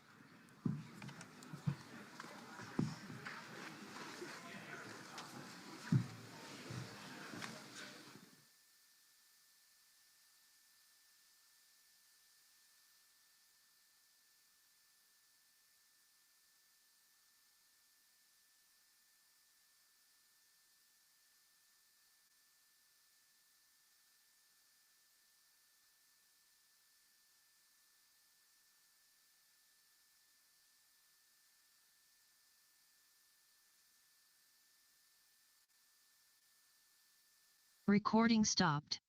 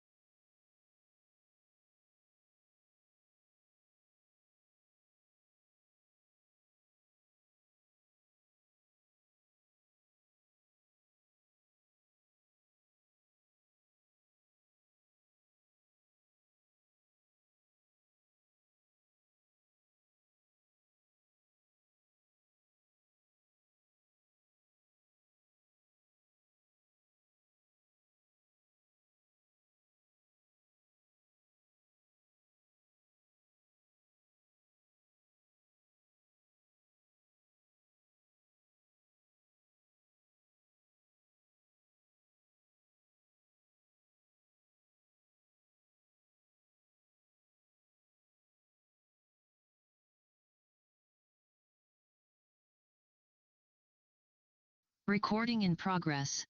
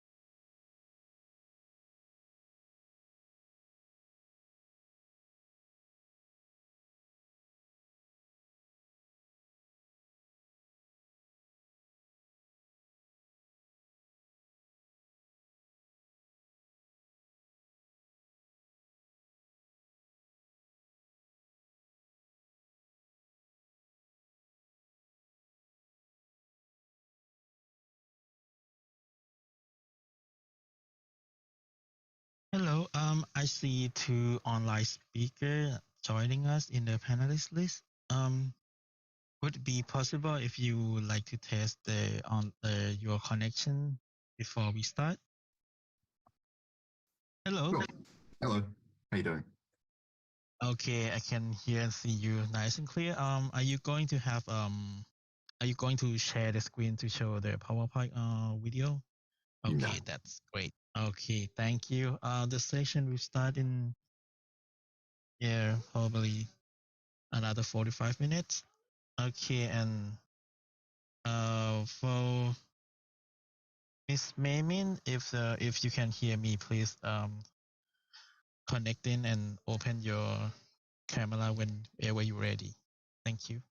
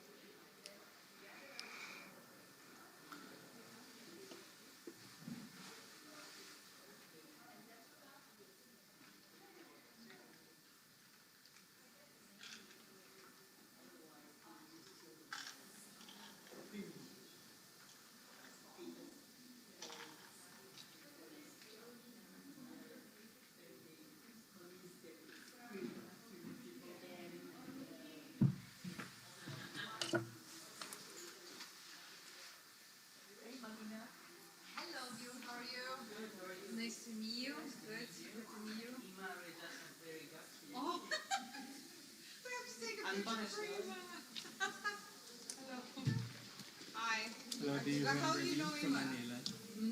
Melina, nice to meet you. Do you remember me from Manila? Yes, I do. You guys are here. This is great. Yeah. Yeah. Ima left. Yeah, Ima left. So. Ima left, yeah. Yeah. She joined us. Social work. Congratulations. So she joined you officially? As a board member. Nice, nice. Good move. I love Ima. Yeah. Thank you so much. Thank you. Wonderful. You're not based here, right? I'm based here. I was based in Singapore for 2 years, and I convinced Meta to allow me to move back to Bangkok. So I'm very happy. Since when? Since November. So a few months.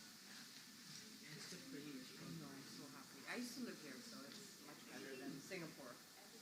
Singapore is, oh, it depends. People love it. It's not a bad thing. It's just for me, it's not the best. Yeah. So what do you guys do in the front? So it's, do you want to explain? I'm not officially here with that. Doing social impact work, but it's more concentrated right now in the part of Okay, yeah. Nice, nice. That's great.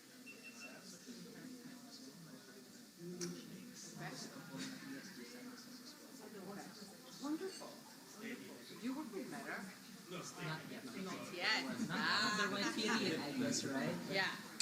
Well, labs are maybe finished. So if we don't have any more layoffs, then we can talk. Yes, if we're still here. Yeah, no, I think we definitely work with social impact. Sure. Yeah. But Ima, if you have Ima, she will tell you. She knows more than any of us, so she's great. Yeah, good. Yeah, well, good to have you.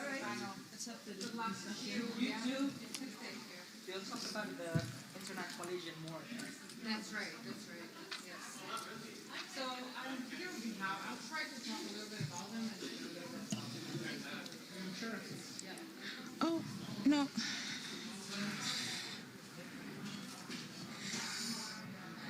Shoot. What did I do? Agenda.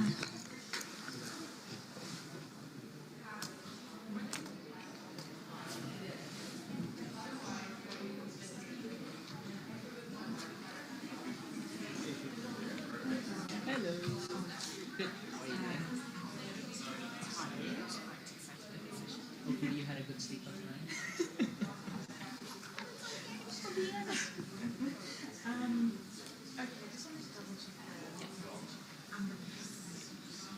Deal. Deal to be. Right? No, you can just come around with me. Oh, yeah. Yeah, I don't know what. Do you know Melina? From How are you? Nice to see you. Hello. You showing off with this nice stuff? Yes, very good. I look at what I That's right. Okay. Oh, yeah. Make some hi. Some hello. Yes, this is I like this one. Very nice. Yes.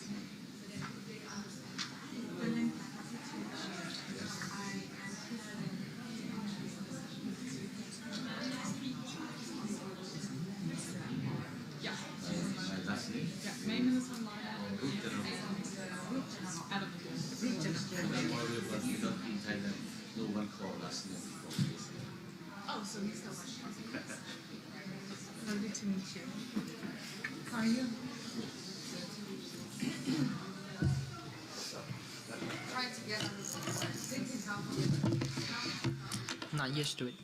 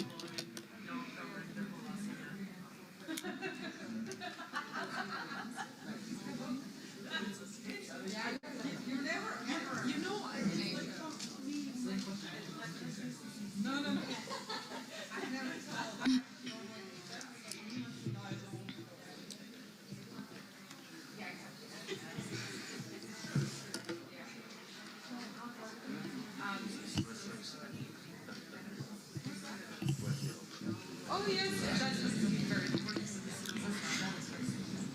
Yeah, do you know Rachel Hobby? So she's a regional advisor to Council. No.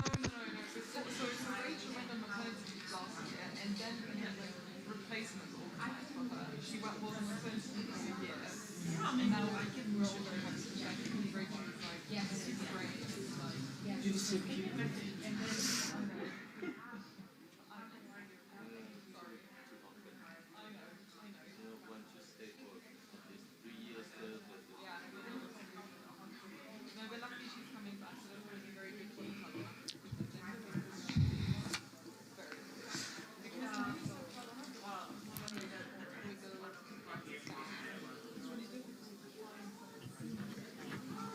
Good afternoon, everyone. We will be starting the session shortly.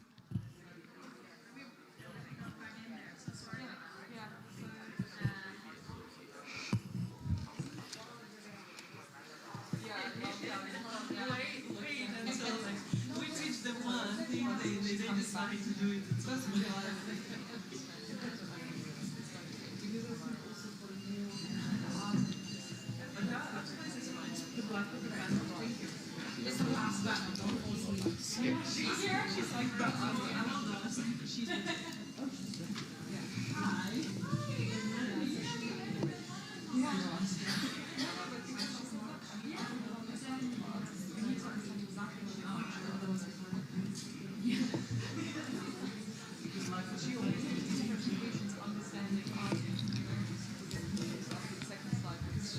Amazing. We got it.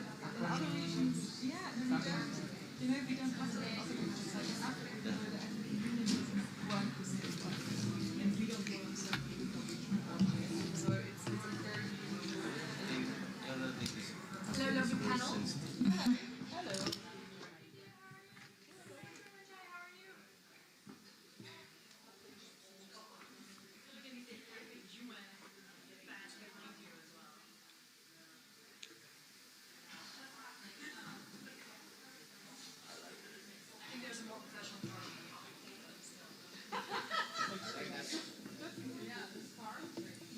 You're getting a lot of compliments for this today. Where is it from? It is from Nepal. Hand painted. Yeah, because I think it's like a kind of artist. Thank you. Good model today. See, I have a very good Yeah. including you.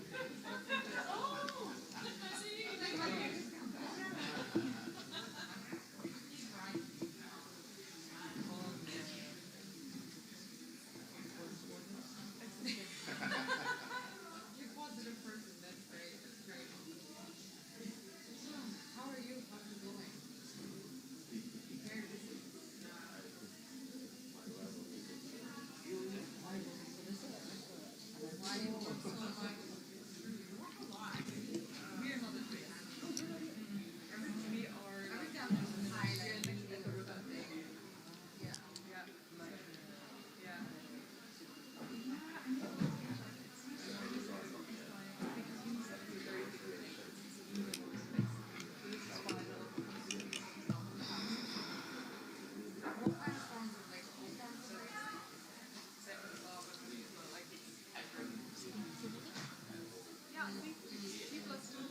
It's still coming in. Should I give it another 3 minutes, or I don't want it to go too late? Yes. Yeah, maybe 1 minute and then we get started. 1 minute. Yeah. Is someone outside? Yes. Yeah. No, wonderful.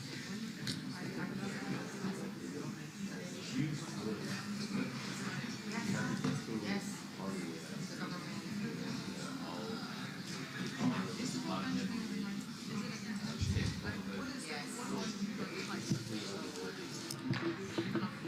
That's what I thought, but like I had to categorize the World Benchmark Alliance.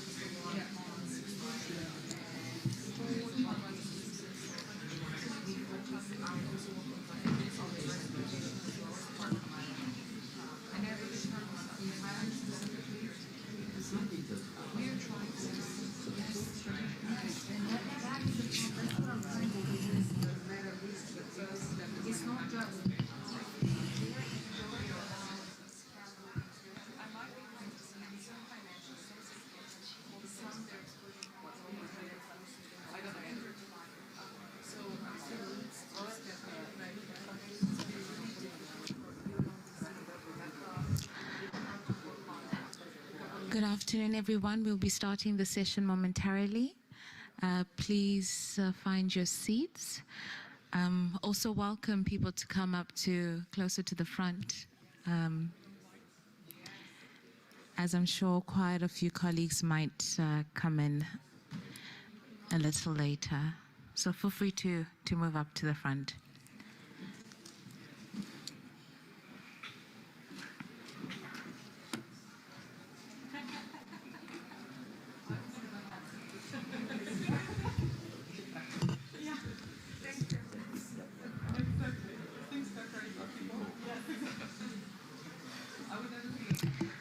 Okay. Yes, that's right. That's right. Who wants Chinese to show us how?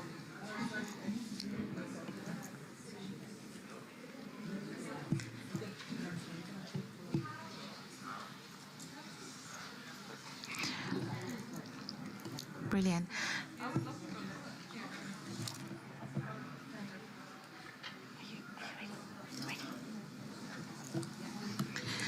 Good afternoon, everyone, and welcome to the final plenary of Day 1, Children's Rights and Responsible Tech in Asia Pacific.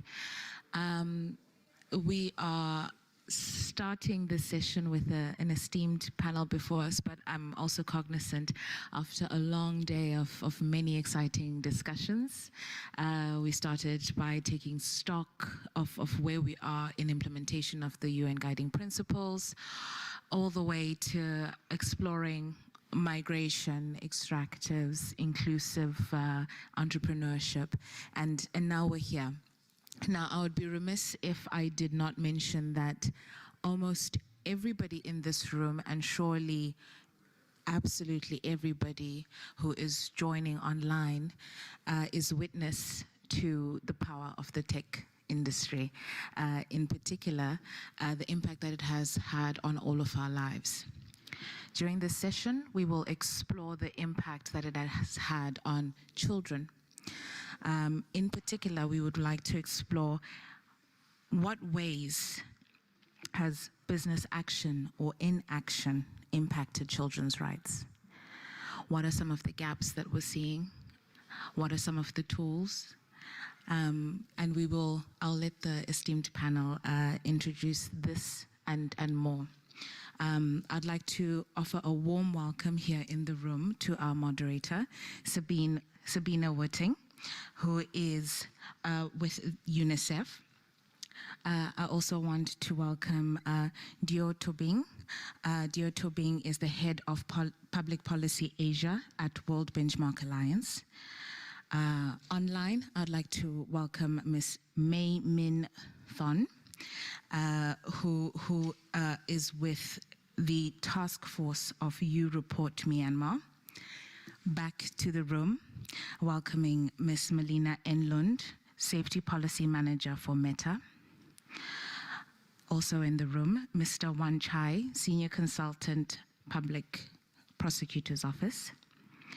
And online again, Mr. Adam Ingler with Lego Group.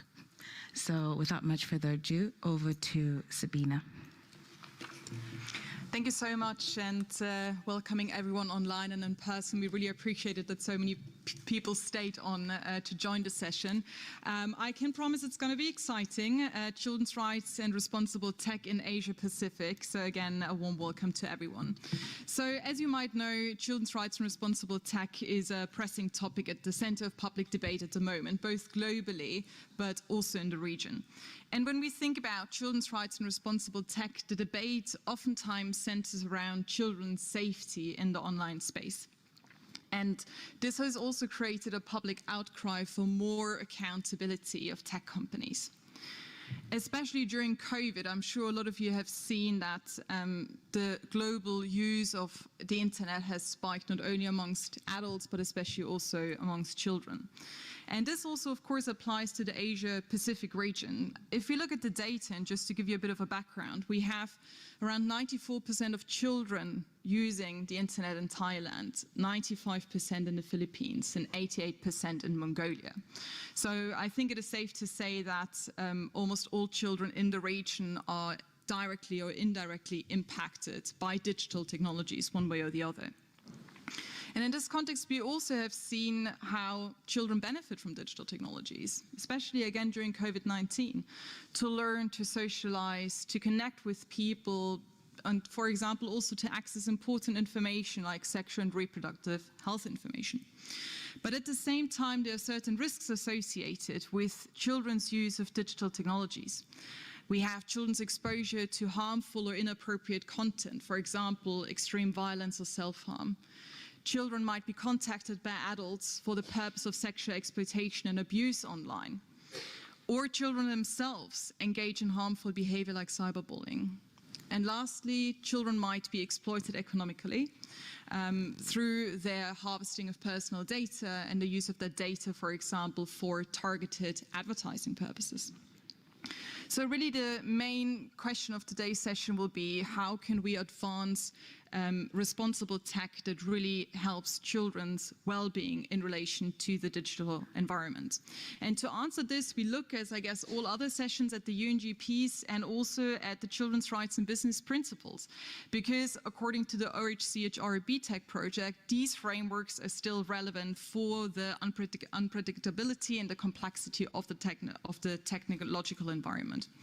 So against this background, we have seen a lot of increase in government and tech sector action alike to advance this agenda. On the regulatory side, and I'm sure a lot of you have followed that globally in the region, there is more regulation now to hold tech companies accountable. And this often refers to due diligence processes. For example, in the EU, companies of a specific size have to conduct mandatory human rights impact assessments. They are transporting reporting obligation and transparency obligations. And on the other side, also companies have voluntarily taken steps to protect children in the digital environment, for example, through codes of conduct or setting up design principles that have children's rights and well-being at the center. So against all of this background, we want to look at kind of three guiding questions today. The first one is, how can we use digital technologies and leverage digital technologies in a way that does not only avoid harm to children, but actually advances their well-being in the digital space? And secondly, how can we move away from this very strong focus only on children's safety and also take into consideration other rights, such as children's right to privacy, personal data protection, and freedom of expression? And lastly, what does all of that mean in the context of Asia Pacific? So without further ado, welcome also to my esteemed panelists. I think we already had short introductions at the very beginning, so I will skip that part for now. And let's dive right into it. So I think, firstly, what is important is to really understand how children are impacted by digital technologies. And against this background, Adam, I would love to hear from you a little bit more about the so-called RightTech project that the LEGO Group has been doing together with UNICEF. And one of the purposes of this project was really to find out and prioritize the voices of children and understand a bit better what does well-being mean to children in the digital age. So Adam, would you be able to tell us a little bit more about the project and also how it is working to address this very important question? Of course, and hello to everyone in the room and online. I'm very pleased to be here and to join my fellow panelists. So RITEC is an initiative between UNICEF and the LEGO Group and some other organizations as well, which is really an international and cross-sectoral collaboration that aims to answer two really key questions. It's what does well-being mean to children in a digital age, and how can digital experiences be designed to enhance children's well-being? As a collaborative, all participants really believe that the design and development of digital technology should respect and promote the rights of and well-being of children as a priority, and that children must have a prominent voice in making this a reality. So let me just outline what we're trying to achieve in the wider discussion around online safety and harm. As increasingly well documented, and as Savine mentioned at the start, digital experiences can have significant negative impacts for children, exposing them to unacceptable levels of risk, really. There are a number of essential initiatives around the world trying to mitigate these risks. For example, online safety legislation in the UK, the US, the EU, and a renewed focus on children's privacy right here in the Asia Pacific. And the LEGO Group absolutely welcomes these initiatives to kind of safeguard children and protect them from harm. We also recognize, however, and RITEC is aimed at recognizing that digital experiences can have the potential to yield enormous benefits for children, enabling them to learn, to play, to create, to build friendships. Yet to date, this aspect, this well-being aspect, this positive aspect, has received far less attention than what has been paid to identifying, the harms and the risks. So we really believe that our responsibility towards children does not stop at avoiding harm. It's really important to mitigate harm and create safe spaces for children, but it's really also important to ensure that play experiences enrich children's lives and supports them to develop and grow. In short, the good cannot and should not only be assessed by the absence of doing bad.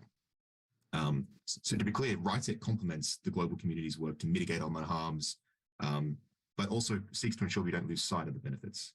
So what actually is it? I'll explain kind of the 4 phases in a bit more detail to put some meat on the bones here. Well, first, in the first phase, our goal was to develop a representative, data-driven and child-centric understanding of well-being.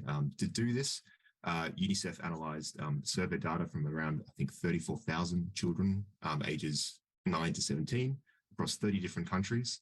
And a team at Western Sydney University in Australia coordinated workshops with over 300 children across 13 countries. Really bringing findings together led to the development of a RITEC wellbeing framework, which had 8 outcomes, including, social connection, creativity, safety and security, competence, emotional regulation, to name a few. These are the aspects of online wellbeing that was determined through this work. So that was phase 1, and now we're into phase 2 right now. And armed with this kind of better understanding of what wellbeing is and what makes up wellbeing, we want to understand how design choices online and within digital play can impact positively or negatively upon these wellbeing outcomes.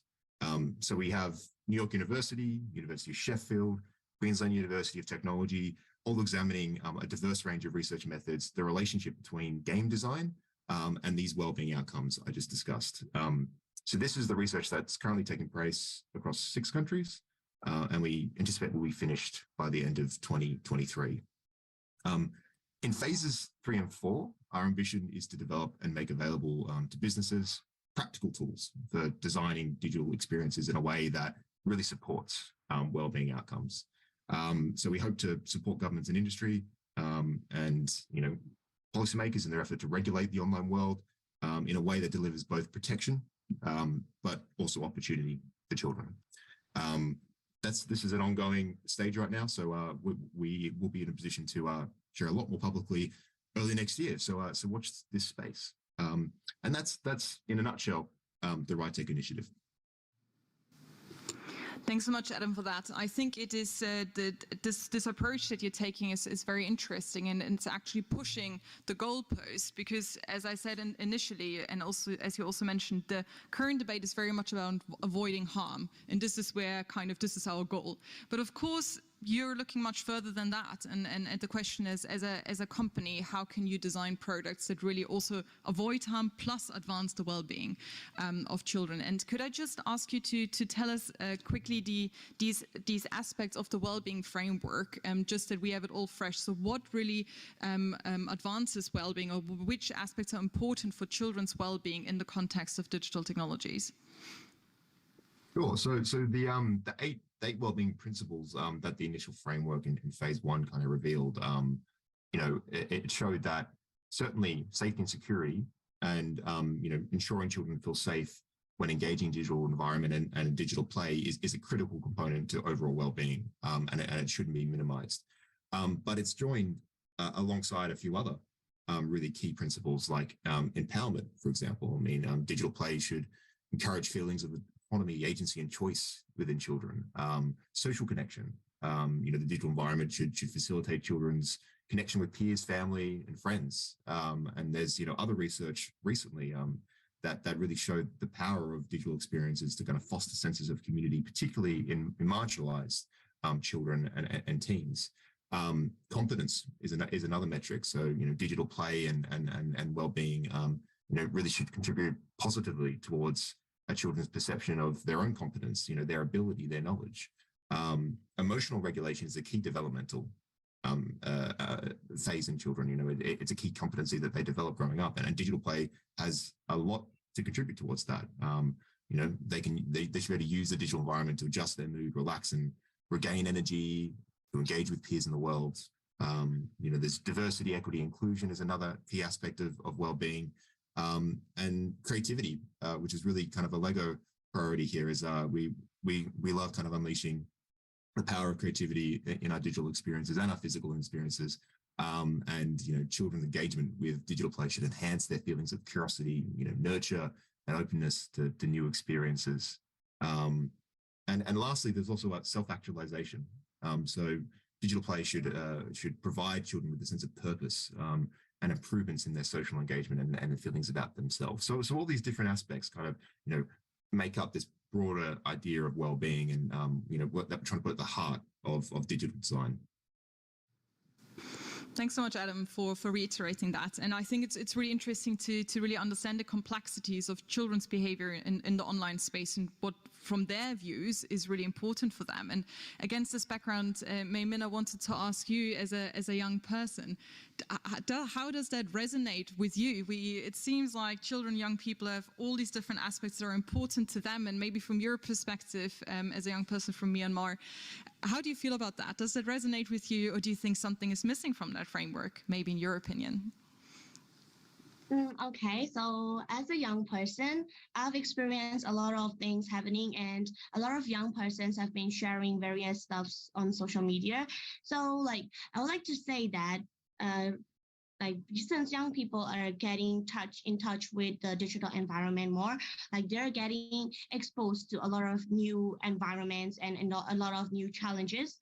So yeah, I would like to say that if young people are to get in touch with a lot of new people since a very early stage, I would like to suggest the private sectors to focus the children and their opinions, so that they will get to know that the digital environment is safe enough for them to enhance new knowledge and at the same time entertain themselves. So yeah, I would like to say this for now. Yeah.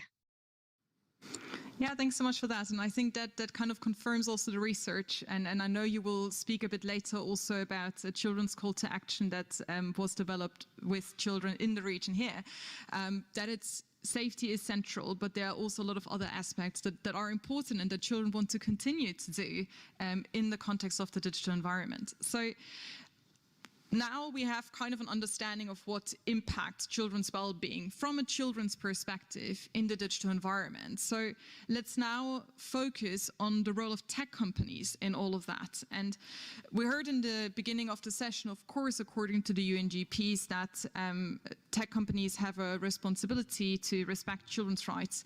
And of course, they can also play a critical role, like Adam said, to enhance children's well-being. So for now, it would be good to understand a little bit better, where are we standing on that in the region. So what's the status quo of tech companies' efforts in this context? And for that, I would like to speak a little bit to Dio from the World Benchmarking Alliance, because as you might know, they publish the so-called digital inclusion benchmark, and that really helps or aims to advance a more inclusive digital economy and society, including children. So Dio, can you maybe tell me a little bit more about the digital inclusion benchmark, and also how can it help us in measuring the role that tech companies can play in advancing digital inclusion, including for children? Thank you so much, Sabine, for the question with regard to the World Benchmarking Alliance and our digital inclusion benchmark. If I may, just a little bit share to all of you, just take a step back a little bit on what the work that we do perhaps, and how did we get into digital. I think that would be providing a little bit of understanding about the work that we do at the World Benchmarking Alliance. So we are a non-profit organization, basically, and what we do is that we are developing a benchmark on holding companies accountable on the tractions and the progress on sustainable development goals. And this is against the backdrop that on a belief that the governments alone will not be able to achieve the SDGs and the targets if there are no private sectors involved. And this is an important aspect of the goal number 17, of course, partnership for the goal. And we have identified, of course, and realized that especially after the COVID-19 pandemic, that digital transformation is one of the key aspects that could be leveraged to achieve these goals. And definitely when it comes to digitalization, when it comes to digital transformation, it's always been companies driven. It's been private driven that could lead us to achieve a maximum or optimum impact when it comes to digital inclusion. So we have 7 benchmarks. So we look at transformations with regard to climate, for instance, as a wider goals on climate change, but also we're looking at financial, sustainable finance, and so on and so forth. And we have 7 elements, and one of the benchmark is digital inclusion. And digital inclusion plays a critical role in achieving and lending us to SDGs. So in digital inclusion, we are benchmarking 200 worldwide multinational technology companies, and we are separating them. There are a lot of sectors who are part of the digital inclusion benchmark. There are apps, software companies, there are hardware companies, there are also semiconductor, and so on and so forth. This is all available online for your visibility. But I think what's important to underline here is that we believe that holding digital technology companies is a key aspect to lend us on digital inclusion, which according to us, we have identified 4 key aspects in the digital inclusion benchmark, which is digital access. We are benchmarking it against the enhancing universal access to digital technology, digital skills, in order to look at the extent to which these digital technology companies are actually filling the gap in terms of skills, improving digital skills at all levels, digital use, fostering trustworthiness or trustworthy use by mitigating risk and harms. And I think this is one of the crucial aspects when it comes to online child protection or child safety. And for the last aspect is digital innovation. So this is looking at how we can ensure, or technology companies ensure, open, inclusive, and ethical innovation. And I think a key important aspect in the discussion and the developments when it comes to digital transformation worldwide is now to ensure responsible artificial intelligence. So I think that's pretty much on what the digital inclusion benchmark is all about. So let's then zoom into the role of tech companies in the Asia and Pacific region. Can you maybe tell us more about what are tech companies, or how are they doing in the context of the digital benchmark in the region, especially in the context of children's inclusion and their well-being? Sure. I think I've mentioned before that there are 200 companies worldwide that we are assessing. And just to share with you as well, these 200 digital technology companies are representing 51 headquarter countries. So they have headquarters in 51 economies worldwide, with over than $6 trillion revenue, as well as over than 13 million employees. And by supply chain, by the presence, they are affecting more than 175 economies. worldwide. However, out of these 200 companies, there are, if we disaggregate the numbers, there are 74 companies that are present in the Asia-Pacific countries. And when we look at the data points or the insights with regard to online child safety, which is one of key crucial element to digital use indicators, there are 4 things that we would like to share with you today. First of all is that the extent to which these companies have explicit commitment to children's or online child safety, the extent to which there's a mechanism if they are being exposed to harms and risk online, they can actually report, or their parents can help report on the platforms, or is there a channel to do that? And 3, I think it look at the extent to which there is an online website that is transparent, provided by these companies to actually encourage the stakeholders to file the complaints. And 4, are they encouraging educational materials or initiatives or developing them to ensure that online child safety is a part of a social impact that they're doing when it comes to online child protection. So this is just a comparison to the global trend and the Asia-Pacific trend. So if we look at the commitment on online child safety globally, there are 28 out of the 200 companies that have explicit commitment to online child protection, which is at around 14% of these companies have disclosed such commitment. If we look at the trends in the Asia-Pacific, out of the 74 countries, it's only 9 out of the 74, which is around 9%. So if we look at this both disaggregated data, the number is lower at the Asia-Pacific region. But I think the limitation is to look at this data is, of course, there are 200 companies that might potentially have effect to the Asia-Pacific region as well. When it comes to reporting mechanism, interestingly, the number is higher than the explicit commitment. So there are 41 companies out of the 200 worldwide, or around 20% that have reporting mechanism. But it's, again, the trend less when it comes to the Asia-Pacific region, where there's only 12 out of the 74, which is around 16% in terms of the reporting mechanism that exists. And when it comes to online online child safety website, the number is also higher in global trend, 40 out of the 200, which is 20% again, and it's lower, which is 10 out of 74 in the Asia-Pacific region. And when it comes to there was the online module, online initiatives, and the child safety website is higher. It's 52 out of 200, and 17, which is very much lower when it comes to the Asia-Pacific companies, which is at 22.9%. The global one was 26%. I hope that kind of gives a little bit of trend how the global and the Asia-Pacific resonates this agenda.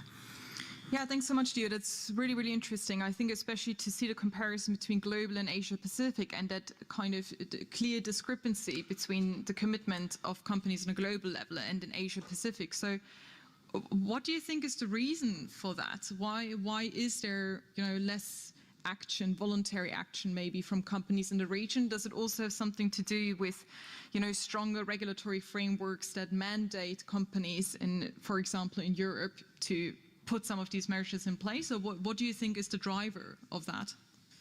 I think I would agree on that. I think we are living now in an age where mandatory legislation is on the rise. But of course, when it comes to the rise of mandatory legislation, such as the human rights due diligence, which is also one of the key aspects when it comes to child's rights and safety, it's emerged in the global north. It is emerged in Europe, in America, and so on and so forth. But in Asia-Pacific, this kind of norm is still emerging. So the governments or the regulatory authorities are still also, if I may say, studying about that. This is a new norms that needs to be incorporated into regional or national level understanding, and then they can encourage. Our wording would be to incentivize how to make this work in the operations of online child safety environment when it comes to digital technologies accountability. First is, of course, regulation. And second of all, I think what we see on our trend is that these digital technology companies who are present in the Asia Pacific region, they are not yet accustomed on, disclosures procedures. So I think that's also on the rise, right? Even voluntary disclosures when it comes to sustainability, ESG, and so on and so forth already have established mechanism in Europe and the region. But in Asia, this is also something that is currently emerging.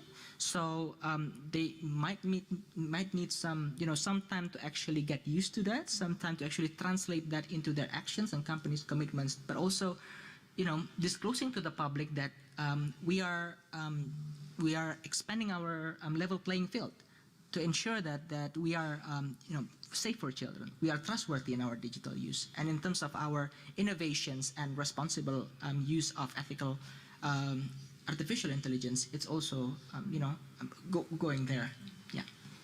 Yeah, thanks so much, Dio. And maybe to ask Melina also on that from an industry perspective. Dio was speaking a little bit about incentivizing companies' actions. What do you think from an industry perspective? What could be incentives, especially in the Asia Pacific region, to take stronger commitments and accelerate action? That's a great question. Thank you, Sabina. So I would probably mention 3 things here and then later on expand on them. But number 1 is legislation. So we at Meta, we welcome legislation, but legislation has to be effective and it has to be easy to be implemented. So effective legislation can play an important role in clarifying the rules and the responsibilities for different actors operating on the internet. And legislation should remain relevant in the context of technological advances and emerging practices, and should take into account systems approach. So companies should be held responsible for their systems that they have in place implemented to protect children. Another thing that I wanted to mention here that can hold us accountable as it should is any cross-industry initiatives. I want to mention here for example, the UNICEF Industry Working Group, which was set up in Asia Pacific specifically to focus on child protection. So this is, to me, is an example of best practice in this space because it, facilitates dialogue and cross-learning between industry and civil society on emerging issues, on technology specifically, but it also takes into consideration the tech voice. And the tech voice is important because that's where technology is, that's where children are. So it also is a platform for dialogue where all the companies operating in the region, including smaller companies, not just big tech companies, can learn how to strengthen children's rights. And the last thing I want to mention in terms of being held accountable, and I think this will come up later on, is really the voices of children. We look at General Comment 25 from the Convention on the Rights of the Child. Children have the right to access information. They have the right to equal access to information. That includes Asia Pacific. So children when you look at the General Comment 25, children reported that digital environment affords them crucial opportunity for their voices to be heard in the matters that affect them. So when developing these kind of policies, programs, we need to take their voices into consideration, but their input needs to be we need child-friendly voices. We need to explain things in a child-friendly manner. I think Lego Group is doing this really well. I see May, maybe May can comment on that, but it's important that we don't just use their voices as a tool, but we really take into consideration what and how it impacts them while giving them these opportunities that tech innovation allows. Thanks so much, Melina, and you created a perfect segue for me for my next question, because what you've been describing is what we have done last year, because as Melina was saying, is that we need to really understand how children in Asia Pacific are perceiving digital risks and digital opportunities, and what is it that they want companies to do. So for that purpose, we consulted with children and young people from Cambodia, Indonesia, Laos, Malaysia, Myanmar, the Philippines, Thailand, and Vietnam, and compiled these voices into a call to action to private sector from children and young people on the issue of child online protection. And Mayman, you were part of these consultations that really try to center the voices of children from the region around the question of what do we want tech companies to do, because we heard you say, okay, there is already a bit of progress, there is a bit of action, but what is it that you would really like to see? So maybe could you summarize for us the main messages from the call to action? Okay, so like first of all, I would like to thank Ms. Melina for mentioning the fact that making the code of conduct child friendly.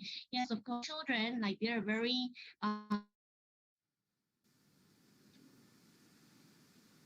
short temper, like they over very quickly, so they're just gonna like skip all the terms and conditions, code of conduct before accessing their social media or the social platform that they are trying to use. So I really appreciate the fact that she mentioned the making the code of conduct and the terms and conditions simpler for children to understand it better. Okay, so let me summarize some of the voices of the children from the call to action. First of all, is to have child-centered features and functions. We would like to suggest the private sector to put children at their top priority while designing their products and services, because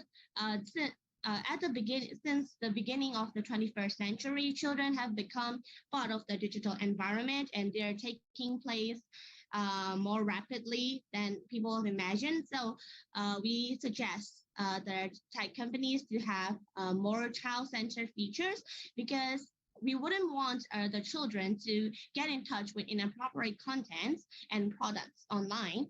That's why like we suggest them to make warnings and pop-up reminders to keep us away from those inappropriate contents. And another sector would be to have effective reporting and feedback mechanisms. Of course, it is almost impossible to keep them completely away, keep those inappropriate contents completely away from children.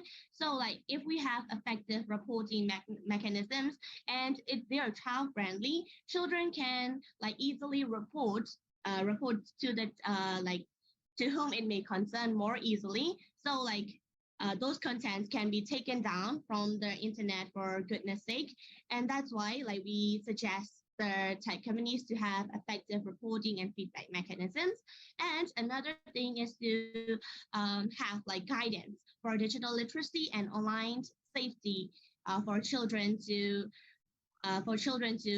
follow while using the social media or digital platforms. Like for example, like not only children, but I think we would also need to like prepare a guidance for the caregivers, parents, teachers, and every adult in the children's environment, so that the children can use the digital environment more safely under the guidance of the like an adult who understands the terms and conditions easily. So we would like to suggest them to have a like safety guidance manual so that we can follow it while using the digital platforms freely. And another thing is to have like data protection and respect for the privacy. Like as children, like since I have mentioned before, like we don't want to read long tags, long notices. So we might click certain bad buttons and get our information, personal information exposed on the internet accidentally, of course. Like most of the children, like they're likely to upload their photos or maybe the information of their parents while trying to grab their parents' phone, like trying to browse through their social media accounts, for example, Facebook or Instagram. Like it is easy. I would say it's very easy for them to get accidentally exposed to the internet. Maybe even like turn on the live button and go on live on social platform like all of a sudden. So I would like to suggest the tech companies to have more concerns about data protection, because like since children won't be very cautious and they don't know, like they need to be careful while using the digital environment. So in order to summarize everything as all the things that I've mentioned, I would like I would like the functions to be more child friendly, and also like put the children at your top priority, because like children are getting access to most of the social platforms in this 21st century. So yeah, thank you so much for the question, and I would like to conclude here. Thank you. Yeah, thank you so much, Maymin, for that, because I think that's brilliant to hear. It is very clear that children, young people know exactly what they want from tech companies. And I think this is where we as adults often underestimate them. And especially, I think some of the points that you were saying, that you want really tech companies to put children not just as an afterthought, but already as, you know, agents and in the development of products and services, and co-create, for example, reporting channels. Because if companies want you to use them, then you should tell them exactly what they should look like, so you will use them. So I think that these are all really, really great ideas. I think also around privacy and data protection being important for children, young people, something I think that we as adults oftentimes also oversee. So thank you so much for that. And maybe, you know, from your personal opinion, of course, these are a lot of actions that we want tech companies to see. Maybe in your view, what's the most urgent one? What do you think, you know, needs to be prioritized straight away? I would say that the priority would be the children, like as I have mentioned at the top of my statements, like to put children at your top priority while designing your products and services. Because when the children are at your top priority, like you will think about them when you add a feature, when you add a certain product, like you will think about them first. So like when they are put at top priority, their voices will also be heard. So the feedbacks from them, their reports will be more hard to you if you put them into the top priority. At the same time, like you will think about them all the time, that you want them to be safe. That's why you will guide them to use the online safely and also securely. That's why like I would like, in my opinion, the first thing that we need to focus on is to put the children in top priority and put child-friendly features to your current products, so that they will get to like access the like digital environment while keeping themselves safe. At the same time, since most of the children are nowadays using online platforms to learn new things and enhance their knowledge, so I think by doing that kind of, by adding that kind of features, they will get more safely, they will get more secure feeling, you know, a secure feeling while using the internet. Like my data is not gonna get exposed. Like I'm gonna be safe while I'm on this internet, like that. So the top priority would be the children, and to put like child-friendly features to your products and designs. Thank you. Thank you so much, Maymin, for this kind of very, very clear prioritization to put children first. And if you would like to see the call to action, it's available now on UNICEF website, and please use it as an advocacy tool to hear directly from children and what should be done. So when this call to action was developed last year, that was not developed in a vacuum, but it was developed in the context of the first ASEAN ICT Forum on Child Online Protection that took place in November 2022 and was hosted by the Royal Government of Cambodia. And building on this call to action from children and young people, this ICT forum brought together diverse stakeholders from ASEAN, from governments, from private sector, academia, and CSOs to really also discuss what can multi-sectoral collaboration look like to advance responsible business conduct in the context of digital technologies. So the ICT Forum is only one of many measures that ASEAN has put in place under its regional plan of action for the protection of children from all forms of online exploitation and abuse. And Kun Wan Cha, I would like to ask you, so apart from this ICT forum, what other measures does ASEAN envisage to enhance collaboration with tech companies and really bring them to the table in the region to protect children online? Well, thank you, Sabine. First of all, let me clarify that even though I'm a prosecutor in Thailand, but I was also a member of the ASEAN Commission on the Promotion and Protection of the Rights of Women and Children, and in this panel, I will speak on behalf of ASEAN, not as a prosecutor. The initiative of the ICT Forum is not come out of the air.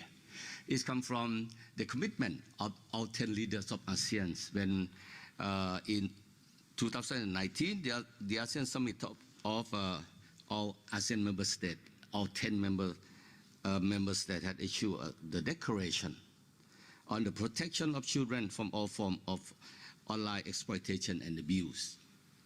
That is the commitment that all the 10 governments are aware of the dangers that come from digital technologies. Even though it is very useful, but it also has a lot of dark side on it. So when they're aware of the dangers, all the 10 leaders made a declaration which is commitment that all 10 countries will fight and get rid of this kind of online exploitation and abuse on children and to protect our children. And the declaration is only a commitment.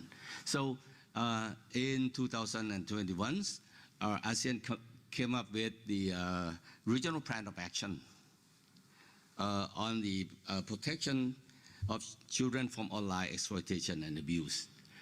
In this regional plan of action, which UNICEF has played a very important role together with ASEAN in supporting us, there's a lot of measures that ASEAN need to take to get rid of or protect our children. And one very main aspect of the plan is to work with private sector and tech company. And then from that regional plan of action, Cambodia took the first step, because at that time, Cambodia is the chair of ASEAN in 2022, to organize an ICT forum, which is very successful.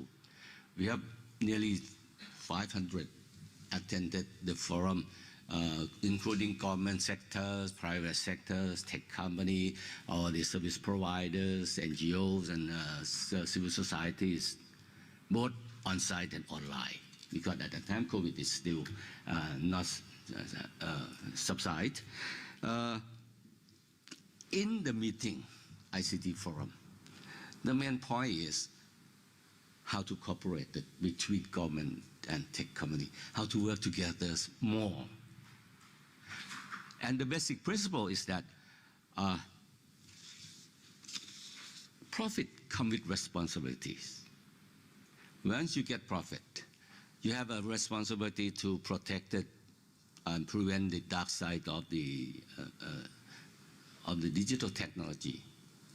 We all cannot deny the useful of digital technology. We need to use it. But we are aware that there's a lot of dark sides as well.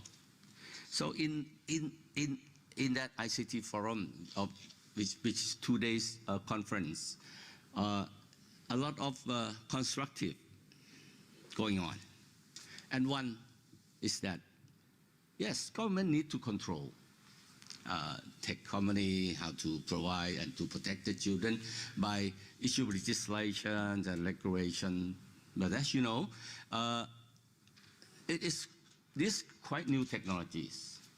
And the law in ASEAN countries are mostly outdated. And even though some countries issue a new digital technologies legislation, but the technology is advanced so rapidly that we need to come up with update the law as well. However, the law cannot control everything. So the theme of the ICT forum in Cambodia is that cooperation is better than control.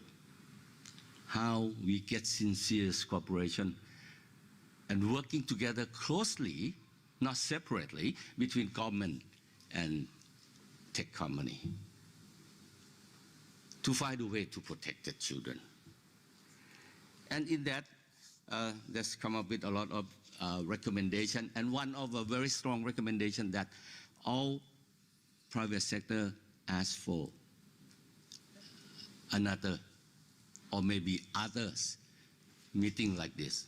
So this year we will Thailand will organize the second ICT forum in November in Bangkok, of which we will invite all the tech companies and government to follow up from the first one. And we hope that we will have the third and the fourth and whatsoever ICT forum that tech company can work with ASEAN in the futures. And not only that, I think that not only the ICT forum, we also do a lot of things. In July, 17th to 18th of July this year, the government of Thailand together with UNICEF and ECPAT will organize the Law Enforcement Corporation to protect children from online sexual exploitation. We invited law enforcement from all ASEAN member states to have a conference in Bangkok in order to know each other and those who are responsible for online crimes and exploitation and abuse, for them to know each other and to seek the way how to cooperate with law enforcement together, you know, when we have the cases cross-border law. And we also have a guidance in, we also propose developing, we are now in the process of developing 2 guidelines in accordance with the action prescribed in the RPA. The first one is the ASEAN guideline for provision of protective and support service for all child victims and children in contact with the laws as a result of online child sexual abuse and exploitation. The second guideline is the ASEAN guideline for harmonized and comprehensive national legislation against all forms of online child sexual exploitation and abuse. And that's online as well. But this is only the tip of the iceberg. The RPA have so many measures that as a member of ACWC of ASEAN, I'm afraid that within the next 10 years, we will not be able to accomplish all that listed in the regional plan of action. If you're interested to see the regional plan of action, you can go into ASEAN website and just let RPA on online child sexual exploitation, and then you can see all the detail in that one. Thank you very much. Thank you so much, Kuman Chai, for that. And I really liked 2 taglines that you have provided for us. Profit comes with responsibility, and the second one being cooperation is better than control. And I think this is, I guess, the slogan of this whole panel. So thank you so much for that. I should have thought of that, but thanks for that. Melina, maybe following from profit comes with responsibilities and cooperation is better than control.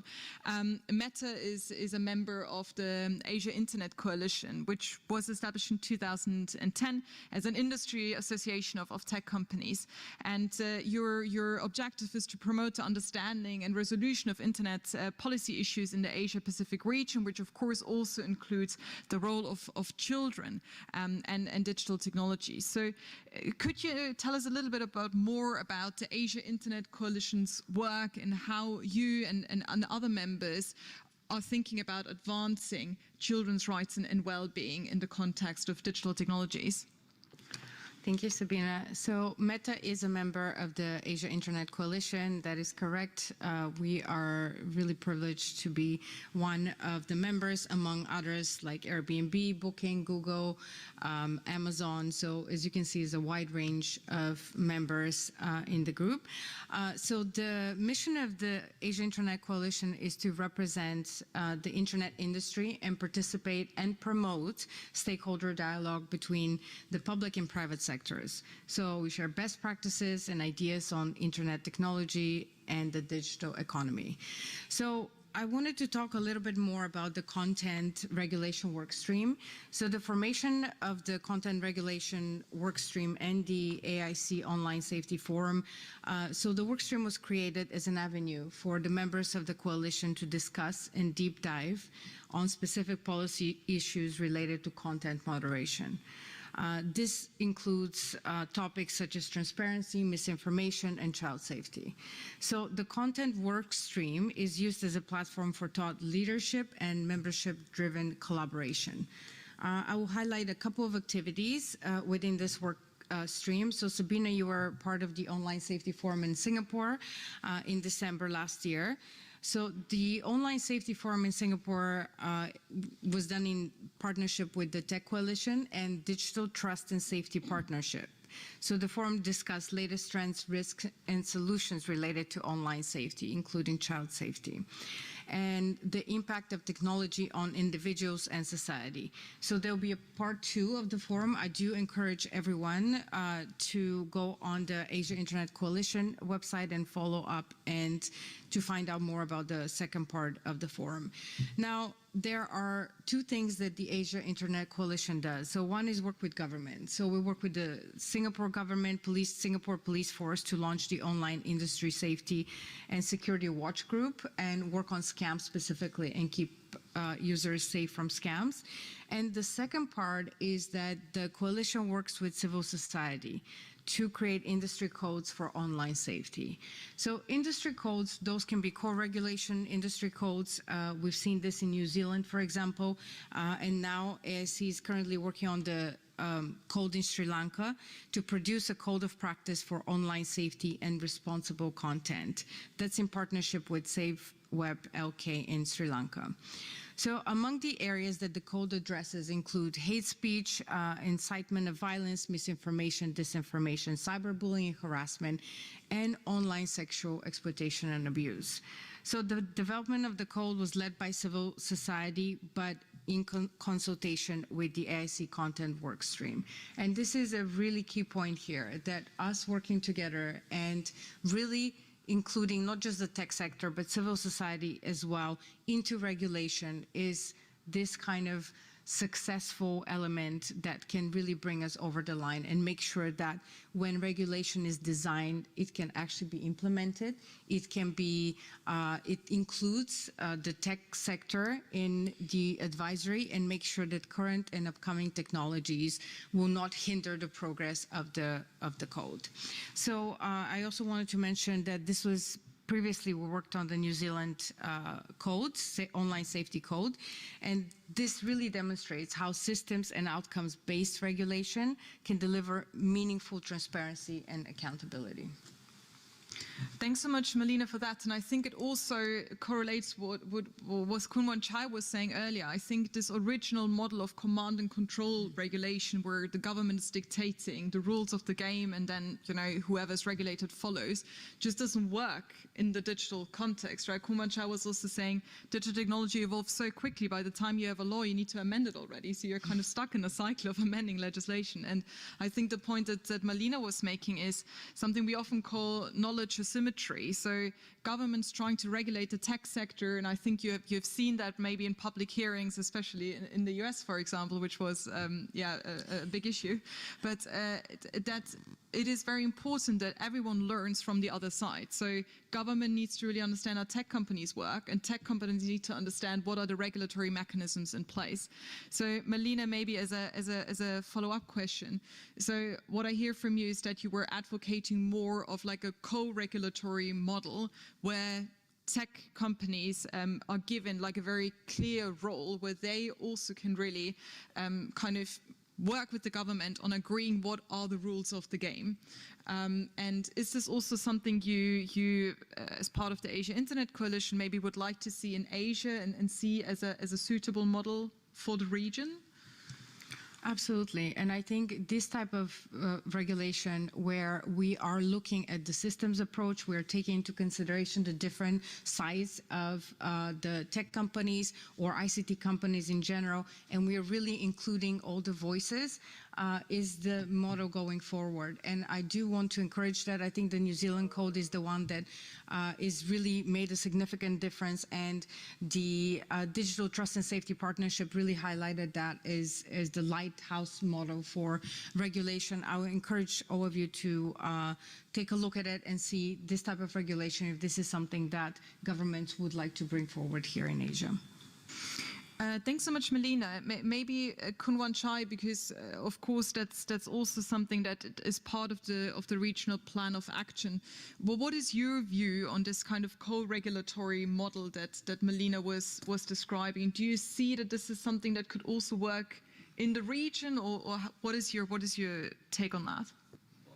Well, I think that the government and tech company or whoever that profited in this industry should work together on the principle, not only in ASEAN but worldwide, that the child safety and best interest of the child is the principle that when you do something, you need to think of this too. Not only the issue, the regulation on the part of government, but the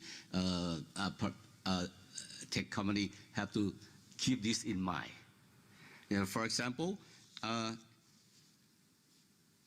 when I think that the issues of protecting children in digital technology is not that complicated, like the political security that also cause a lot of trouble, conflict between tech company and the government. But this one is quite straightforward. And what we need is the sincerity, cooperation on both sides.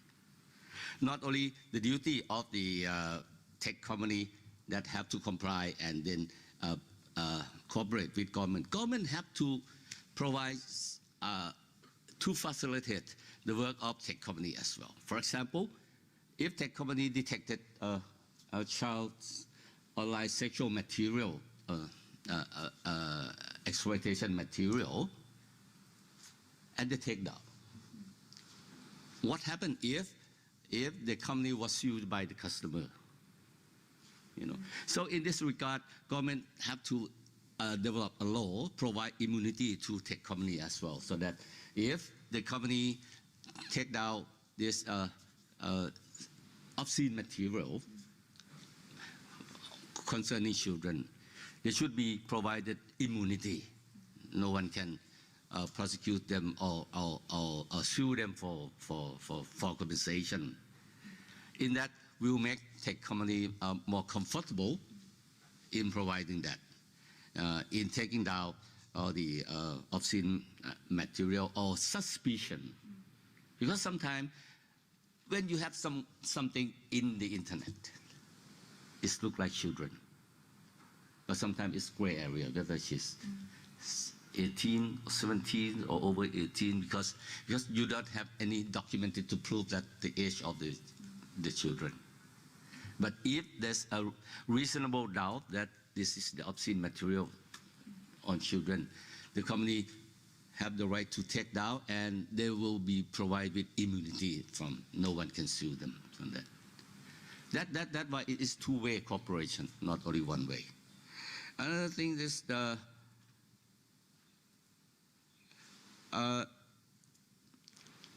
government and the tech company should focus on safety design. Whenever you create a platform, create an app, whatever application, whatever, safety decided to protect children should be there. You know,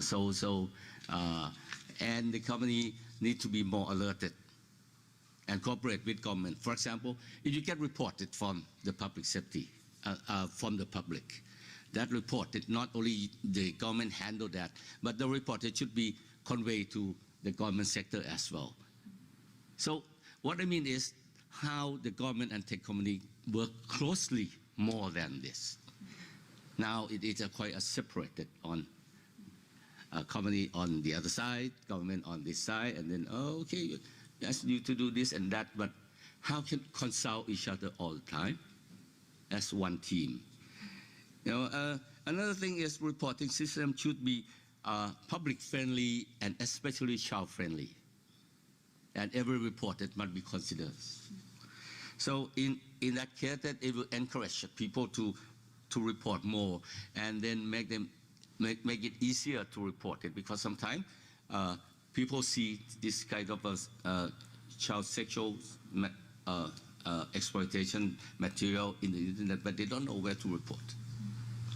So this is the thing that we need to do. Another thing is that can tech company develop a screening app so that when there's something suspicious on child sexual exploitation, it will pop up and the tech company can consider without any reporting. Another thing is that best practice all over the world. One region may do better than the other. How can we share all these good practices, best practices, and replicate it in order to make the world standard on the similar level? So I think that that is the thing that we need to do, and we will raise all this in the second ICT forum in Bangkok in November.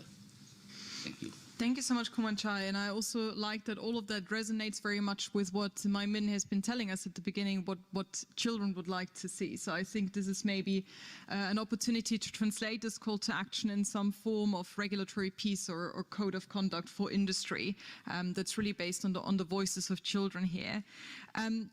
Adam, maybe I can get back to you. So you've been speaking about the RightTech project at the beginning, and I know that one of the objectives is also to develop concrete tools for tech companies to really support the design and development of digital technologies which enhance the well-being of children.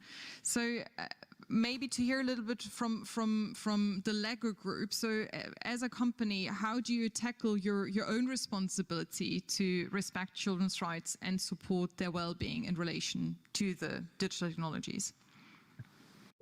Yeah, sure. Thanks, Sabina. And it was wonderful to hear from May and others just about, all these really important priorities. I think, we hear the challenges, but also it's, there are solutions, and I think you've really kind of narrowed down on some of the most practical and important things companies can do to create a better environment for children online. In the discussion about where does regulation lie and how do companies keep pace with regulation and respond to regulation, I think a key part of that is just kind of taking child-centric design just as a standard and as a basic principle in any kind of product that a company develops. So it's less about kind of waiting for regulation and just kind of embedding that ethos into the company itself. And that's certainly what we do at the Lego Group. We have, informed by child rights and business principles that we signed up to, informed by a child safeguarding policy that we were the first firm to launch and implement, informed by a digital child safety policy that we introduced in 2016, and the child online safety assessment tools that we developed alongside UNICEF. We have all these policies and guidance and instruments that really just embed within the Lego Group a very kind of systematic and responsible process that reflects children's interests from the get-go, basically. We also have the digital child rights and well-being principles as well. I'm kind of throwing a lot of instruments at you, but these are all kind of really formative and foundational policies for our organization that highlight child rights and participation and the need for kind of child-centric design. But take, for example, the child rights and well-being principles. These are a series of commitments that we've signed up to on online safety, on privacy, on well-being. It's based on the Convention on the Rights of the Child, General Comment number 25. It kind of reflects, what we will do and what we won't do in order to ensure the best interests of children. That includes kind of limitations on screen time and addictive features, banning aggressive marketing, prioritizing creativity. So, having this kind of really sound policy framework and knowing what it means to kind of, embed it and live up to it, I think is key for any organization. And it's not just having kind of the pieces of paper, it's actually about kind of operationalizing them. So we have a responsible child engagement team, for example. That's a horizontal team within Lego. They work very closely with our digital design teams to kind of really ensure that best interests of children and children's rights and well-being is considered at every stage. We have digital design principles that our design teams look to that incorporate notions of well-being. And, every single kind of phase of the design is, or who's the audience here? What's the age bracket? Is this appropriate for a 9 to 10-year-old? Is this appropriate for a 10 to 13-year-old? Is this appropriate for a teen? You know, what's the trade-offs here? If we take this approach, does that mean that we're going to limit social connectivity and community building? Having those kind of live discussions at every single stage of the design process, I think is key, and our digital design principles help us do that. And then also kind of informed by the RITEC project and informed by those 8 criteria that I mentioned before, kind of creativity, emotional regulation, competence, those types of things. We're developing a wellbeing KPI, which basically is what we measure aspects of success from our product design against.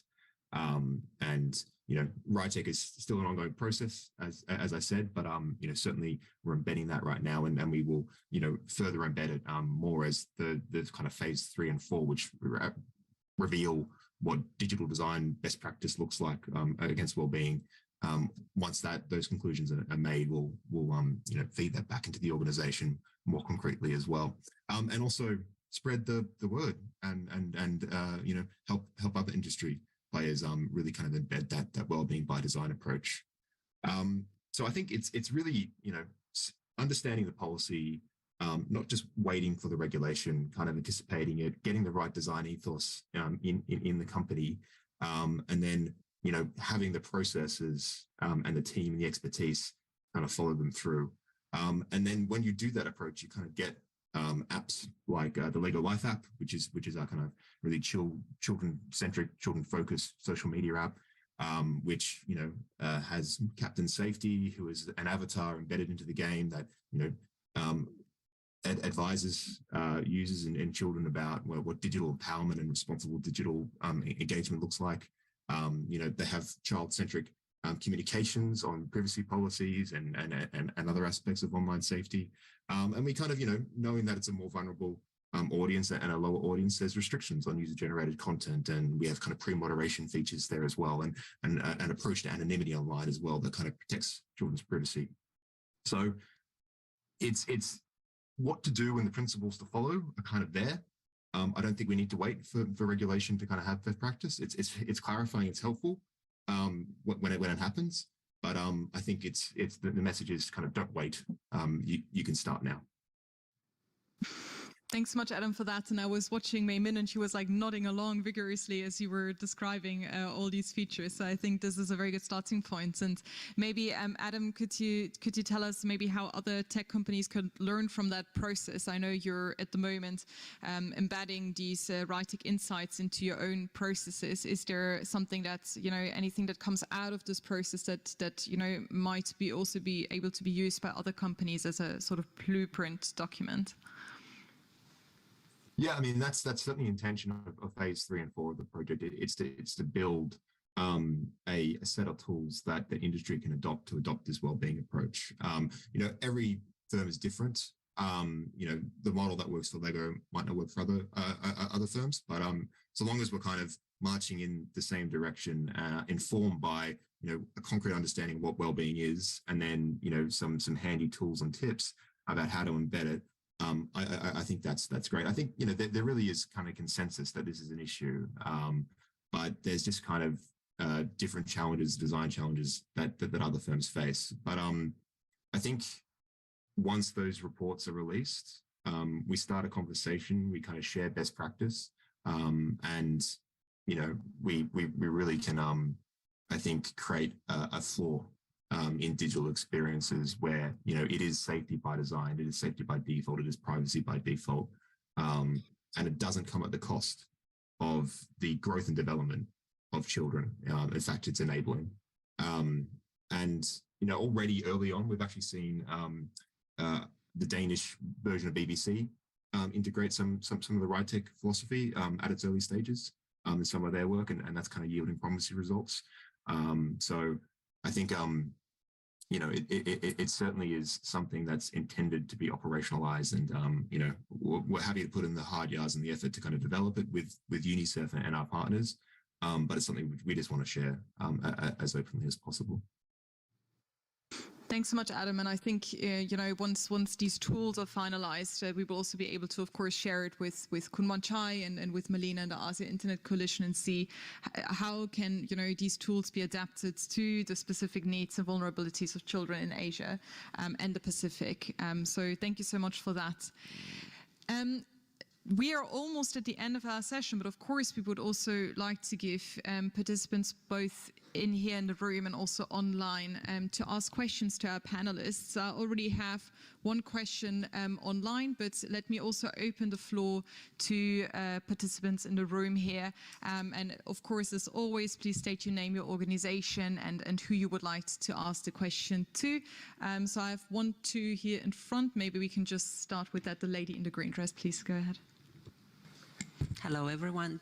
Svetlana Zen's Article 19, covering the ASEAN region. Well, first of all, thank you very much for such a great panel. I know UNICEF, you've done a good job. But one thing, when I saw the label there was a Japan. I was like, why the Weiber content is not there?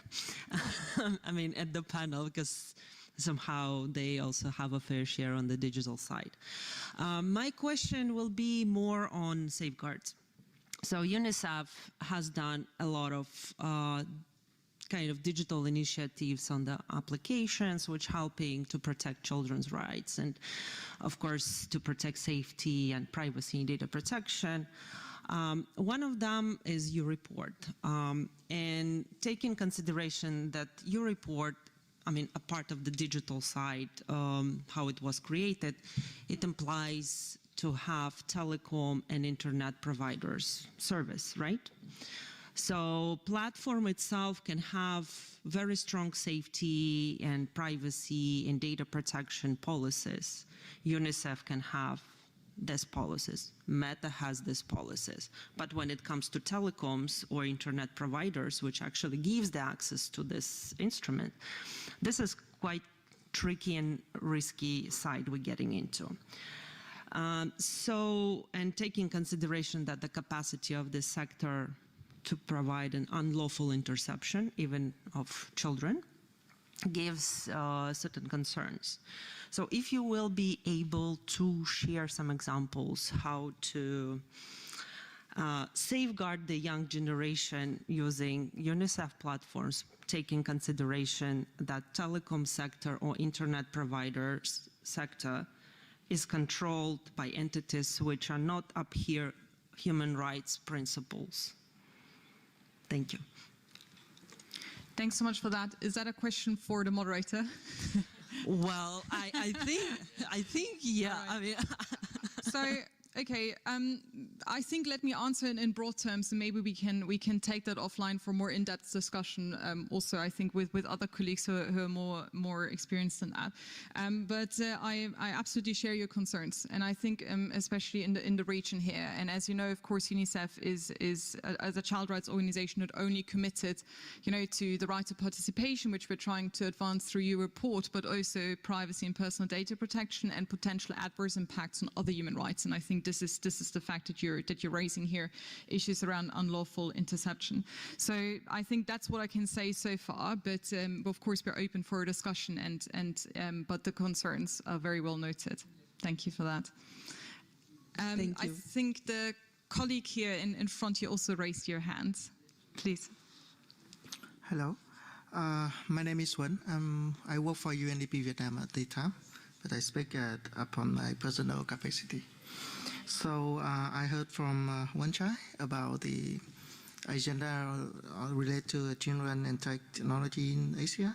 I would say that, in my view, the principle of responsibility by design, as shared by Lego, the speaker from Lego, is very important, because once the impact happen, with the scale, with the scope of impact of technology in current nowadays, it could create a widespread impact, and so in some cases we cannot just reverse it.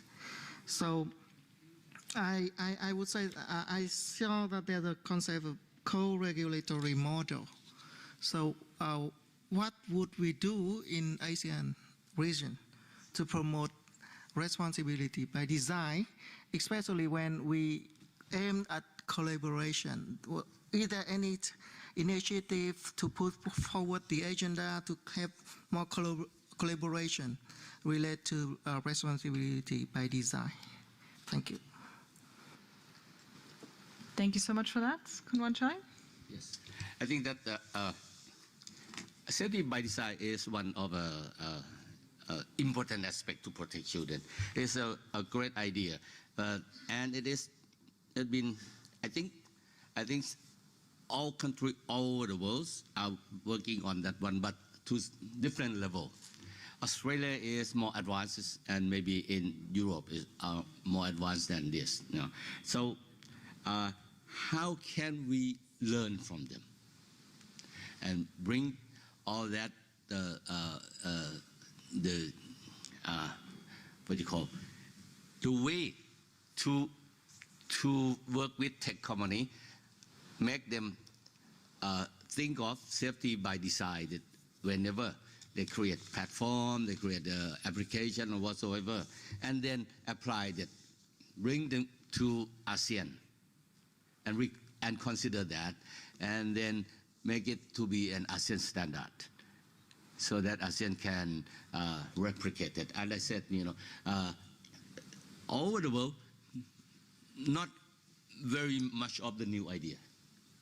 Mostly we learn from others, learn from the success and mistake of other, trial and error, so that we do not have to do it.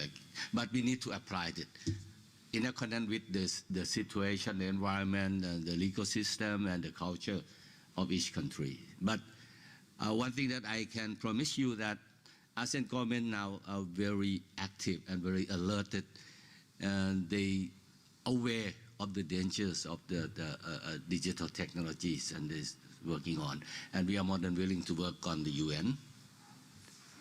One thing that I imagine is that if UNICEF can create the UN protocol attached to the Convention on the Right of the Child, to protect children from online exploitation and abuse.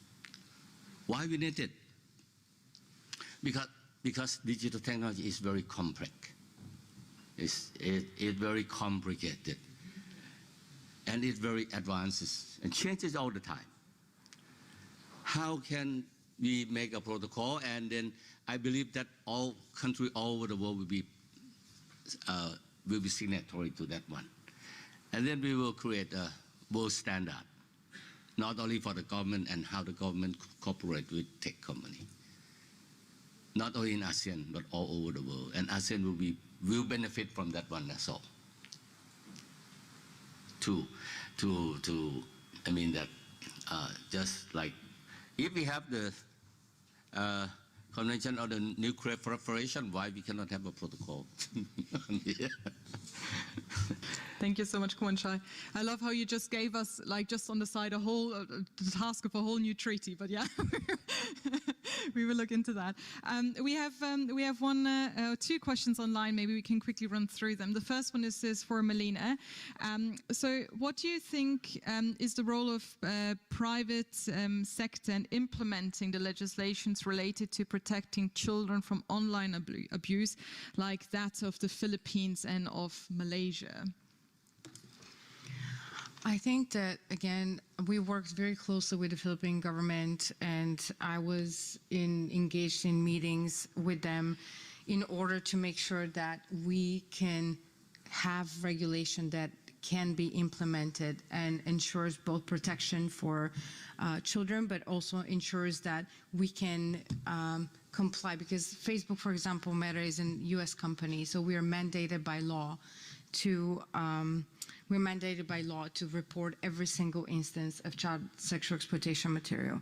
So when we talk about regulation, and I really wanted to mention that before, this is a good chance, we do want the type of regulation that holds us accountable for the system, the policies, the processes that we have implemented.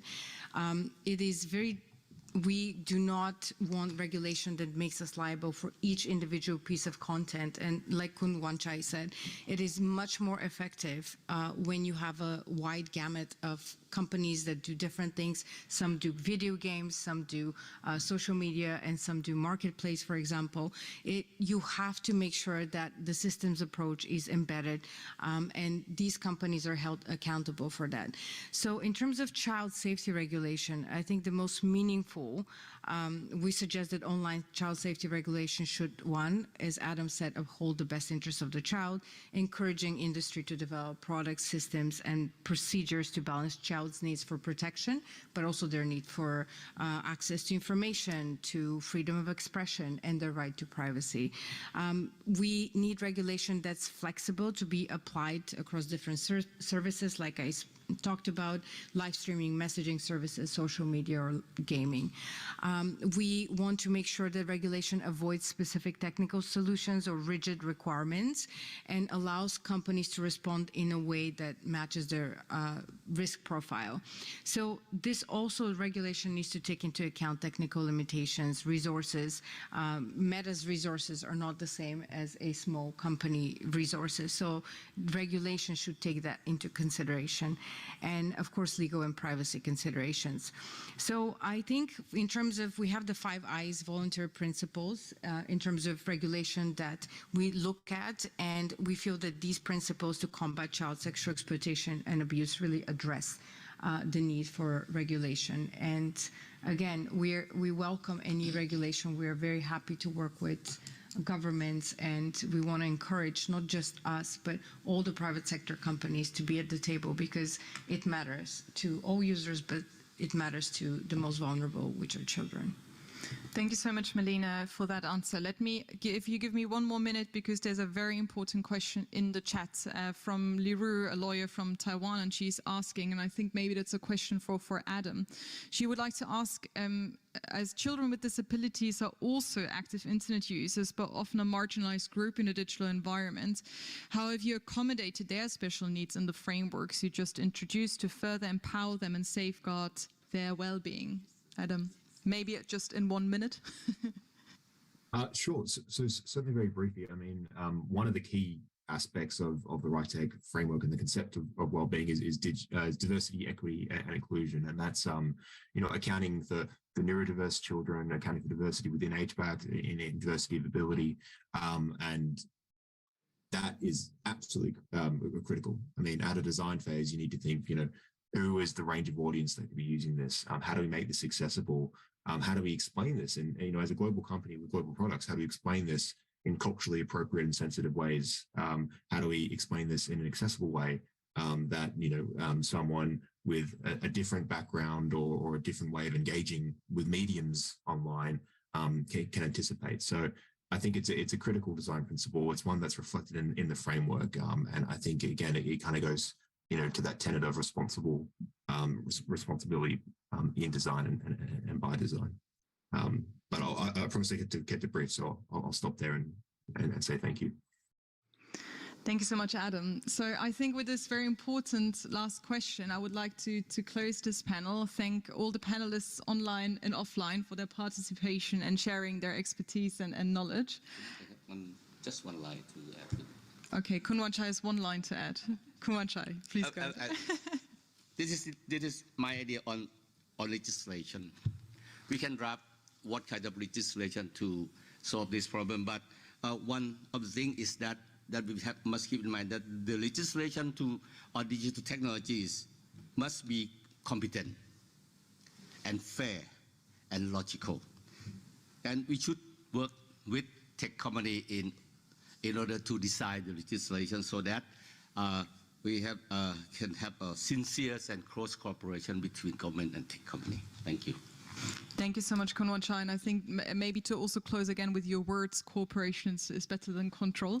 So I think that's something that came out very strongly. So thank you so much, everyone on the panel and all participants in the room here. You stayed for very late, so we're very grateful for that. Thank you so much, everyone. Thank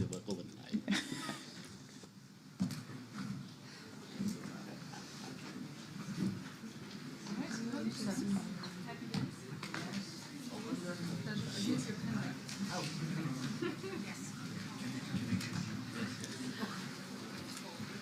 I usually congratulations. Yeah, thank you so much. Yeah, thank you.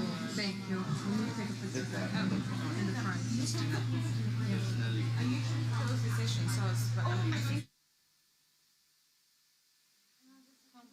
Take a picture. Sure. Let's do that. You will work together small, yeah?